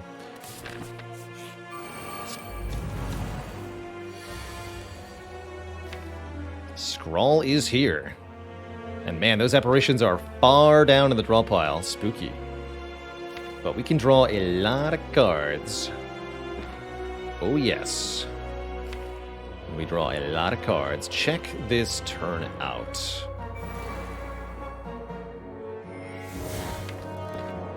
We're gonna go Flurry, Eruption, Flurry. Play this. Scry away this, and this. And then draw. Beautiful turn.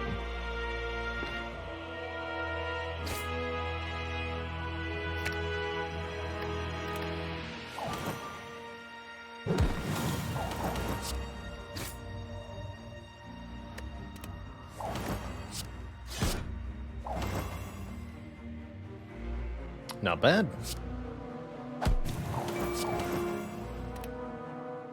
84 damage, Empty Fist. Let's go. Turn 1, killed them both. Good turn 1.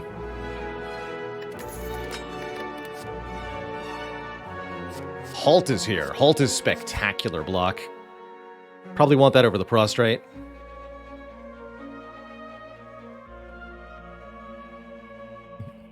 Hey, Ghost Wizards. There's several thousand hours of practice behind my play, but don't be afraid to ask questions about what I'm doing or why if I'm going a little too quickly here.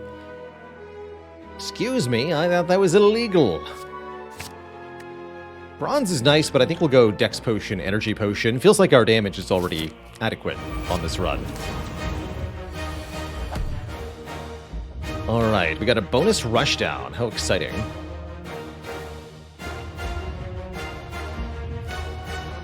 So the biggest question we ask ourselves is, do we wish to play Deep Breath or not?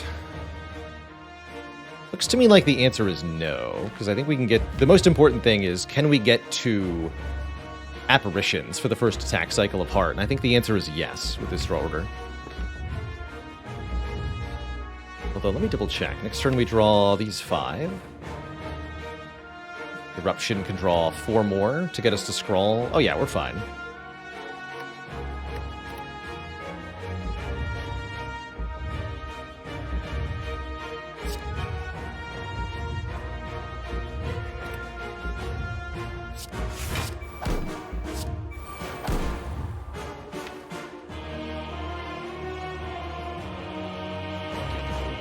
And yeah, we should use this potion. We're not playing anything else on this turn, not to my understanding.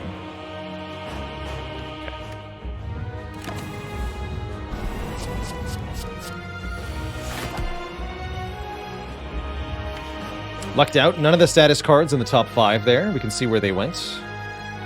Mostly towards the bottom here. It's good. So, Beat of Death is going to be a bit of an issue here. We're going to have to play as a lot of attack cards. If we do the following.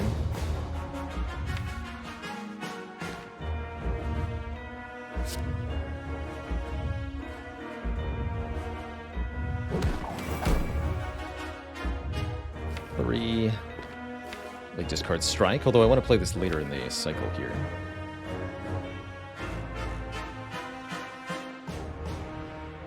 Cut through Fate to draw Rushdown. Forget the Tranquility? Yeah, forget the Tranquility. Weave is not happening.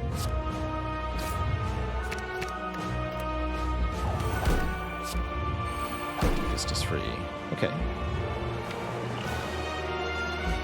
So now we go Eruption? No, we go Miracle Eruption. No Flurry, though. Halt is here.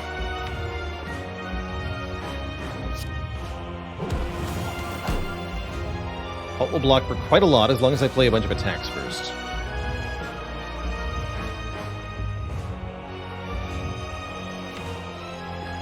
It'll also just be intangible.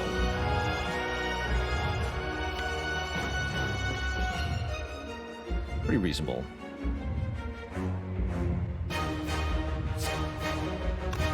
That would let me stay in Wrath.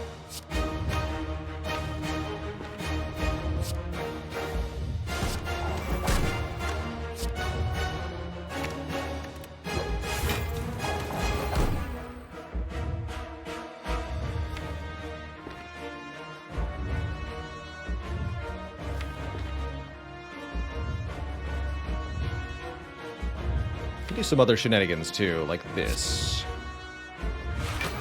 Vigilance. Brawl the Void while I have 0 energy, so I don't lose any. Play this, get energy back.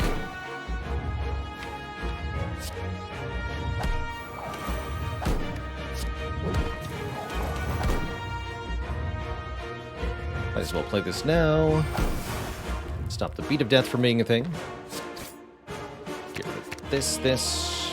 Draw the Eruption right now? You might as well. Actually, do want to be in Wrath here.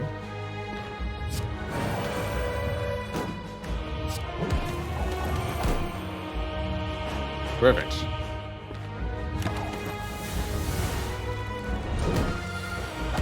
What a great turn.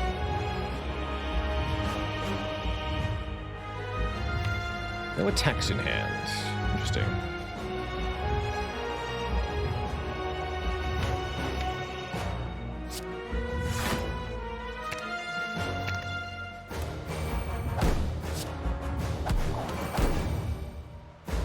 Probably use another apparition here. Might as well, I think. Vault is also reasonable. Go apparition vault.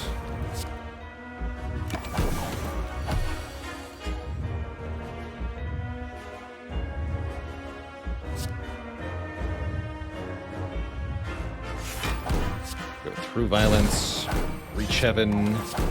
Through violence again.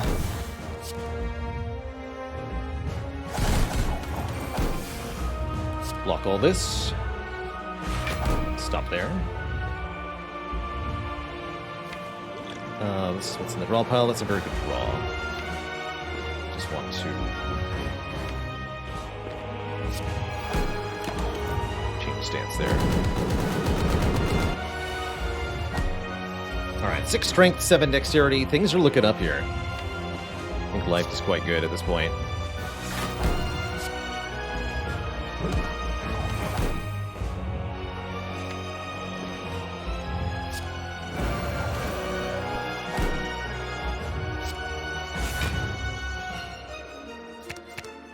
Vigilance.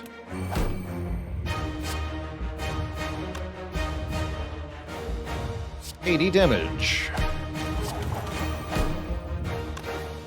Flurry, Tranquility, Flurry, Eruption. Cap that damage.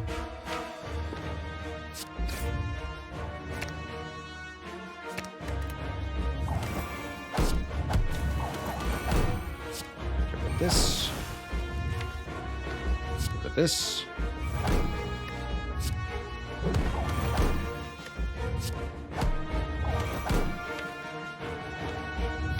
Raw pile looking pretty good. Just get another stat. 23 dexterity. No, it's only 11. 8 by 15. Even in the worst case scenario, Tori can stop this if we exit Wrath here, but I think we can do far more than that. We can play Just Lucky for 52 damage. Is what we can do. Amongst other hilarious things.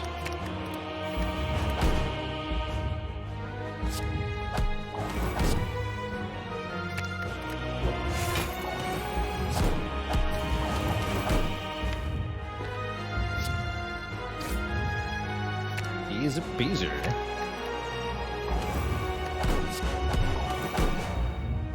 +20 plus 26 block. Seems good.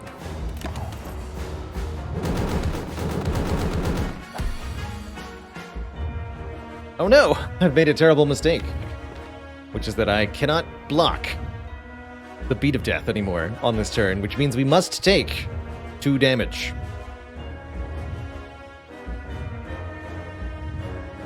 I know this is distressing news to you all. but it must be done. We play the apparition, take 1, you're right. 1 damage, but then I have to play another card, so we actually still take 2 damage. Yeah. GG, Mr. Hart. GG. What a beautiful run. So that's how you reach heaven. They say the way to a man's heart is through his stomach. The way to the Spire's heaven is through its heart. Or something like that. Be free, my energy potion friends. Be free. GG. 3595 is a heckin' high score. 8 perfect elites, 3 perfect bosses, and a heckin' good time. What a run. We didn't die trying. We really, really did our best to try to die, but we didn't. We didn't. Would I have clicked the upgrade all button with only 3 health? In retrospect, yes, we could have, but would I have done so? Absolutely not. Absolutely not. The Baylor way. That's why it's also important not to get discouraged on a Slay the Spire run. Morale. How well you feel the run is doing, even if your understanding is not accurate, has a big impact on how the run can do. Certainly, I think there's more than one player out there who, after the snake plant incident, with 1 health, they would have abandoned run or, you know, chosen not to continue in some way. Because it seemed hopeless, did it not? It seemed impossible that we would avoid any and all damage from floor 23 to floor 34, and yet that's exactly what we did, was avoid all damage for the rest of the act. And then we avoided basically all of the damage in Act 3. Yeah, we did avoid all the damage in Act 3. We took no damage Act 3. And if not for that final turn against the heart, we could have even perfected that.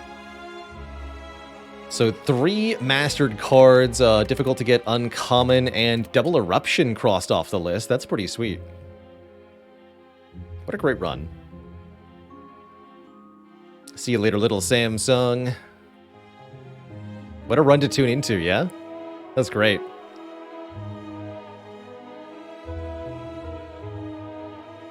That's great. Certainly going to put that one on the tubes. On a hope and a prayer, this run was able to march ever onward, always a hair's breadth away from death, yet never truly dying. GG. GG. Under 100 left. That's great. That is great.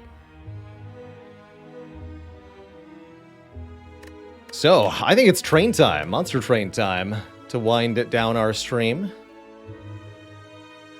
That is all the Spire we're going to do, but not all the deck building.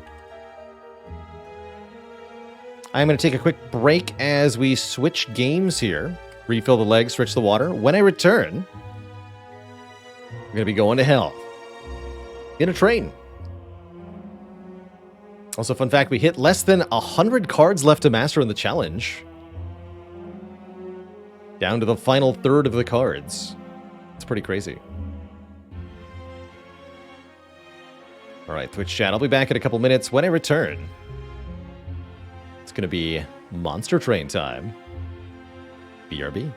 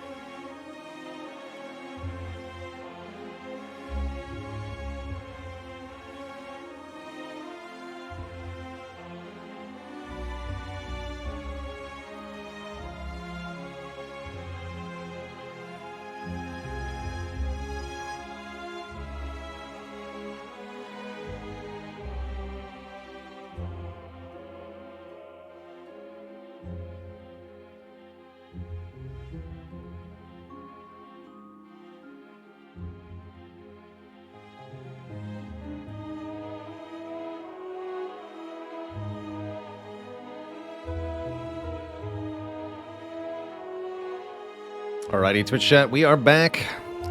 Shout out to Lyra for buying one of our beautiful, beautiful desk pads from Epic Desk. Here.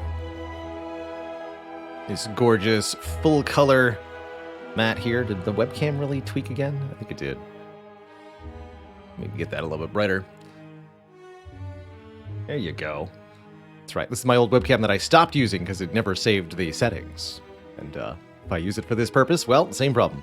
Anyway, this gorgeous mat titled Fiendish Forest.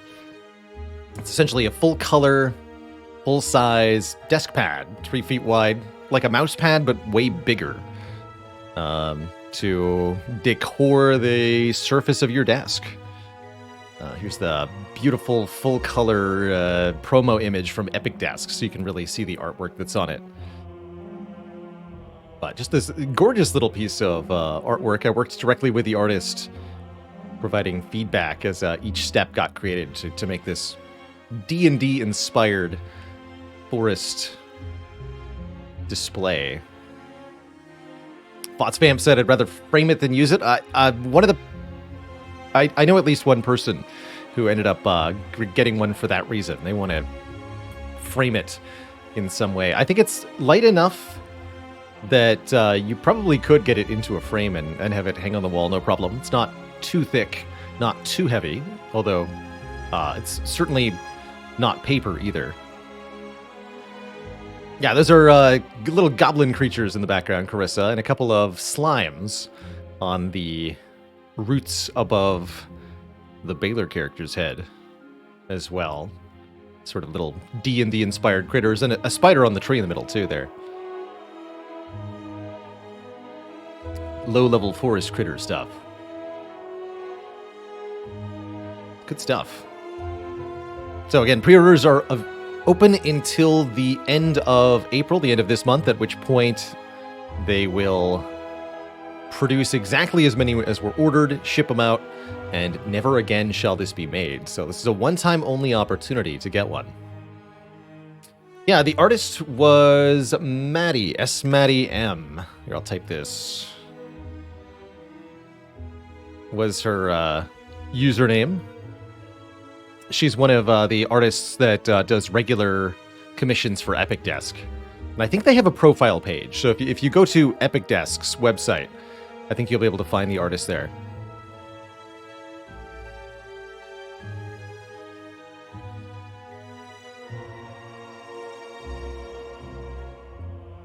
Anywho, let us kick things on over to some Monster Train Twitch chat. It's time to go to hell. I don't believe the artist is a Twitch streamer. Don't think so. Hell. Our home. And native land.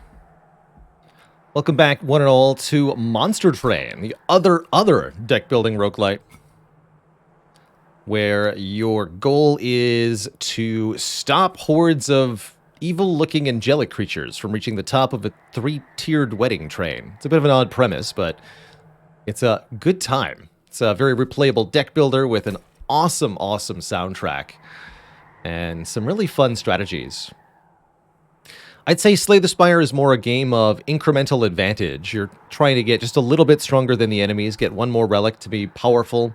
In Monster Train, it's really all about finding some kind of game-breaking combo and exploiting it. Currently, we've been playing Random. There are 6 clans to play from, and every run has 2 of them, which does make things a bit mechanically complex in this game, since you're always playing with sort of 2 factions merged into one. We've got 9 wins in a row doing Random on the max difficulty here. Let's see if we can make it an even 10.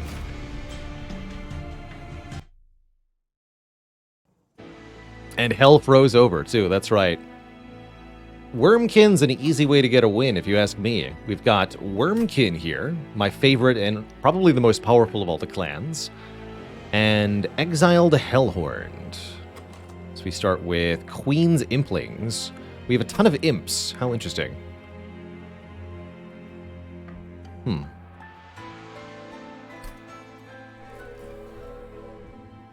Monster Train gives you a fairly large starting deck. You'll have 4 of the Train Steward basic unit, 5 starter cards from one clan, in this case the Queen's Implings, 5 from the other clan, in this case the Fracture, and then 5 random cards, 2 pairs of commons and 1 uncommon, so 2 Bounding Echoes, 2 Molting Imps, and the Broken Memories, as well as your champion, which is determined by your primary clan. I really like the Spine Chief. Spine Chief is a 3 capacity unit. He's beefy, but he can get a lot done. Let's see here. I'll look at Artifact first. Ooh, units cost -2. Well, many of our starting cards are units here, notably the Queen's Implings and the Molting Imp. Making those 0 cost is a big savings, and there's also some expensive Wormkin and Hellhorn cards that we also might want to make discounted. So I will happily take Forever Flame as our starting artifact here.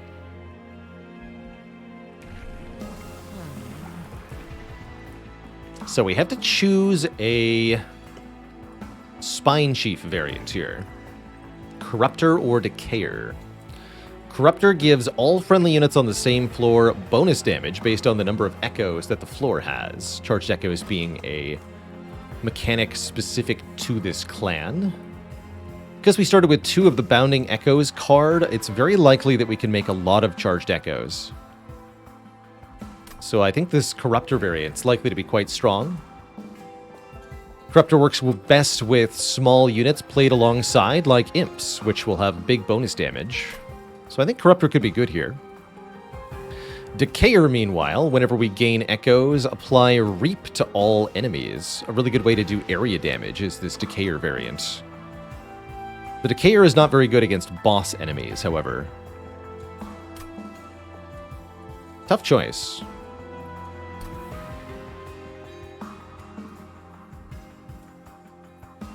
Probably going Merchant of Steel Wormkin banner, huh? And then we could go Merchant of Steel Wormkin banner again.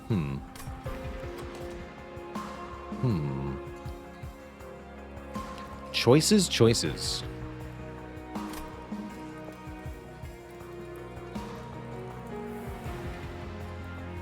I think Decayer will be an easier start to the run. Alright, let's do Decayer. And I will take 15 shards for another artifact. Early rationing scales are pretty good, but I also like Cheater's Hand. Draw 1 more each turn, then return 1 to the top of the draw pile. Kind of lets you retain a card, sort of. Scales are really nice. Lets you bleed a little bit of health without consequence, or any health we do gain turns into money gain. Let's take an early rationing scales. I like it.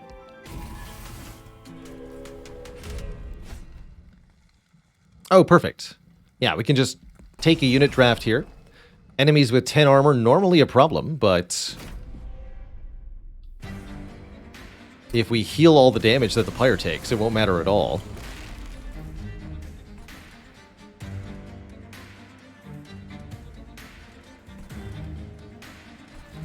I guess we just put Spine Chief on the top floor, huh? I think so.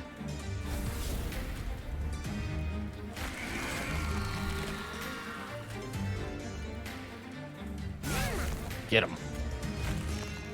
Get them. Rationing scales into the last divinity can be a pretty bold choice. You have to very confidently handle that last fight if you want it to go well. Yeah. Yeah, you're dying, right?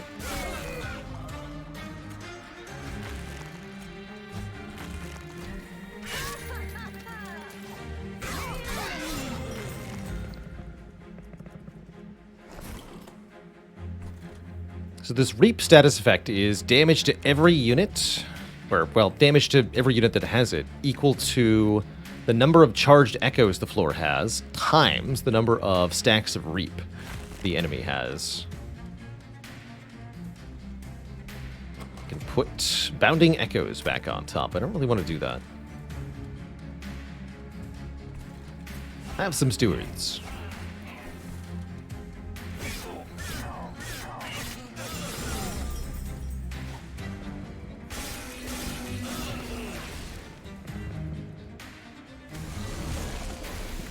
Oh, these enemies with armor is a real problem. That's not good.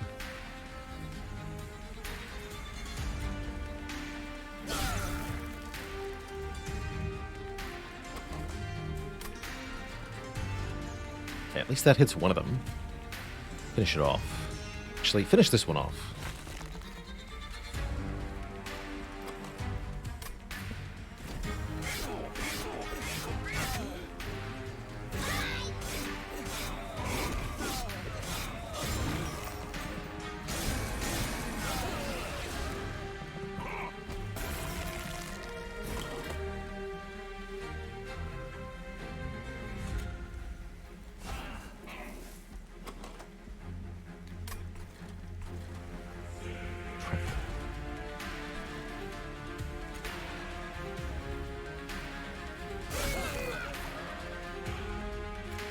Alright, no minions.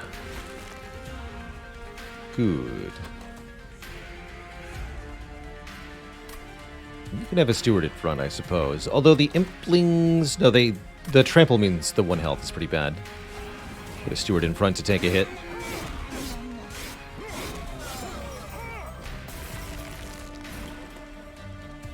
So we don't beat the boss outright. But we can apply some Reap here. That means the boss is going to beat the Pyre to a pulp. Well, not quite to a pulp. The Pyre actually has pretty good combat stats, so it doesn't lose to the boss outright, but we take a whole ton of damage. And that would be a problem if I hadn't taken the rationing scales.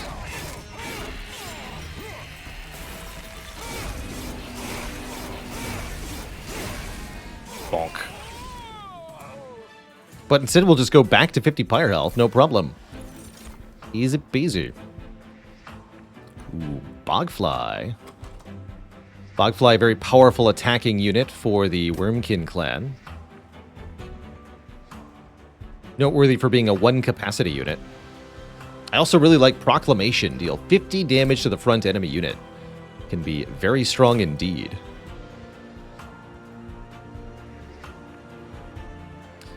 Did I have capacity up top to save 1 Pyre health? I didn't feel like I did. Spine Chief is 3 and the Steward was 2. Big chunky Spine Chief. I think I'll take Proclamation over Bogfly. I've already got all these imps.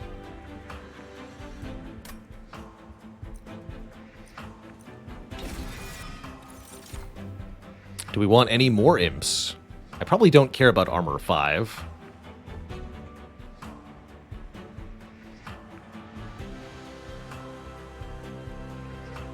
Oh, I see Carissa. Yeah, the little guys that were getting by. Yeah, it would... The rationing scales made me not care about that. That turn. I understand. Skip this for $10. Ooh. Branded Warrior's interesting.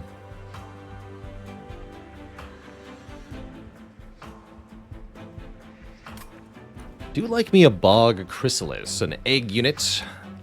It's essentially 2 Bogflies as a unit. So you play it, and then after giving 5 charged echoes to this unit, it'll hatch into 2 Bogflies, which each have the upgrades from this unit, as well as any infusion you give it, as well as any stat modifiers they've gained. Pretty powerful.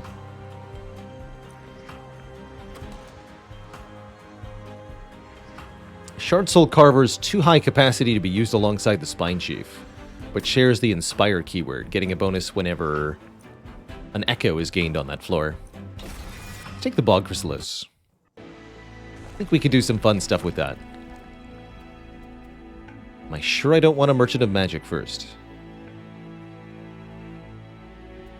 Pretty sure. Multi-strike, okay. So we're probably going to add multi-strike to the egg. Let's see what's in the Wormkin banner first. What do you got? Oh, Keeper of Echoes at 0 cost. Oh my.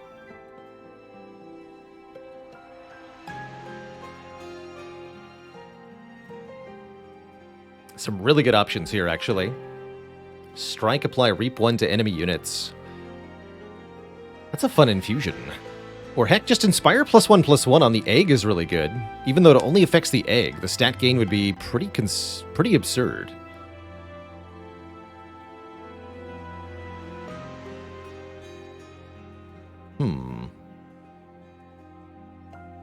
I wouldn't mind 2 eggs. Get Unstable Vortex Hellvent here, huh? Yeah, I would not mind 2 eggs.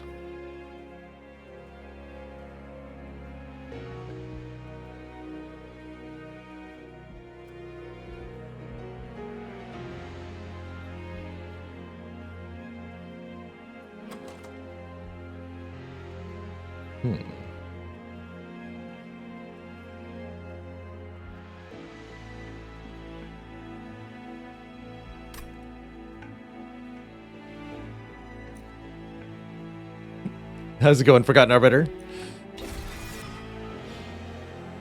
The Lurker exposed. So I think we do it this way.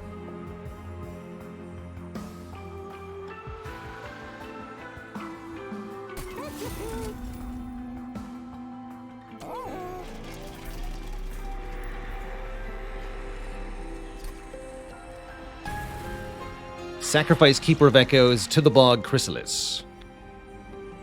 Meaning that the Bog Flies gain +1/+1 every time a charged echo is gained on this floor.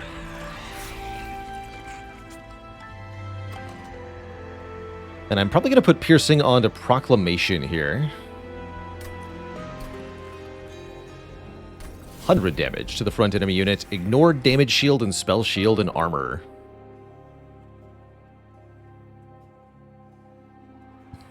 Yeah, shame that the essence doesn't buff the entire floor, but it'd be out of control if it did, right? We're gonna have bog flies that are multiplying like crazy.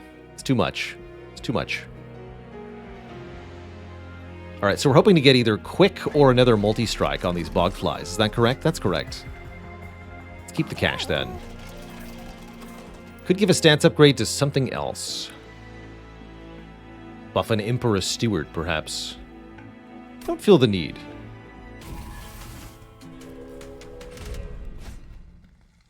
Another unit draft. I think this will be fine.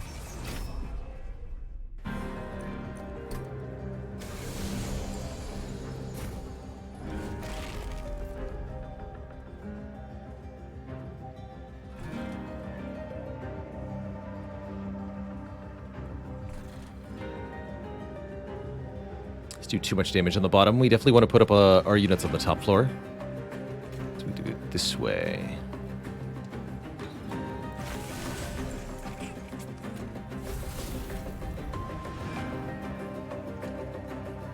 And you go in front. Kill you. Start killing you.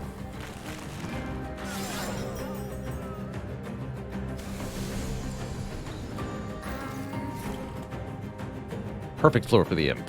Kill that collector. Easy. 13/2 is pretty nasty, though.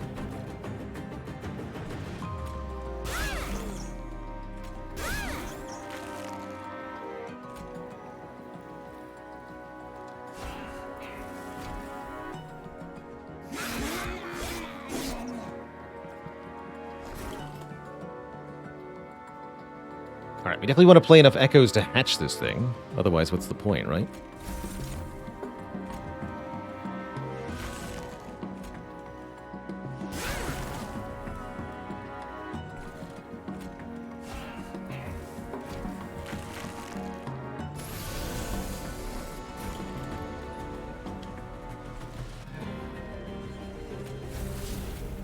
Caw.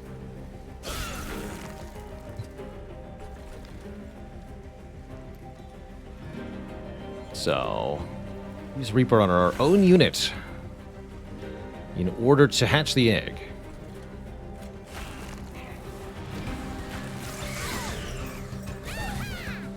Although, are we going to just lose to this boss? We might. Proclamation helps a lot. But this boss has a sweep, meaning the bogflies in the back are going to get super killed very easily.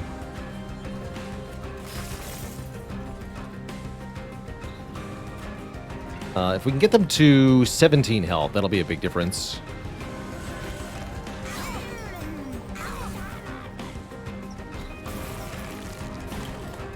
Good. Okay, that worked. GG. Oh, look at that attack power increase. Wow. One dead boss. Infused Echo Infusion. This is really good as a way to buff the health of the egg before it hatches, as well as just a way to activate our Inspire keyword.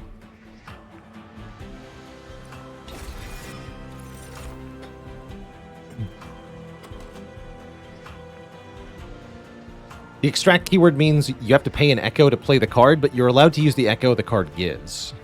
So it's free.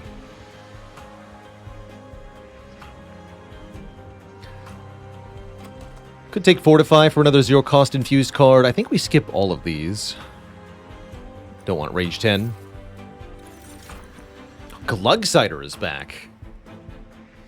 Hello, Glugsider. Alpha Fiend is also here, hilariously. So, Glugsider requires that you pay for charged echoes to play it. If you can do that, you get a big chunky unit that applies Reap to the attacking unit whenever damaged. It's a weird unit. There's definitely some niche utility to it. And it's a very difficult to master card. We're going to try it.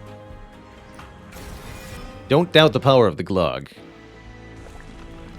He is not to be underestimated. He big. The 4 echoes are pretty difficult to get your hands on, though. Makes it a slight obstacle. We can make him extra big. 5 capacity Glugsider.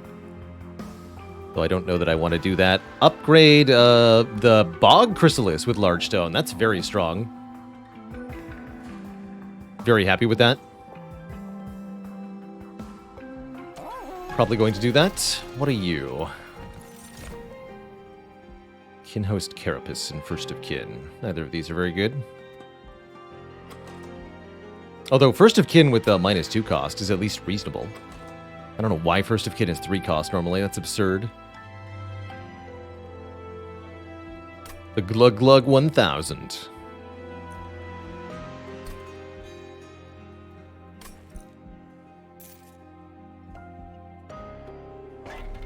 Yeah, let's go Large Stone on the Bog Chrysalis.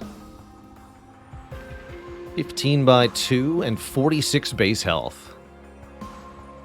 Means duplicating this is not really on the menu, but don't really care.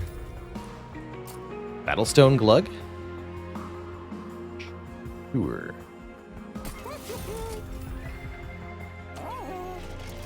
Sure.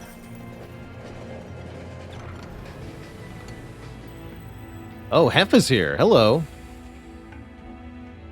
Get good old Wingmaker, or if we refuse Hef's deal, she will give us a special thing as a consolation prize.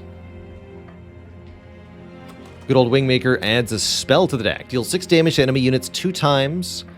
When you get a kill, add 1 capacity to this floor. You could also say, that's a little outside my comfort zone. Do nothing, which is a lie. It's a damn dirty lie, because if you click this button, this happens. Guess it was a little foolish of me to think you'd start being the selfless type. No matter, I'll still help you out. And just to prove I'm the giving one in this relationship, here's something that might help you. Will you at least take this? Get Hef's Consolation. Upgrade a unit with plus 10 attack power and -1 capacity.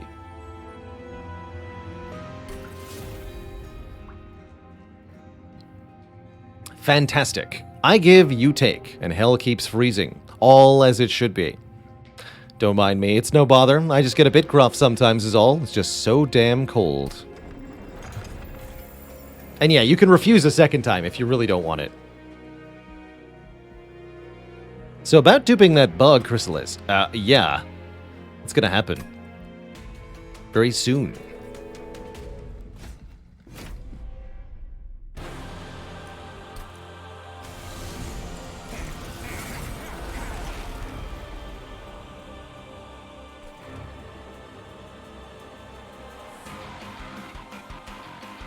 Let's just do this. That's a tanky egg, after all.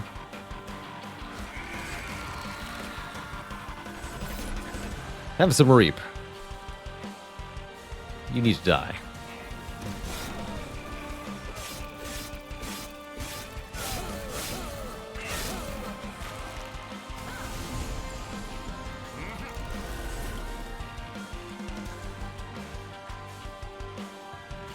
Yeah, we're gonna need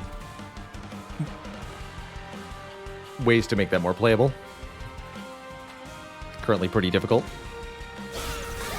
Bye-bye. See you later.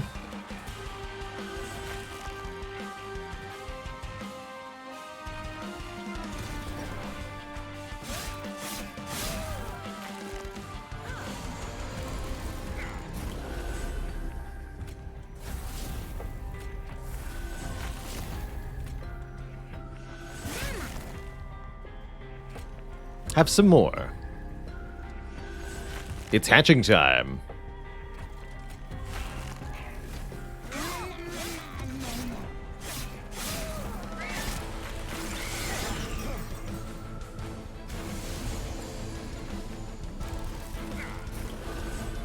Look at those beautiful bog flies. 30 by 2, 65 health.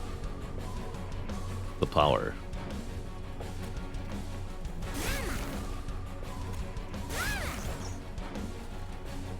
Good.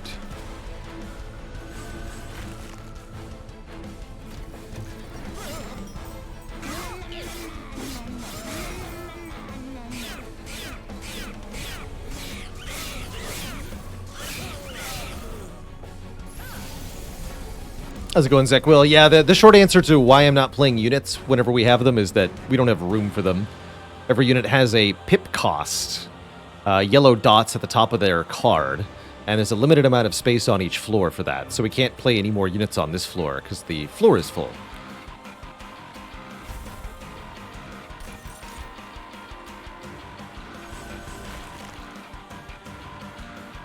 Oh, here we go. You have 1 spikes. Oh, but that killed the... Shoot. I wanted to create space for the Glugsider. So I think we just win here. Yeah, we just win here. Alas.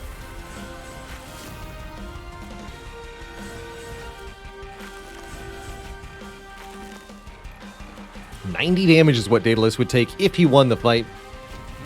He doesn't. Because these bogflies are so dang strong. Look at him go.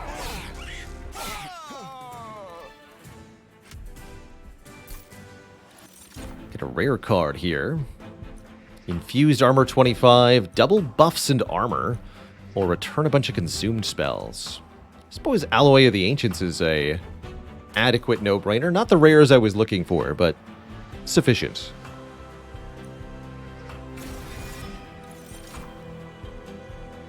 Get another unit if we want one. I don't think we do.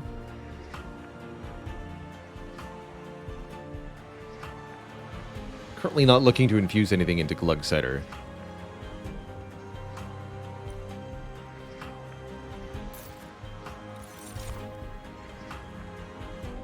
With all of our units being discounted, makes sense to grab more card draw, although I could also see taking more space for units. That said, I think Spine Chief, Bog Chrysalis is already going to be pretty good early on here.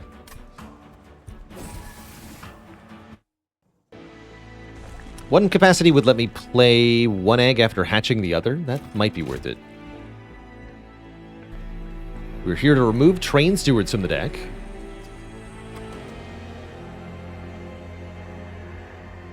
And duplicate our egg. We also might take something to go with Glugsider here. Oh, Demon Fiend. Demon Fiend's a beefy boy.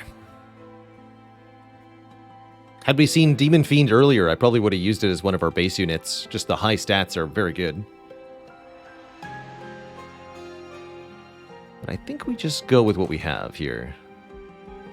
Feels like our shards could be better put to use elsewhere.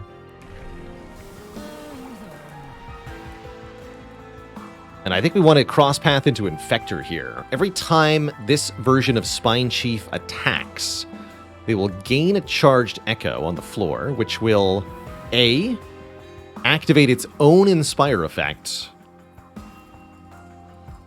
providing Reap to every enemy unit on the floor. It will help hatch the eggs, and it will also activate the Inspire effect on the eggs, which will give them +1/+1. So this is real good like.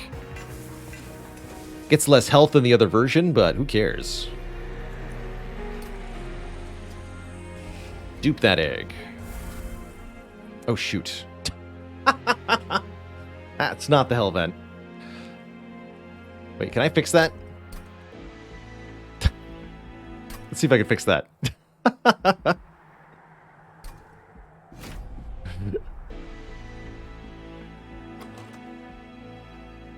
Nope.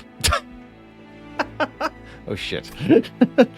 Well, my win streak is in great jeopardy now. Yep. That was not intentional. Definitely thought I was duplicating there.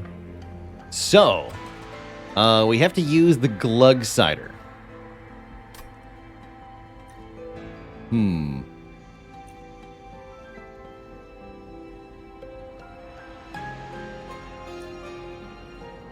Nothing to see here. Move along, folks. Just deleting all of my shard investment and all my money and everything that I invested so far into this run. Easy peasy. Yep.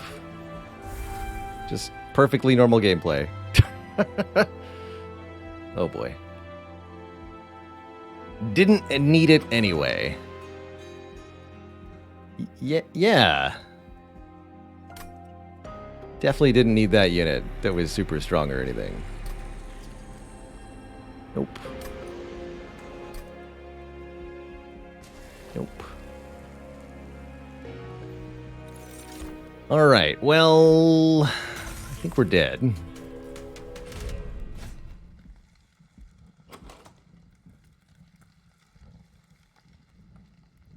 We'll see, though.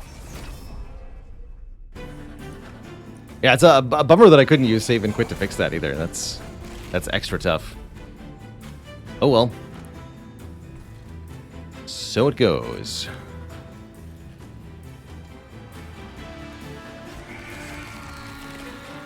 Oh, this is awful. Oh no.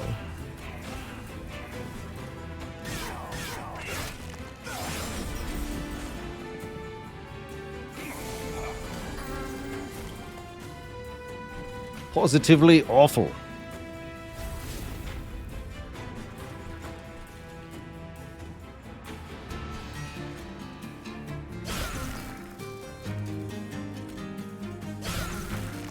Yeah.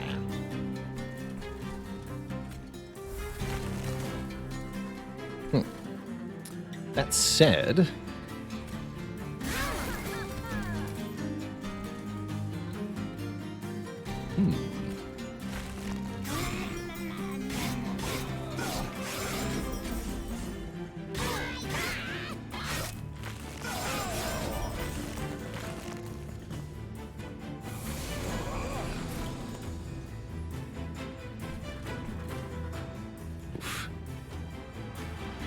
alright, you can go to the top, that's fine.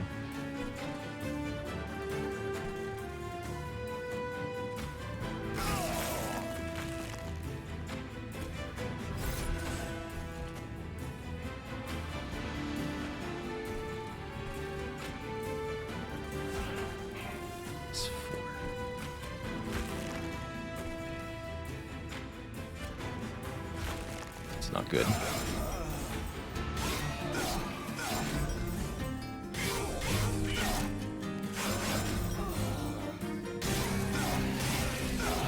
Yeah, these guys, if they get to the top, is really bad. Cannot be allowed.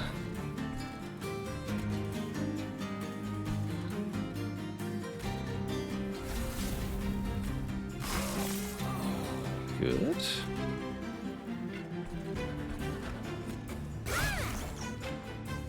So you're dying.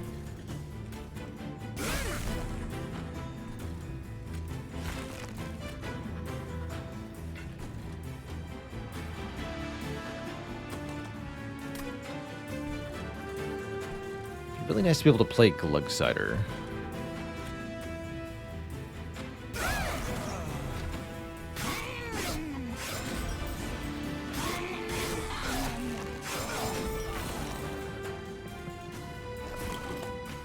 Shoot.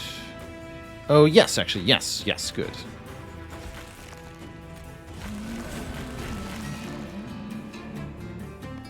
Did fail to consider that aspect. You need an echo. Good.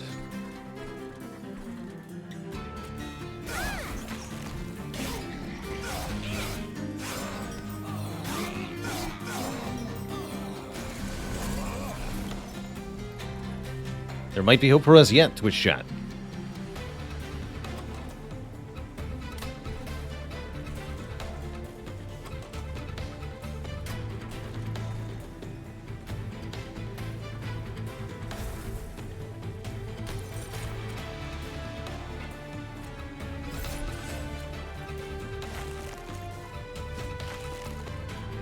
So what I really like about this particular version of Spine Chief, this cross path, is that when they're in the Relentless phase, they'll be able to stack Reap with each hit and Charged Echoes with each hit, such that when the boss finally does get through, the damage is quite enormous here. 220 damage from Reap. Yeah, where's the event that lets you get back removed cards? Honestly, we don't need it.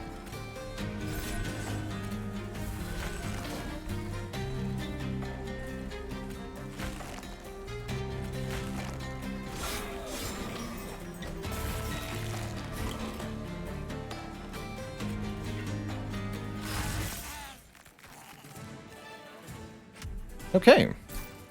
That was a little encouraging. Soul Siphon's here. Okay. We might be able to make this work. All you need to know is that it glugs cider. That's correct.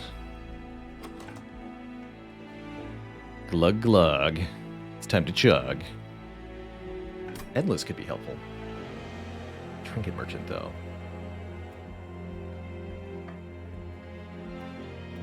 Nah, I'm gonna go Merchant of Steel here.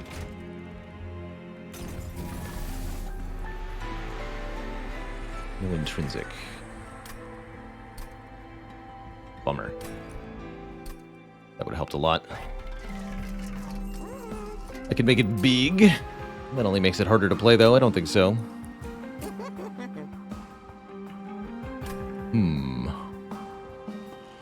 Shoot. Do I put combat stats on an imp? Just out of desperation? I don't think so. Multi-strike is hilarious. I don't think that helps. Multi-strike glug? Question mark?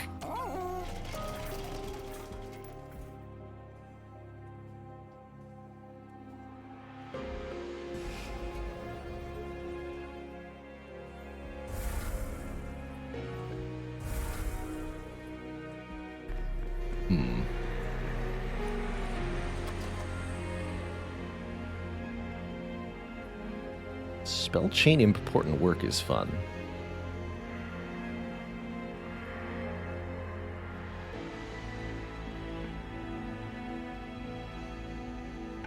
Maybe spell chain Soul Siphon, actually. I think that's what we want.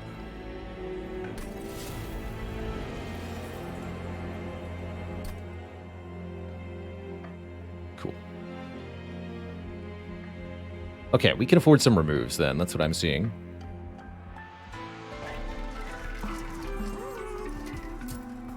Just be beefier.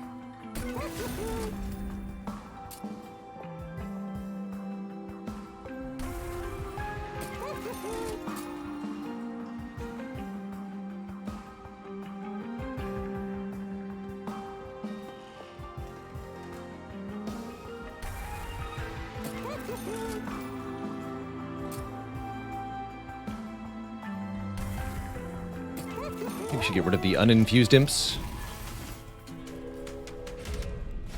Oh, it is the self-made harpy. Okay.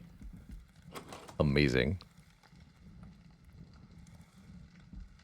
This might be a trial to not take. Extra enemy damage looking pretty spooky at the moment. The boss itself, as long as we can get Glugsider in play, will be manageable.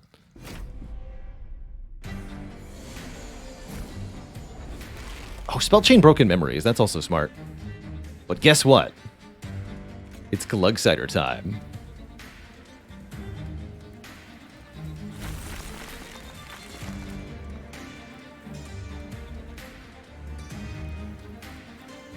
Restores 5 health on Inspire.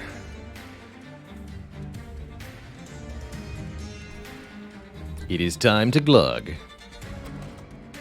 So I think the idea is we put Glugsider on the bottom, hoping we can keep Glug alive. I think it should be pretty easy. 235 health, there's no way. That way Self-Made Harpy gets a ton of Reap and then dies to the Reap damage. And for bonus value, we'll play this now. Fill the floor. That's right.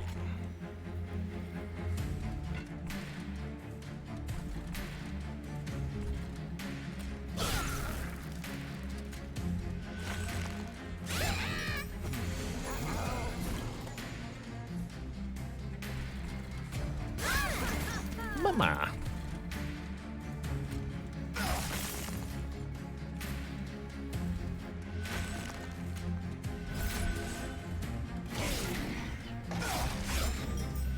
So units that can't deal with Glugsider directly, or that Glugsider can't deal with directly, will keep taking Reap damage as they climb through the floors here.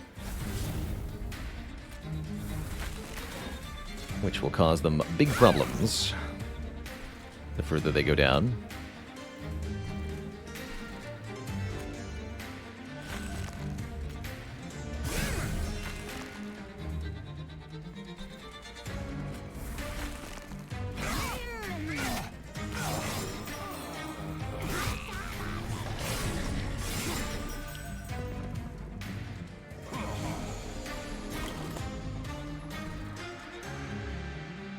And again, anything that Glugsider can't thin out, Spine Chief might be able to.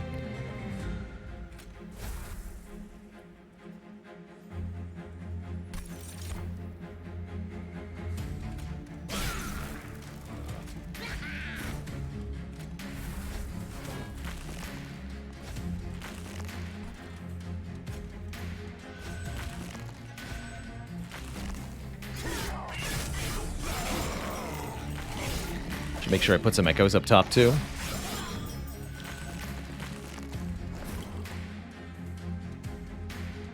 Unwieldy. Yeah, that's not a wrong description.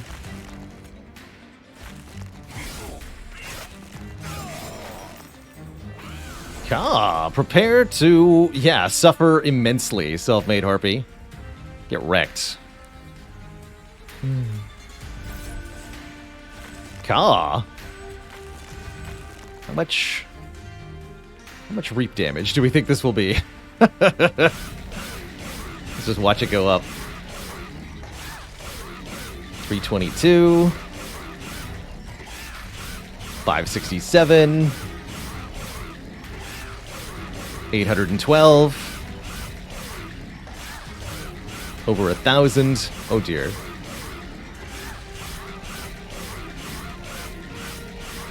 Arcus could stop this cold though. We gotta be careful. 1,500 damage. Jeez. And that would be each floor. It would take that again on the second and third floors. Perfect Insanity. Apply minus 666 to an enemy. Requires us to have a bunch of echoes. Extract 6. But I think we can make it work. No, maybe? I don't think so.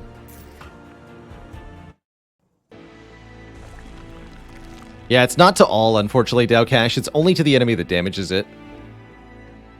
Which is indeed pretty disappointing. We're fighting Cursefell.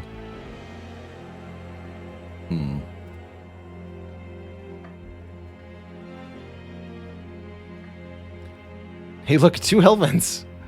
Could dupe the Soul Siphon. You could double Glug, too. That's not terrible, genuinely. Although I think I'd rather do that here-ish. Well, actually. Is this a 9-win streak against Last Divinity? Yes, and then I absolutely bungled this run. Although we might be able to still win it. But I have most thoroughly goofed. I made a really good unit, and then I deleted it. Just completely deleted it. It's gone. What is the Glug's Infusion? Adds 5 more reap. It's also 2 more capacity, actually. So you can't really self-infuse Glug Cider because it becomes too big to play.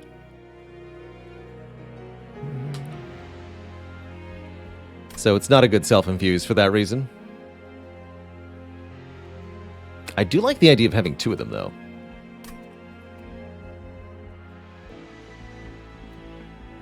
Alright, I'm down. The health is more money, too.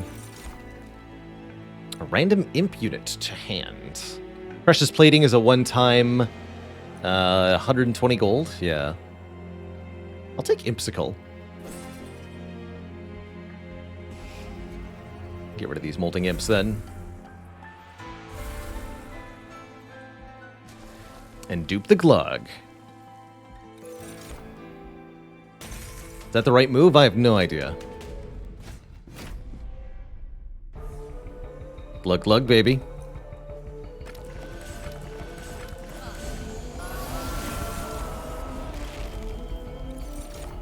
Nice.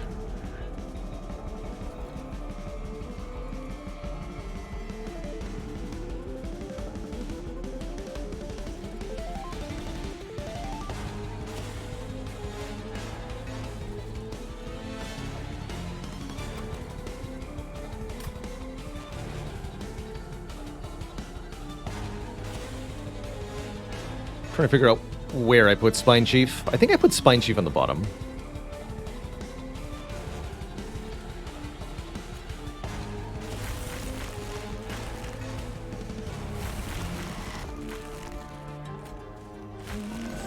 Glug.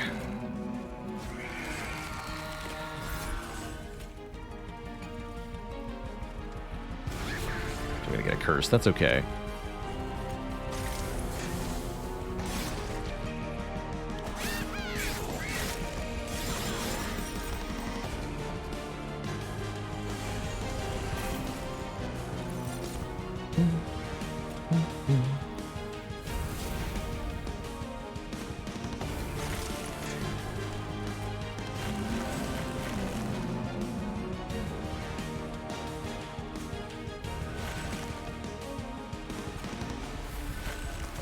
Okay, good.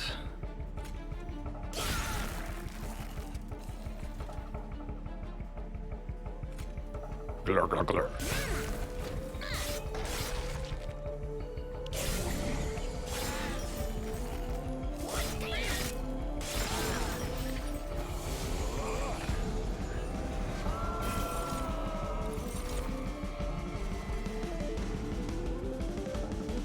Yeah, what's with the 4 arms? How is that an angelic creature, right?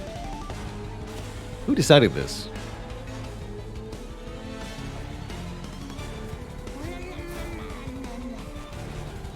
My sentiments exactly.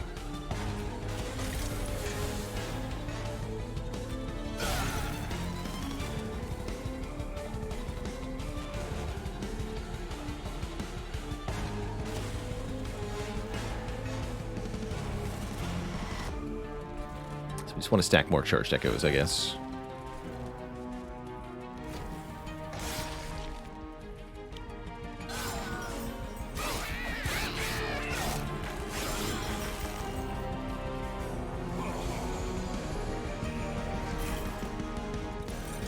That'll do it.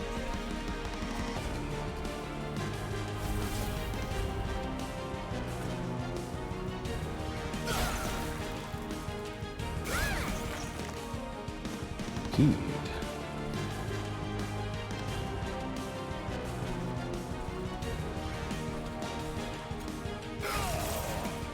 Might as well use that there. More echoes up here. Just max out every floor.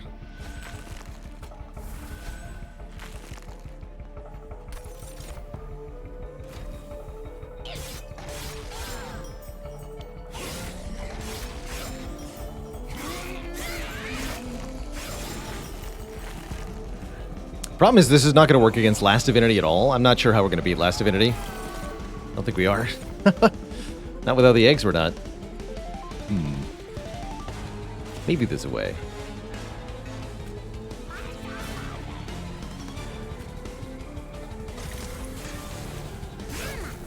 Here, have a... Oh, I'm missing one. Bummer. Couldn't quite perfect insanity there.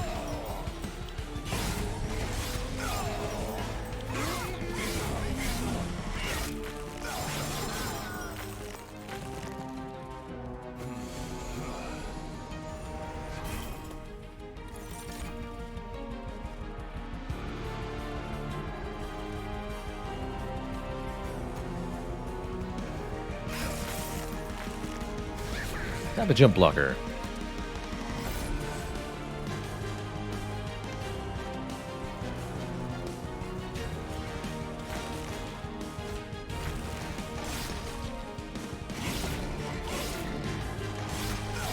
Should maybe damage that middle guy a bit more.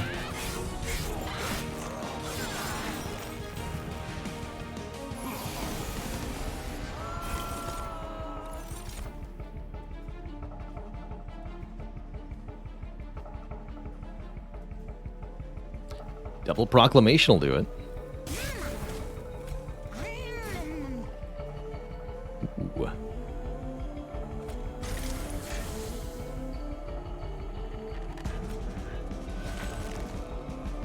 Tempting to play Perfect Insanity, but that would let these guys get to the top. So we shall not be doing that. Play Proclamation down here. And Fracture.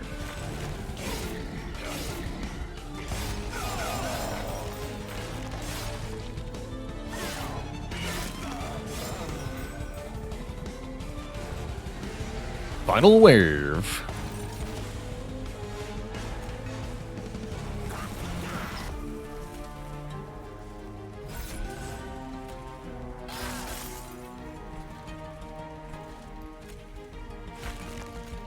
So we stack a bunch of Reap on Fel, and she'll keep taking damage every floor.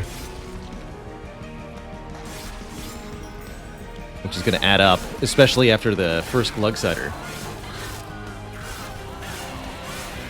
She does a lot of damage, though.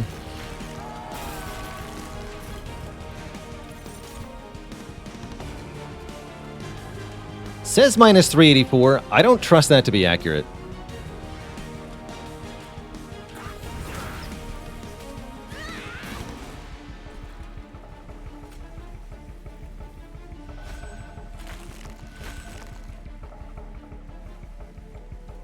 Maybe it is. Let's find out.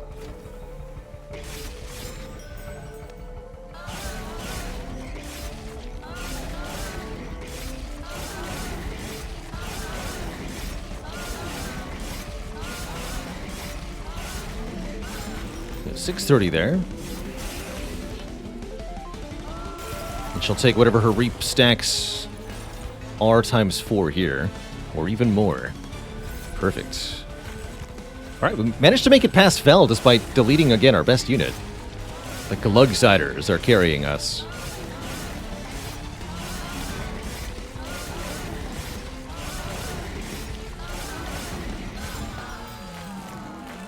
GG.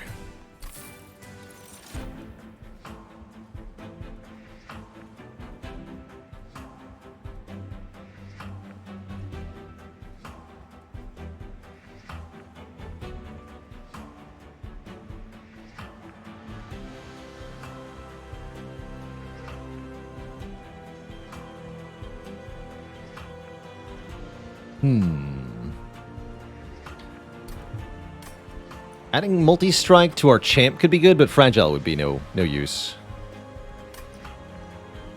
Skip. Kind of feel like the only way we could possibly beat Last Divinity is by playing Glugsider and Spine Chief onto the same floor somehow, but that seems impossible.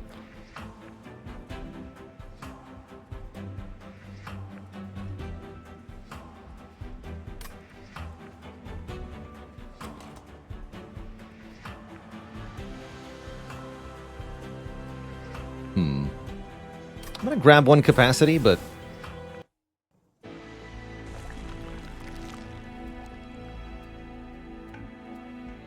maybe if we find the thingy. The, mine jacks? Train jacks? Whatever they're called. Give you +2 space in the middle floor.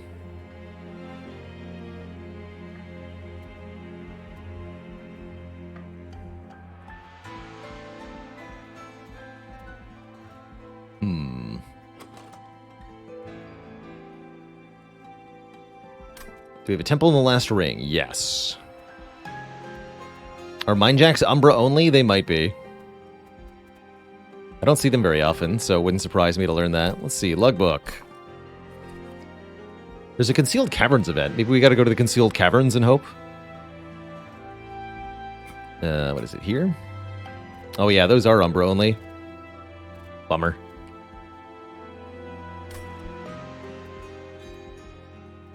So yes, I think we need to go here then and look at the Concealed Caverns for some chance of something making a difference for us. Endless on an imp is also not bad here.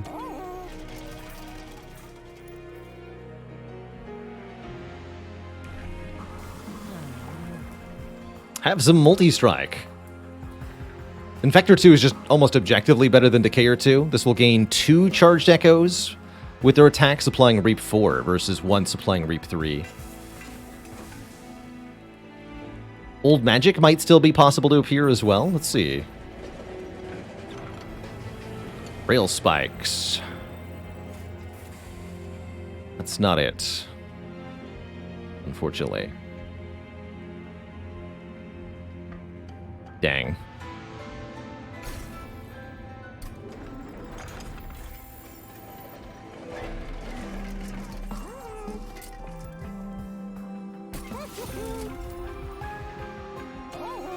Pretty, Ooh.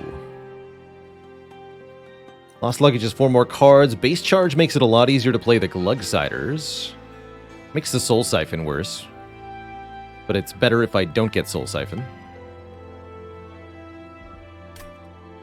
I'm gonna take Base Charge.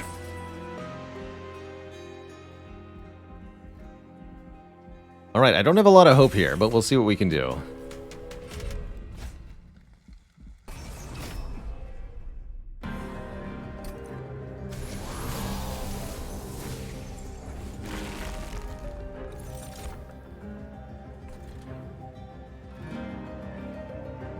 Yeah, I could play Glugsider on the bottom here if I want to. Feels like that might be necessary. This is the super big, beefy enemy, right? This is going to be pretty bad.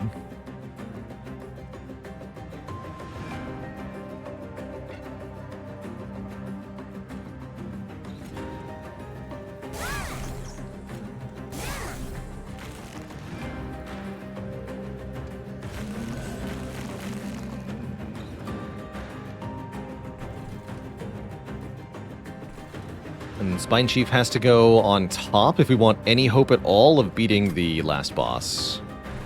Glugsider heals on Inspire, that's correct.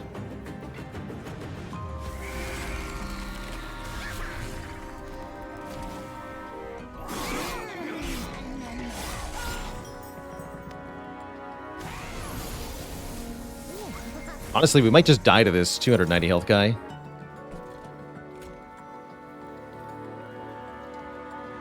Although, no, I can perfect insanity him if I want to. That'd make life easy.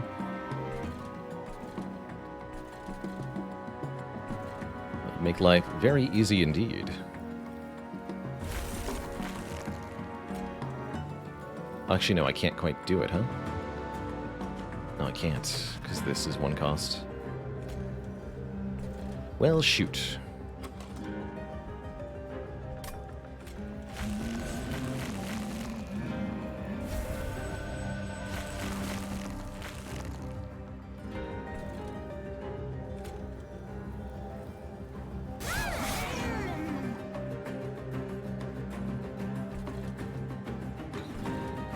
Spooky.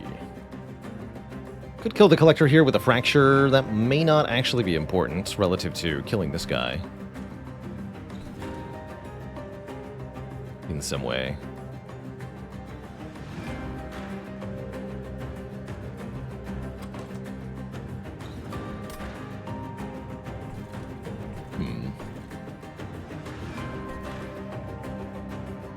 Would I say Monster Train is more or less fun than Slay the Spire? I'd say the fun etude is pretty similar, actually. Both very good games. When you're tired of one, the other feels great. Alright, is this nerd gonna kill me? I think with the Spike of the Stygian. Oh, and this Pyre Chomper. No, we're good. We have successfully defeated the nerd.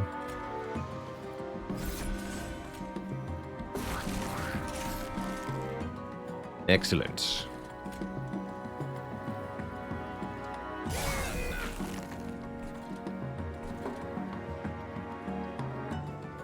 Definitely feels like we need some echoes down here, but top floor is more important at the moment.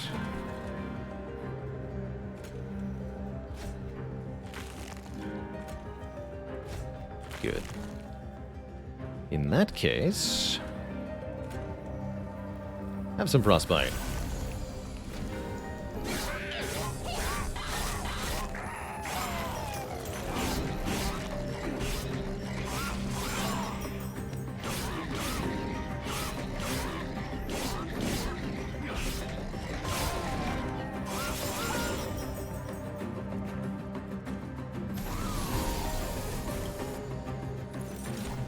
Here we are.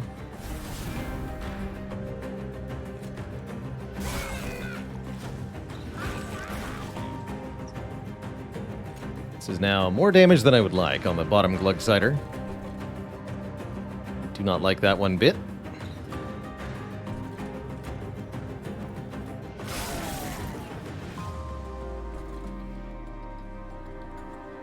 Not much I can do about it, though.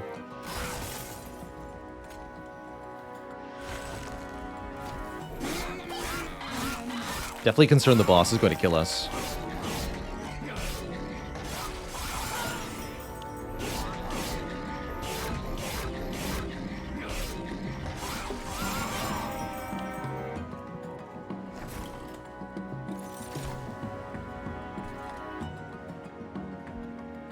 Alright, we can do some stuff to stay alive, though.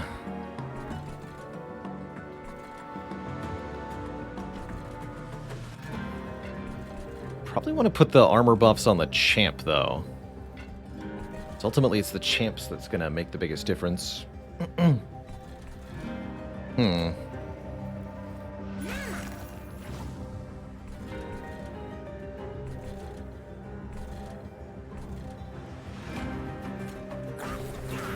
Okay.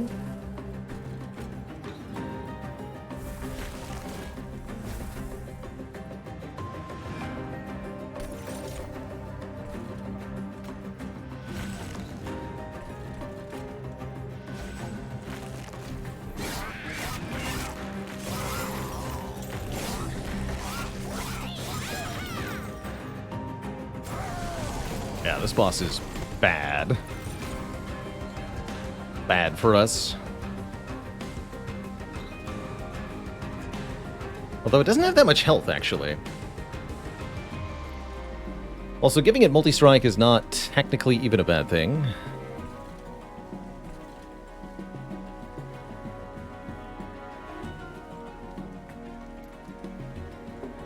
Yeah, Perfect Insanity does good work this turn, for sure. So we're certainly going to use that.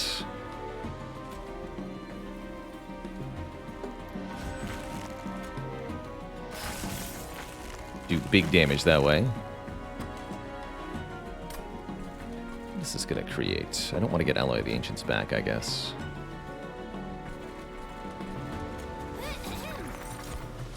It's not helpful.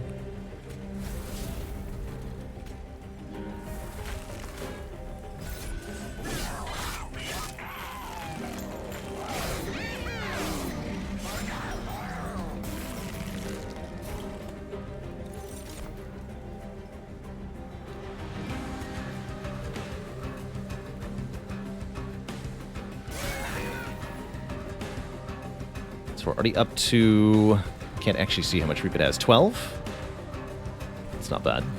This does good damage. The self-draw? Yeah. I think we made it, actually.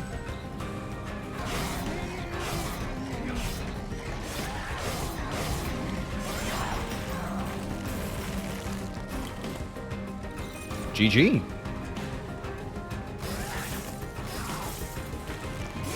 Repeat all summon effects. That's a lot of 10s. Hey, we made it to Seraph. How cool.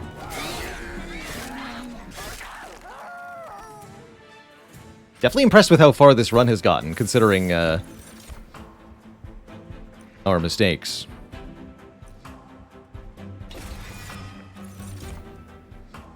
Can have another important work.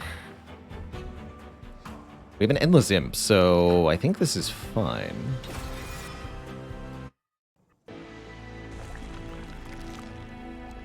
I don't want to dupe. No.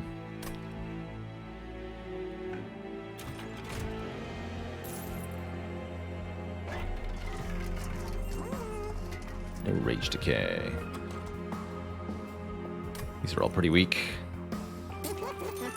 That helps. +1 stack of Reap each time it is applied.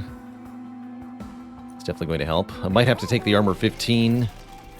Feels pretty iffy here, Twitch chat.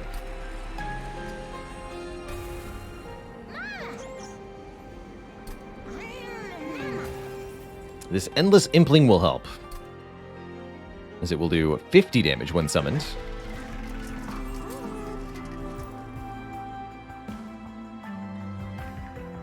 Permafrost on Perfect Insanity seems pretty good, so that we can retain it.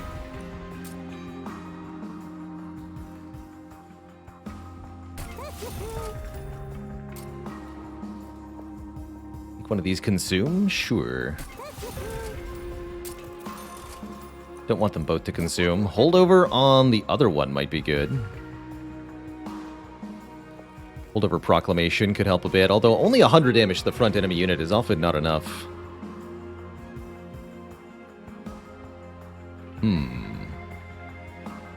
Holdover Perfect Insanity seems kind of hilarious. Holdover on the Echo Infusion's okay.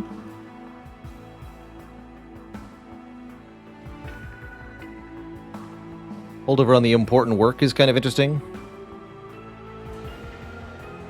Actually, that seems really helpful, because we have the huge damage on the Imp.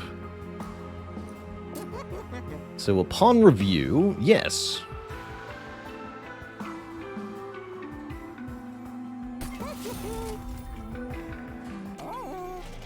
It's imperative.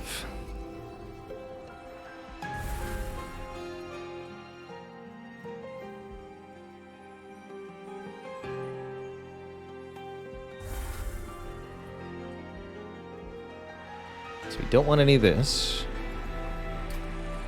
We don't want... I guess I could take Pyro Wall. Although that'd be instead of a Purge.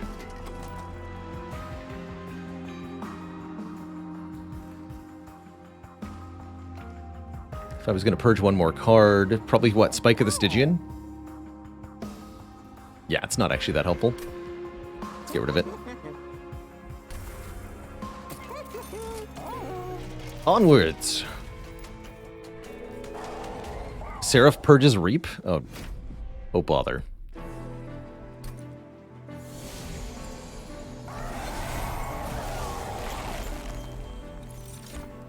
I don't really see how this could possibly go anything other than terribly for us, but we'll try our best.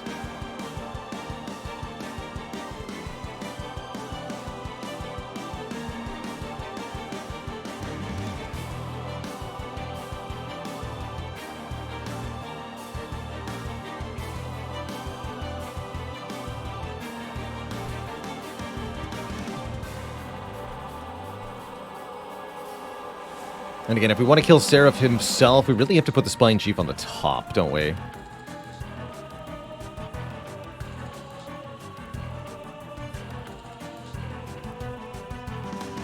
I think the Glugsiders are going to die, though, is the problem.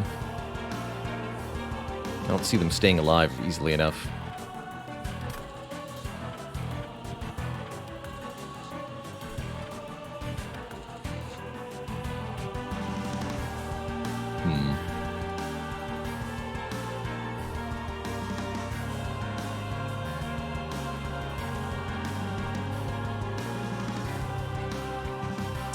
Trouble.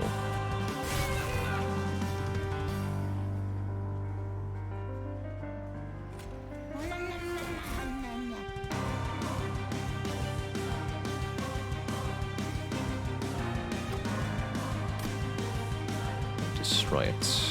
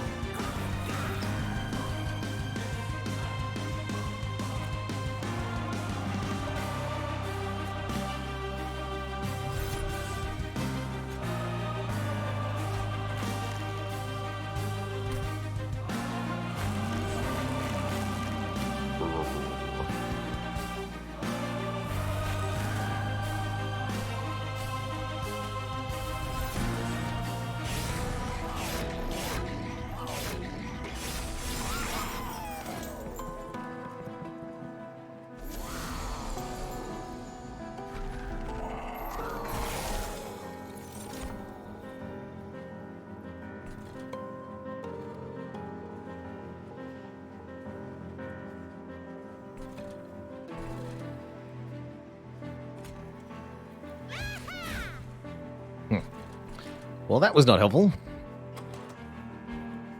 Could have put Alloy of the Ancients on top if I wanted to.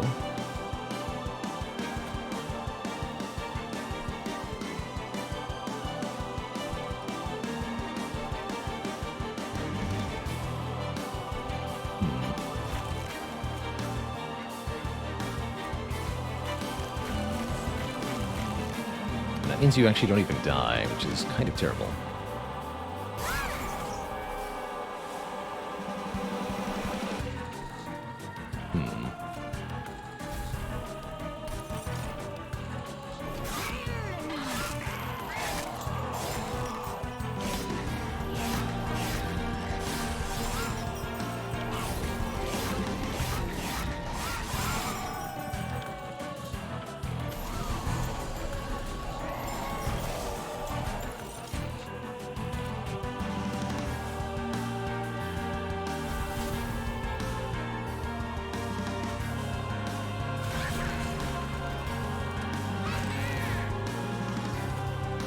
Here we go.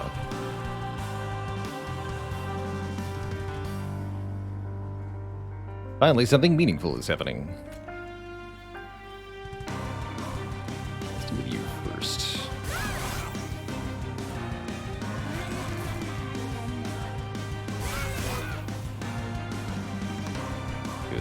Good. Not great, but acceptable. We can actually perfect Insanity on this floor to kill something, or to hit Seraph really hard. I'm gonna kill the big Gilded Wing. Make my life a bit easier.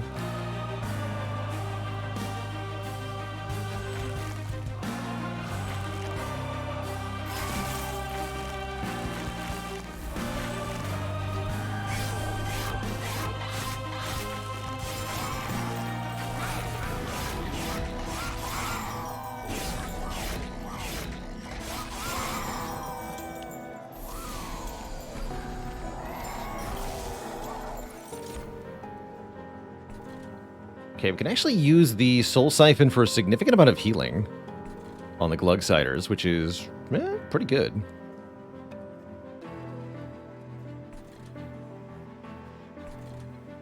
Guess I can't complain much about that.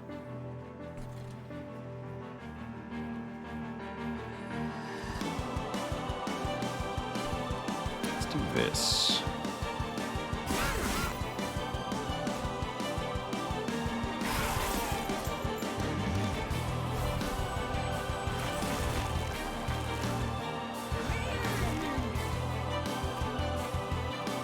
Alright, you're tankier now.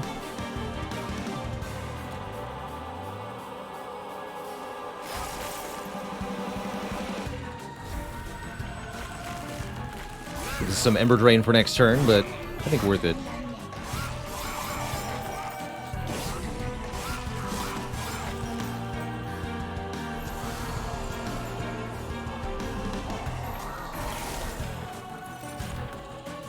Fire Jumper, no problem then.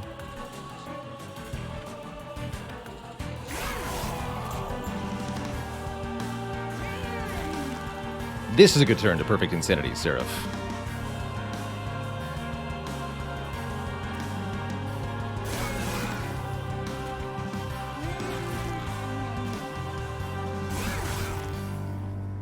That damage, though.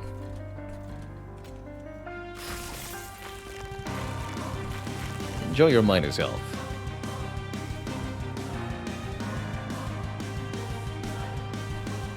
These can either heal these guys, or we can put more Reap on Seraph. I'd rather heal.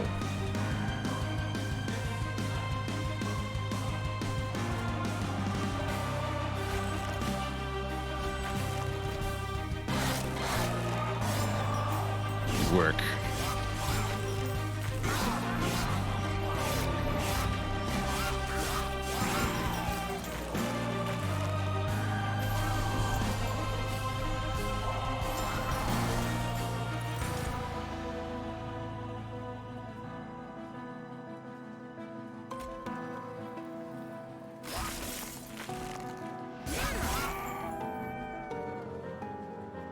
Good.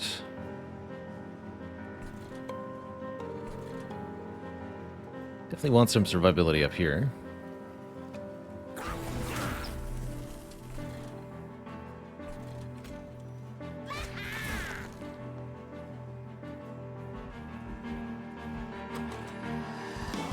Important Work, Fracture, Proclamation, or Perfect Insanity are my options.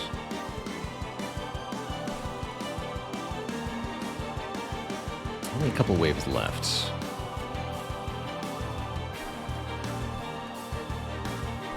Okay, Echoes are basically maxed out.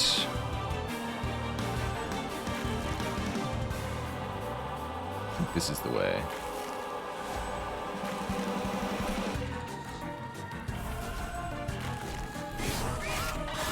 Oz Keats Keat, thanks for the 3 months of the Prime sub. Appreciate you keeping it cozy.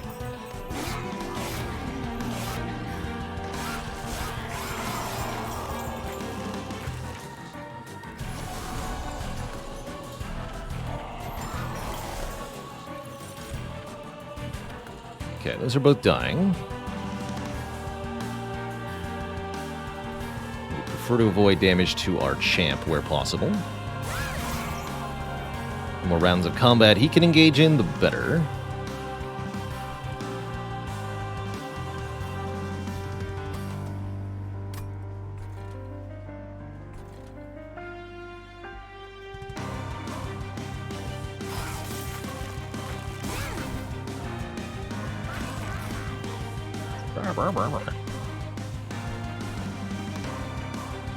Yeah, it looks like they're getting awfully close to dead here.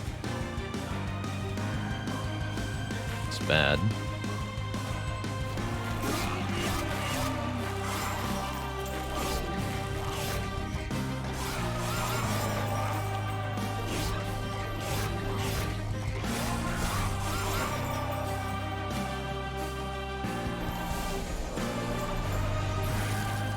Seraph himself is 15 by 3.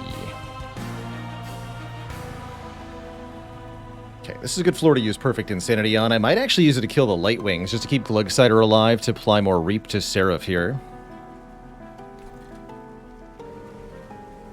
This is a mild issue up top. We can fix it like this, though. Could even double Perfect Insanity on the bottom floor if I was able to generate enough echoes, which I don't think I can. Although...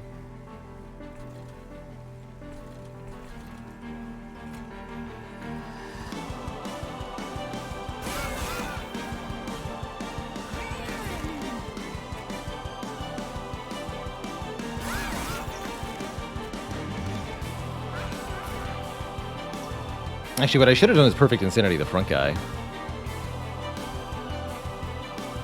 First, and do this. Okay. And yes, we can actually return Soul to Perfect Insanity to do 666 to Seraph here, and I think that's probably correct. So the core idea with this setup here, if this is going to work, it's going to work by stacking Reap with the Glugsiders, and then at the top floor, the Spine Chief creates a whole bunch of charged echoes with their attack. And that kills Seraph. At least that's, in theory, what's going to happen. In practice, I don't know. I don't know if this is enough.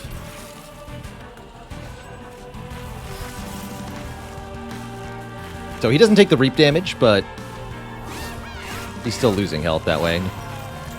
Don't worry about the number change.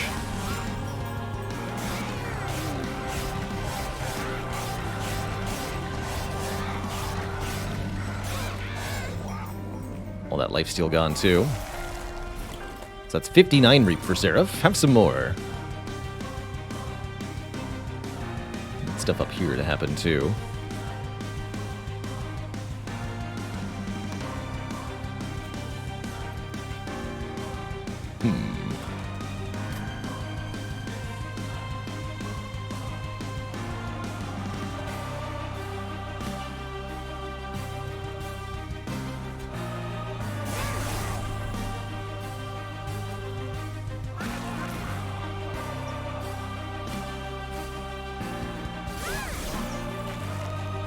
Good.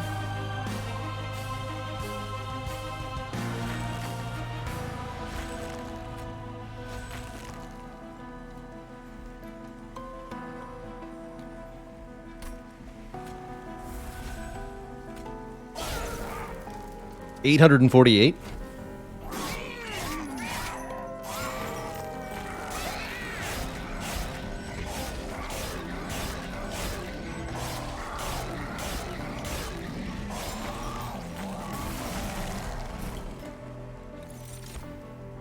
And all we need is for the Spine Chief to survive long enough to stack some more charged echoes here.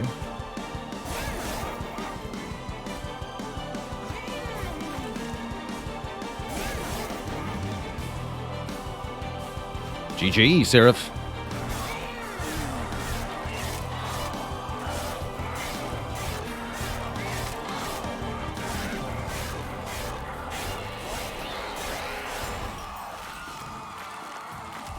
Well, that we got this run past Seraph, I'm going to call an accomplishment in and of itself. I really don't think a Reap-centric damage plan is going to work here against Last Divinity without being able to get the Spine Chief and the Glugsider on the same floor, but let's see what we can do here. Pretty sure we're super dead.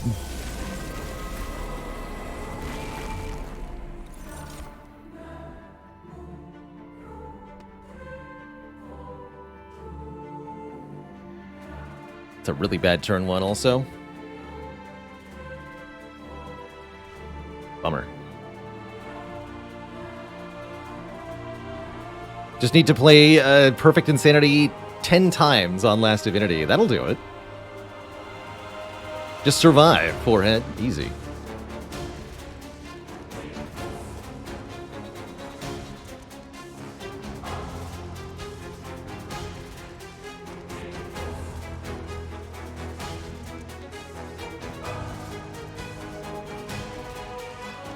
I'd like to keep this proclamation.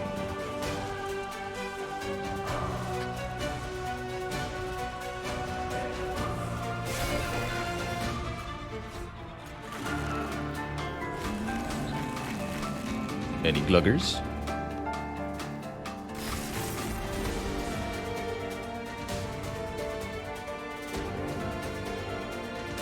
This seems like Spine Chief should go on the bottom, huh? Because we no longer care about the Relentless thing? Okay.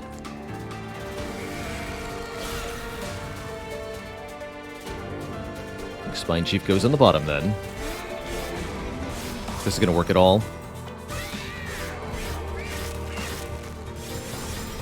Thing is, I don't know how we keep the Spine Chief alive. I have no answer to that.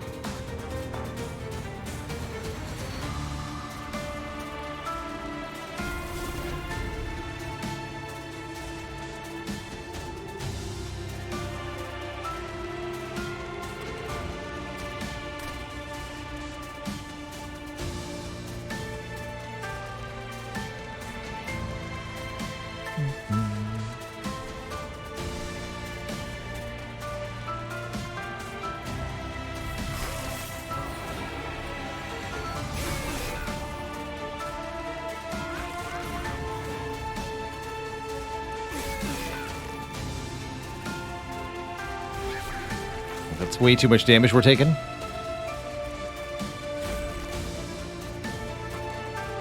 Way too much.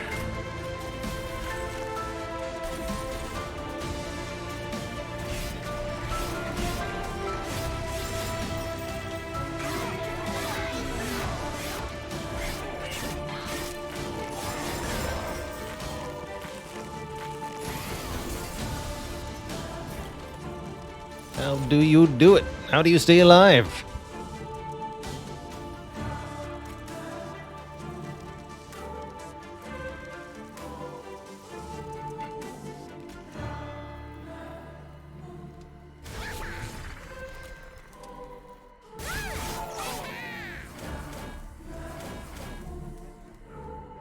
How do you do it? You don't, I guess, is the answer.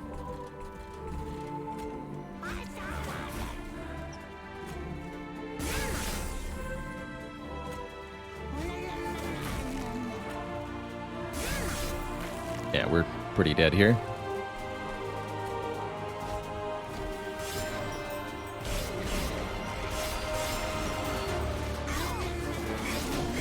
Like I said, I'm shocked we beat Seraph in the first place.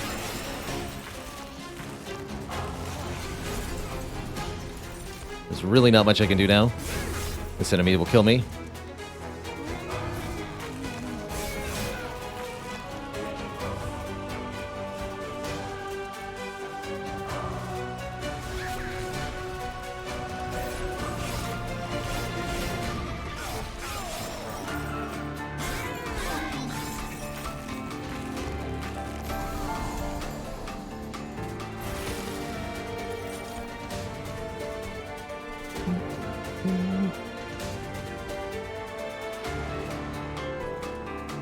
Actually, wait. This enemy will not kill me. I refuse to die prematurely.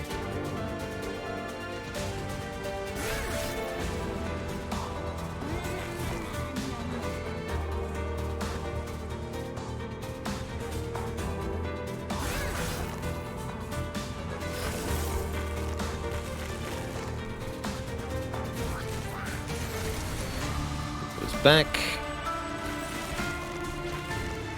Put that there. Have some armor.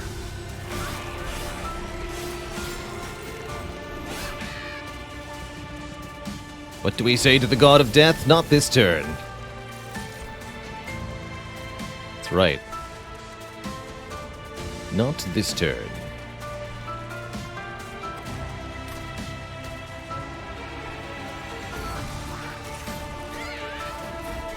Floor to do that on. Do we glug on the bottom now? Yeah, because then more reap damage happens. 124 damage. Okay, well, prefer you didn't do that.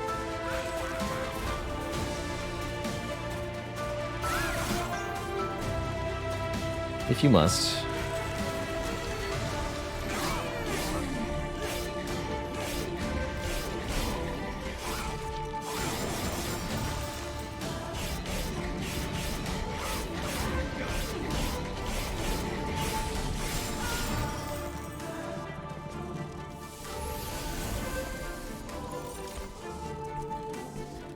Yeah, these guys kill me. GG. There's really nothing I can do about this.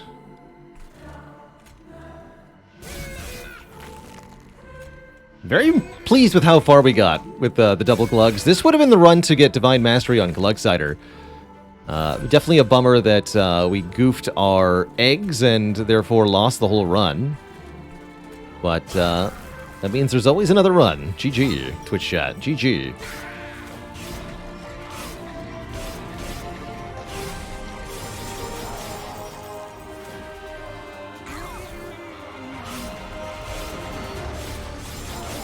Yeah, I agree. If Reap stuck around on the Divinity, we might even have a chance in this fight.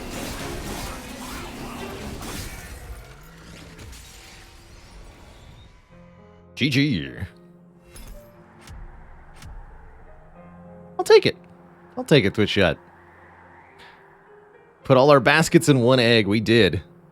And it ended poorly, Twitch chat.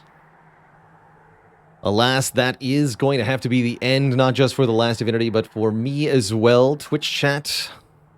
I've got dinner to go make. This is going to be our last stream of the week as well, so I won't be seeing you all until Tuesday. A few days until we meet again. But there will be YouTube Baylor to entertain one and all, as well as a return in only a few short days. See you later, Miskatonic Blue, Shmamarin, Cappuccino, Camel Crushed, Ars, Nakaida, Indignant Possum, Simple Sarah, Popkey, Zavern, and everybody else. Thank you so much for watching. Hope you all have a wonderful, wonderful evening. Till next time, toodaloo, my friends, and good night.